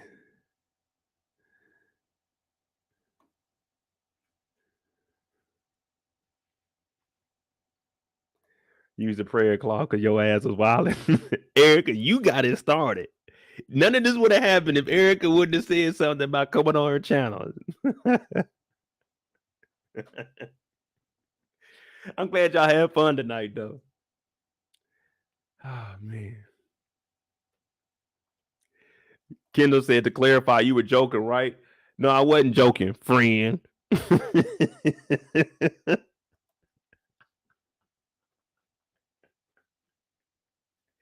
All y'all my friends, so I wasn't joking. We ever meet up, y'all better be prepared to spit that motherfucker bitty.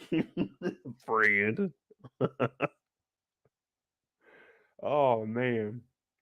They need to put me on Steve Harvey. That's what they need to do. I need to be the nigga sitting on the couch so I can correct Steve whenever he get a little bit off, you know what I'm saying, off course. Oh man. What y'all think about Snowfall? Do y'all think that Lion is about to happen?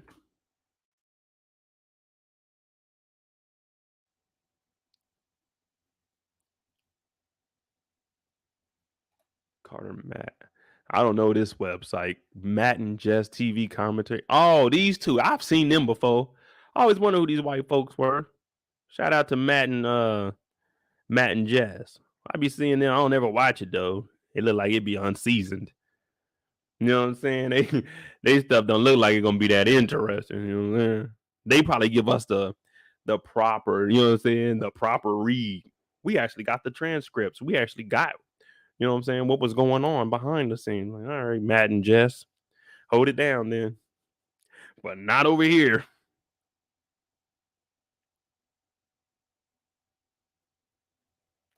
All right, self-love. Good night. Good night. Hey, the astrologer. Okay, I like that. Hey, Mostro. That's what y'all can call me, Mostro.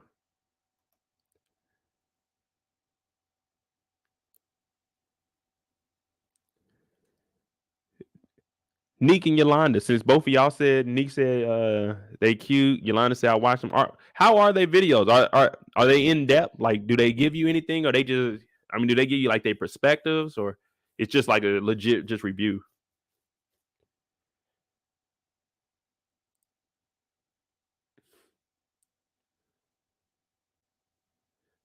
Yeah, Shakar, it's on you. This is on you asking zodiac signs. But y'all be prepared. Matter of fact, I might do a little on my YouTube shorts while I'm gone. I might be putting my horoscope up every day. No, see, Erica, this is not Mo's Madness. Before you came in here talking about your channel, we were talking about traveling. We were just, hey, what's some recommendations? You came in here, started talking all that, Erica. That wasn't us. That was not us. They are in depth and perspective. I'm gonna listen to them because I be seeing them when I go to websites. I see their videos pop up. I just never watched them. Yeah, I'll check them out. You know me, I don't discriminate. Man, they got a whole website. I ain't got this kind of time to be trying to put, you know what I'm saying, put together all this stuff.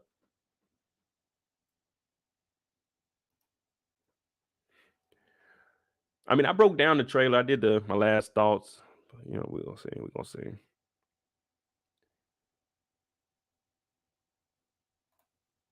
They give their white folk perspective. They need me on there. They need a little bit of nigga in their life. That's what they need. Let me get on there and give me just a 2-minute section. I fill them in with all the stuff they ain't got. Good night, self-love. Good night, self-love. Hey, and to the other 50-something people in here, hey, thank y'all for rocking out with us. You know what I'm saying? If you're new here, it's a free night. We basically talk about everything. As long as you're respectful, you know what I'm saying? We joke around. That's what we do. We just clown around a little bit. But you know what I'm saying? Thank y'all for rocking out with us on a free night. We got like 50 people in here. I ain't expect that many.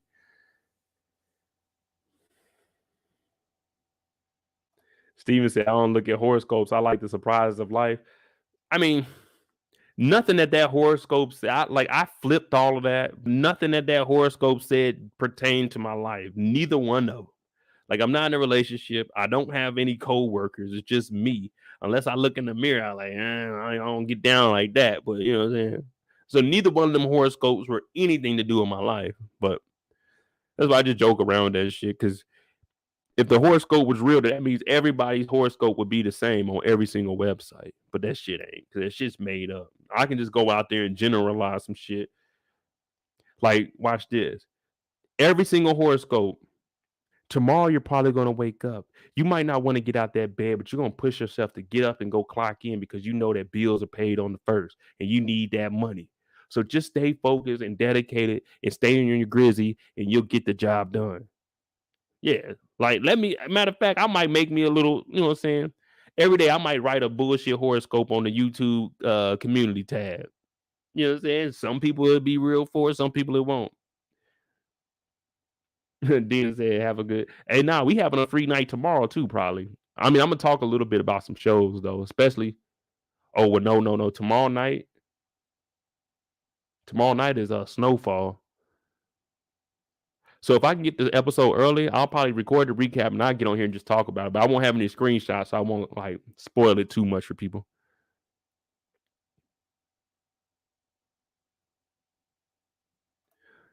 Shakara says, surprisingly, Matt and Jess are funny. They review a lot of black shows. All right, I'm gonna check it out. Shelly Shell said, finish watching Bad Vegan. Matter of fact, that's what I'm actually gonna do. When I get off of here, I'm gonna wash a load of clothes, and I'll probably have it on because I gotta fold up some stuff. Yeah, I'll probably end up one. I'm probably gonna rewind it all the way back to the beginning because I ain't gonna lie to you. I went to sleep probably like after the first 30 minutes, maybe. I turned that TV timer on, the sleeper, out.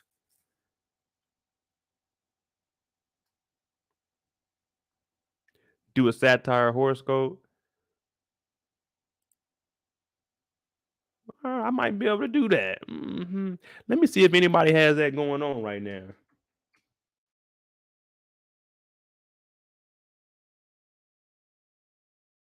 November, December, satire horoscopes. Because you hoe ass keep asking for horoscopes, you are a creator. I could do something better than that. I don't know. We'll see. We'll see. I might say I do something, and I'm like, fuck it. If you knew Mo is a fool but hilarious and needs to be on TV now, hey man, I'm trying, man. I'm trying to reach out to some people, man. Once I get out of here, once I move from here and I move out to Vegas, then oh yeah, it's gonna be Then y'all gonna really have to, you know what I'm saying, rock in when I get my real studio up and running later on this year. Yeah, we gonna be running.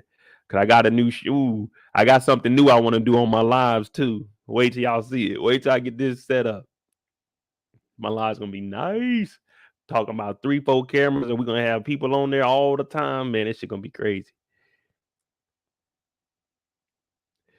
We need a live to the reaction to the tiger in the cage tomorrow. All right, depending on what time I get the episode, if I can get the episode early, I'll probably record my recap and then I'll get on to the live. But like I said, I'm not going to do too much of the live because I want people to actually, you know what I'm saying, be able to watch the episode before they come on. I know some people, they say they watch my recaps and stuff before the live. I was like, oh, okay. I mean, that's what you like to do, but we'll see. Oh, Erica, real quick. What did you think about the 2 All-American episodes last night?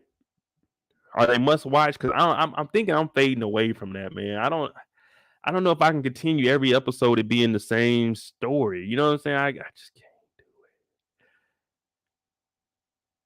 Because I don't want the world to see me. Because I don't think they'd understand. Yeah, I can't keep doing the same episodes. Every episode. Relationship messes up. Spencer getting into some shit. Simone's relationship ain't working. Simone getting into some shit.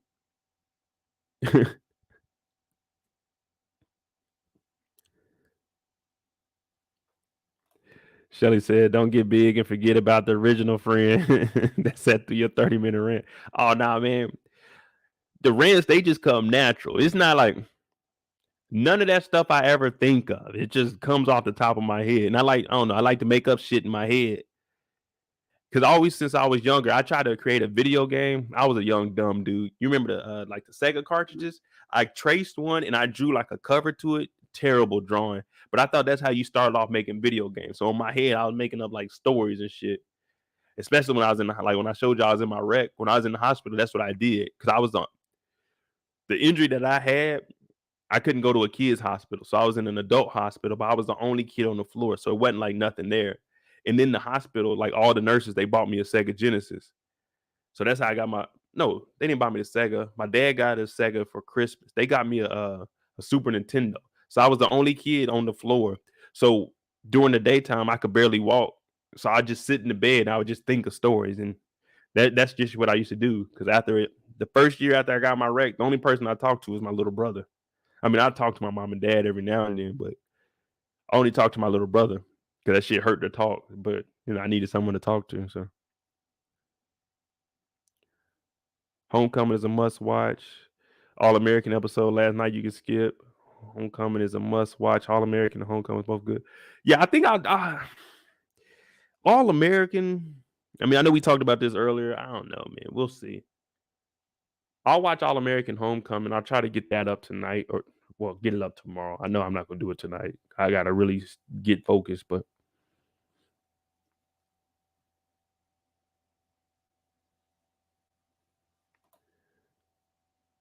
Steven said September when I graduate, I'm moving with my older brother in Vegas.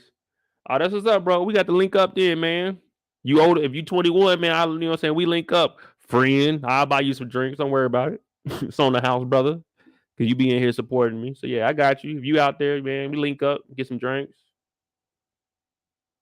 Bring you on the show, man, because you're gonna see the new layout. You're like, damn, let me get on there. I'm like, all right, this is my dog Steven. Erica said All American really underwhelmed, but Homecoming is taking it up a notch. Hey man, what's that? What's Nathaniel doing on there? She wilding out. That just sounds so weird.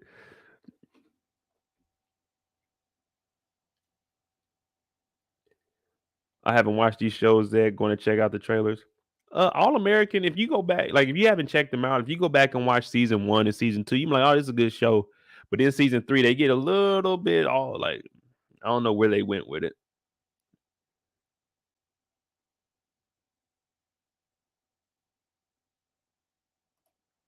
Kendall said you should probably start writing that stuff down. I can definitely see you as a screenwriter or author. Matter of fact, Erica, she working on her show. She didn't let me do some writing on there. I could definitely see you as a screenwriter or author because your stories, narratives, and perspectives are something else. Yeah. I really don't have. I don't know. I don't be having the patience to sit down and most of the stuff I think of is literally just off the top of my head. That's why I like the lives better than the recap because I can just talk.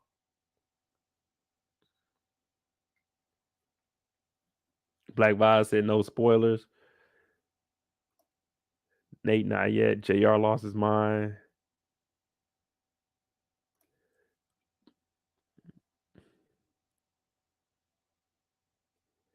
Yeah, it really changed up. It went from football to just nothing but nonsense drama.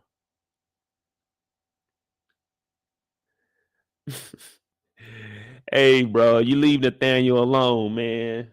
They got an old goal too. Leave her alone. Just leave me alone, girl. Yeah, just leave me alone. Oh, oh. Steven said, I'm 26. I'm grown May 2nd. All right, grown man. My bad, brother. My bad, my brother, my young black brother. Steven, you kind of look like Allen Iverson in your profile picture.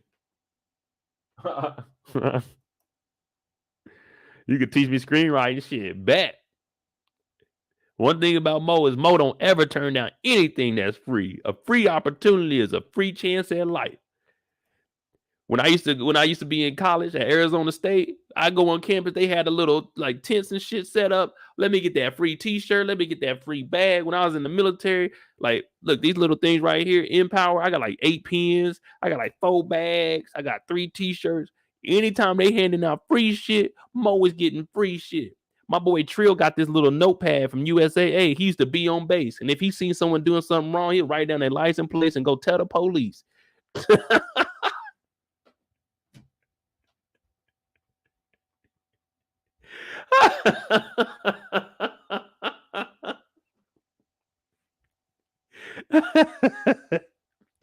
Erica said, Mo, you gonna break down my show? Oh, of course, of course. I'll break it down. I'll break it down and then we can bring you on and you can talk about it, let people know your perspective so we can definitely get, more of our audience to see it. Yeah, I'll do that. Shakara said, Diamond is a sex symbol of power force. Yeah, he's getting all the sex scenes. We want to see more sex scenes from Gloria. We don't want to see this nigga Diamond every week.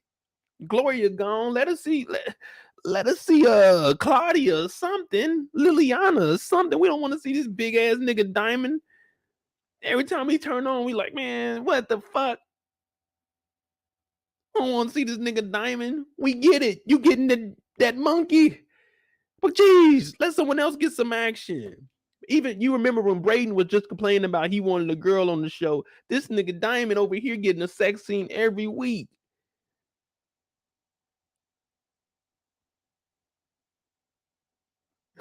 Yolanda said snitches on a free pad classic. Hey, real talk. This nigga YE Hoop, he be in the car like this. I be like, damn, that nigga driving kind of fast. He be like, what's his license plate number? He be right now like, damn, Trill, chill.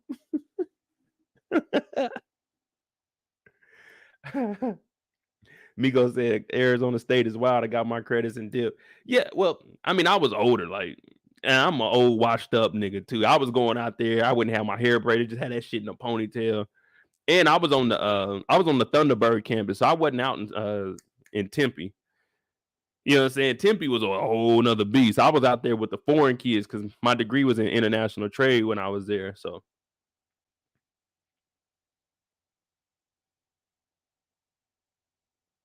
oh no, I ain't even bringing that up on the screen, Erica. We don't want to see none of that. We don't want to see none of that. Your rants are better than the TV shows you be covering. So that's one thing. Like when I do my rants on the shows, I just see stuff and I'm like, man, they could do so much more with this. You know what I'm saying? I mean, I know it's writing and you only got a certain amount of time, but I like, damn, come on, man, y'all could do something with this. Matter of fact, we talking to shows. I told y'all,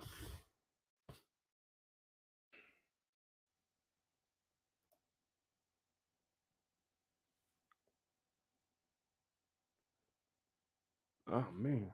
I feel like my nose is running. Let me show y'all something. So this is a film that my Erica, I'm gonna have to hook you up with my cousin. My cousin that's a director that I was telling you about. So they got a film debuting. If you didn't see on my Instagram, they got a film debuting this summer. I told you they actually helped put together Bel Air. It was when Cooper was filming it back in Kansas City. They actually helped out with it. But let me see.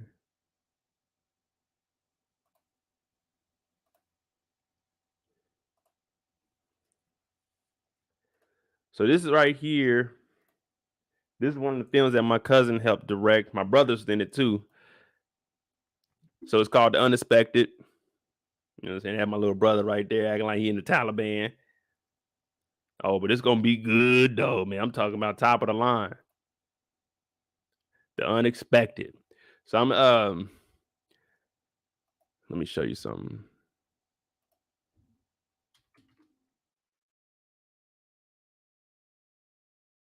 If y'all I mean, this is just a little more of my, you know what I'm saying, my history. So my cousin, he wrote about the Black Panther because he's married to a Japanese woman. So my little cousin Jalil and Amina, you know what I'm saying, they like Black Panther, but they Japanese and black. So they're like asking about it, you know what I'm saying. He was in the Boston Globe. Essay picked up. He put a film out. No, he didn't put a film out. He was in second place for BET's one of the little film things that they had. So he's been directing movies and shit. You know what I'm saying? We also got, you know what I'm saying, Lynette Woodard. Y'all talking about winning time, the WNBA right here. USA gold medalist, the first one to play. Yeah. Yeah, the first one in the Harlem Globetrotters. He's doing her documentary. You know what I'm saying? We got some things in the work. The family is working. So you will see me doing behind the scenes of this, breaking this stuff down because it's the family. So he got her documentary.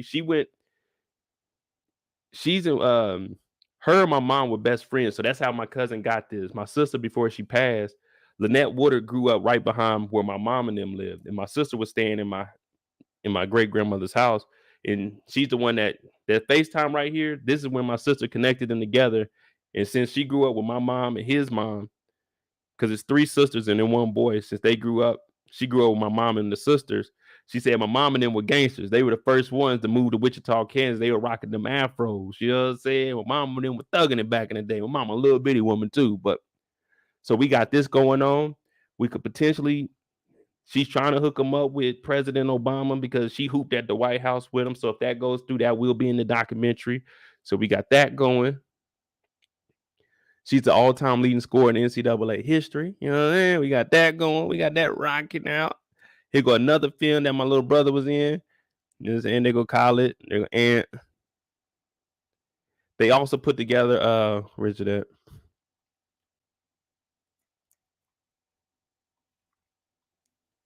Is this it?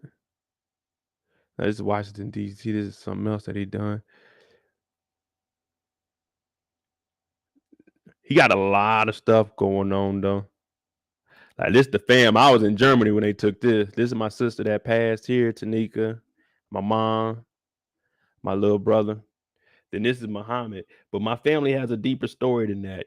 You know what I'm saying? If y'all want me to show, I'll show y'all the deeper story of my cousin. So this is my cousin Muhammad. This is who I was in Costa Rica with. These are the four brothers. These two back here, Khalid, Gabron, Terrence, Muhammad. Those are brothers. So these are like our four older brothers. And then it's me, Aunt, and Hen. And then we got one more male cousin. So my sister is the only female on my mama's side out of all the kids, like out of all my mama kids, my auntie's kids, my sister's the only female. And she passed in September. Let me see something.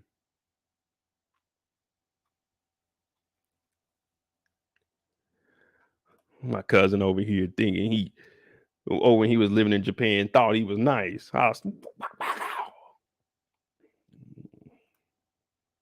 Yes, that's the fam. But then let me show y'all something.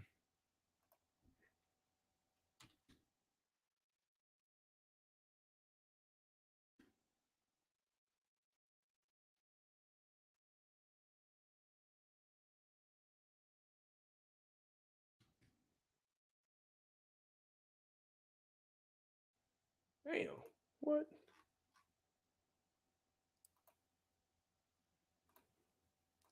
So ESPN, they came to the house and they interviewed my cousin because he made it to the NFL, but you know what I'm saying? So stuff went down with my uncle. He got arrested for 9/11. They wrongfully arrested my uncle. Thought that he had something to do with it. Yeah, so you know what I'm saying? It's a lot that went on with my family. So when y'all talk about all that shit, Mo ain't black, nigga. I had the real feds at the house. You know what I'm saying? I'll give y'all the link to it. Hold on.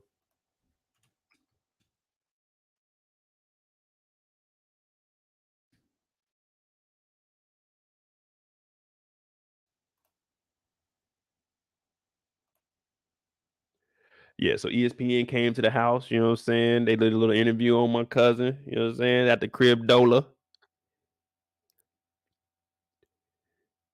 That man was nice. Broke the records. Southern Illinois. They said my uncle, you know what I'm saying? This is my uncle Manetha. My uncle right there, man. OG. You know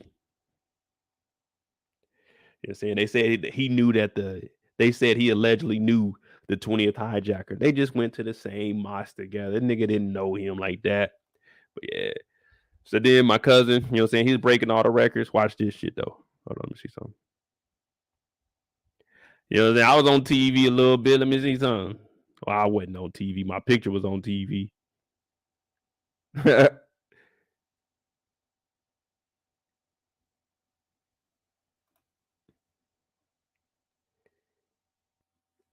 She said, "Here you go, referencing the fictional comment." So this is my mama house right here. This is my mama house. This is the living room. You know what I'm saying? My mama went to that African stage. You know what I'm saying? She got the little zebra print down here. She had all this shit. The leopard print pillow. I'm like, Mom, get that out of here. They said, Jeez, I like that. So that's my daddy mama over there. You can't really see. But when they get to the other side, you can see a picture of me, my high school picture. Remember when I was clowning on them senior pictures? Yeah, it's one of them in here. But oh well, I'll put that comment. I mean, I'll put the link in there if y'all want to check it out and see that. So you know, what I'm saying they were in the Forbes magazine talking about what our family went through and shit like that. It's crazy out there. You know what I'm saying? Tracy said my picture was on TV. Yeah, my picture was on TV. That was me. That was me. I had my hands in the pocket with this gray damn polo on.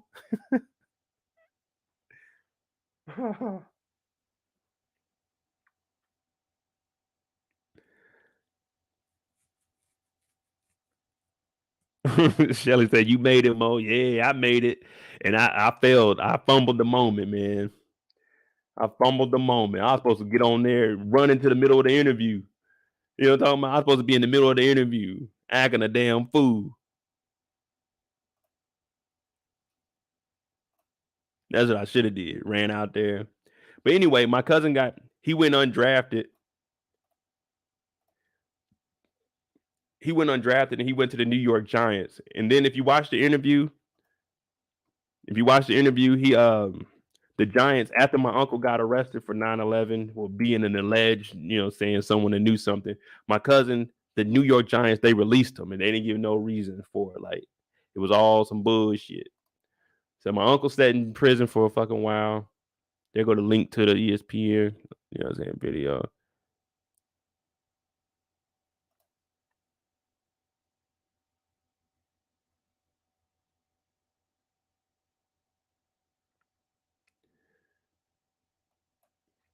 Then you got, you know what I'm saying? Here go the actual tracking devices that we found up under the vehicles. You know what I'm saying? The actual federal tracking devices. The FBI, not your local PD. The motherfucking feds was putting tracking devices on the family cars. We all got interviewed by the feds. Yeah. They came to the house. They were watching all of us, surveying all of us, because they used to live with us back and forth. Oh, and we ain't just talking because guess what? The United States memo, well, not the memo, but the actual court, in the matter of the search of, yeah,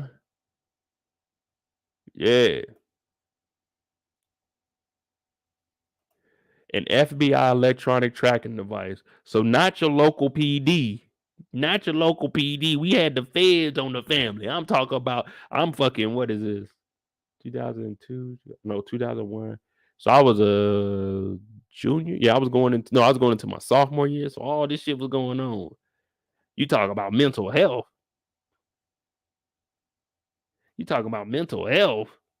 Nigga. Y'all know what the motherfucking feds is? Talk about mental health. We did that. I had to live through that too. I mean, it wasn't as hard as me because it wasn't my father, but geez Louise. You just walk into school and you getting watched. Like, you see them, they don't even try to hide. Like, this shit's legit like TV. Just like how they was looking at goddamn Paolo and them, it's just, that's what you see. Because they know what you do. They got your schedule. Yeah, my Uncle Monet out, though. We living good now. It's all good now. I said we out the hood now. Yeah.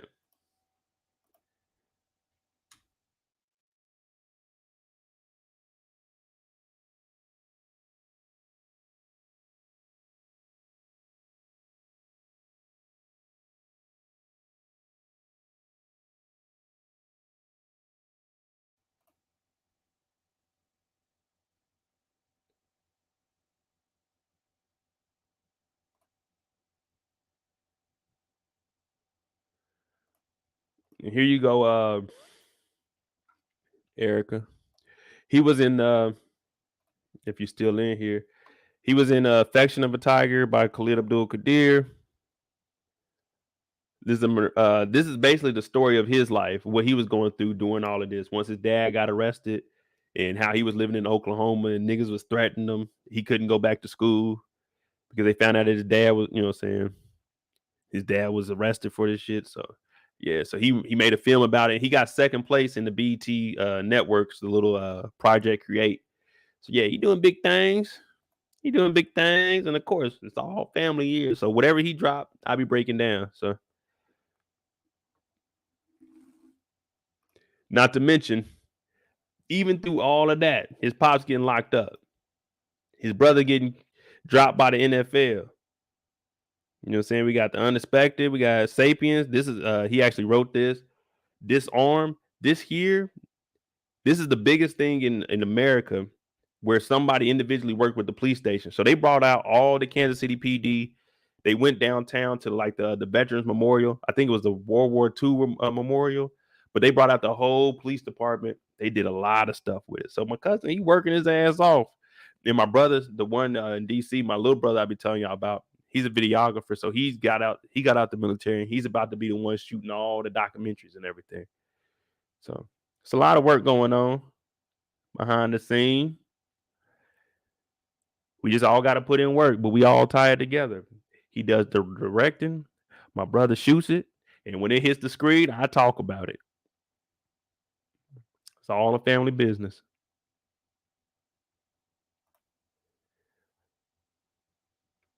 Oh, what up, asking for a friend? I ain't even see you in here. My bad. That's me. What's going on now?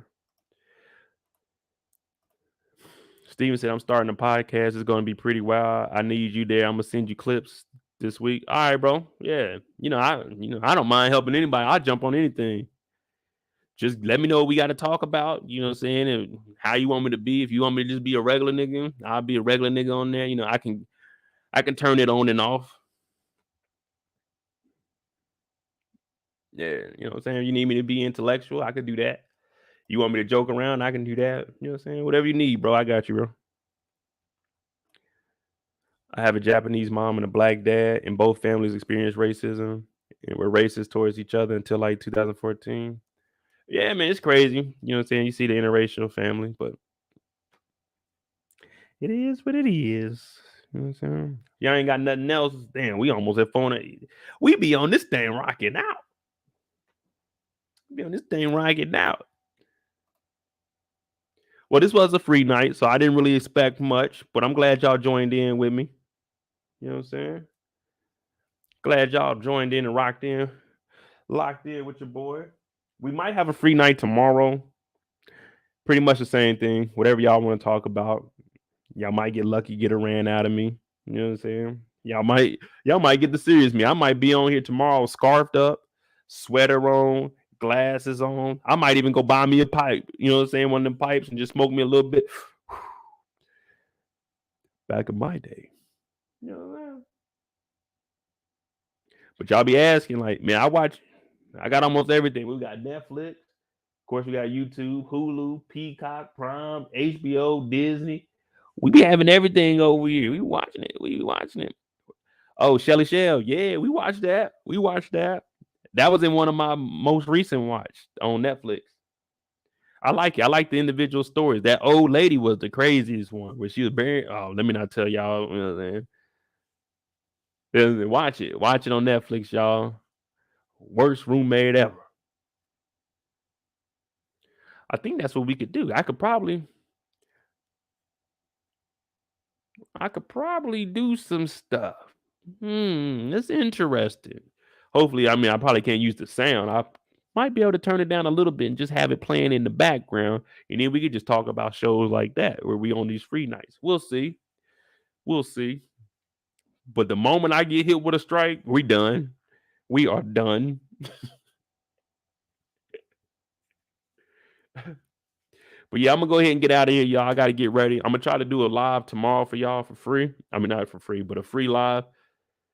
Definitely. We go live 4 nights a week. I might not be able to go live when I go out the country. We're gonna see. If so, I'll try it. If it doesn't work, I mean, at least I tried. But all right, friend.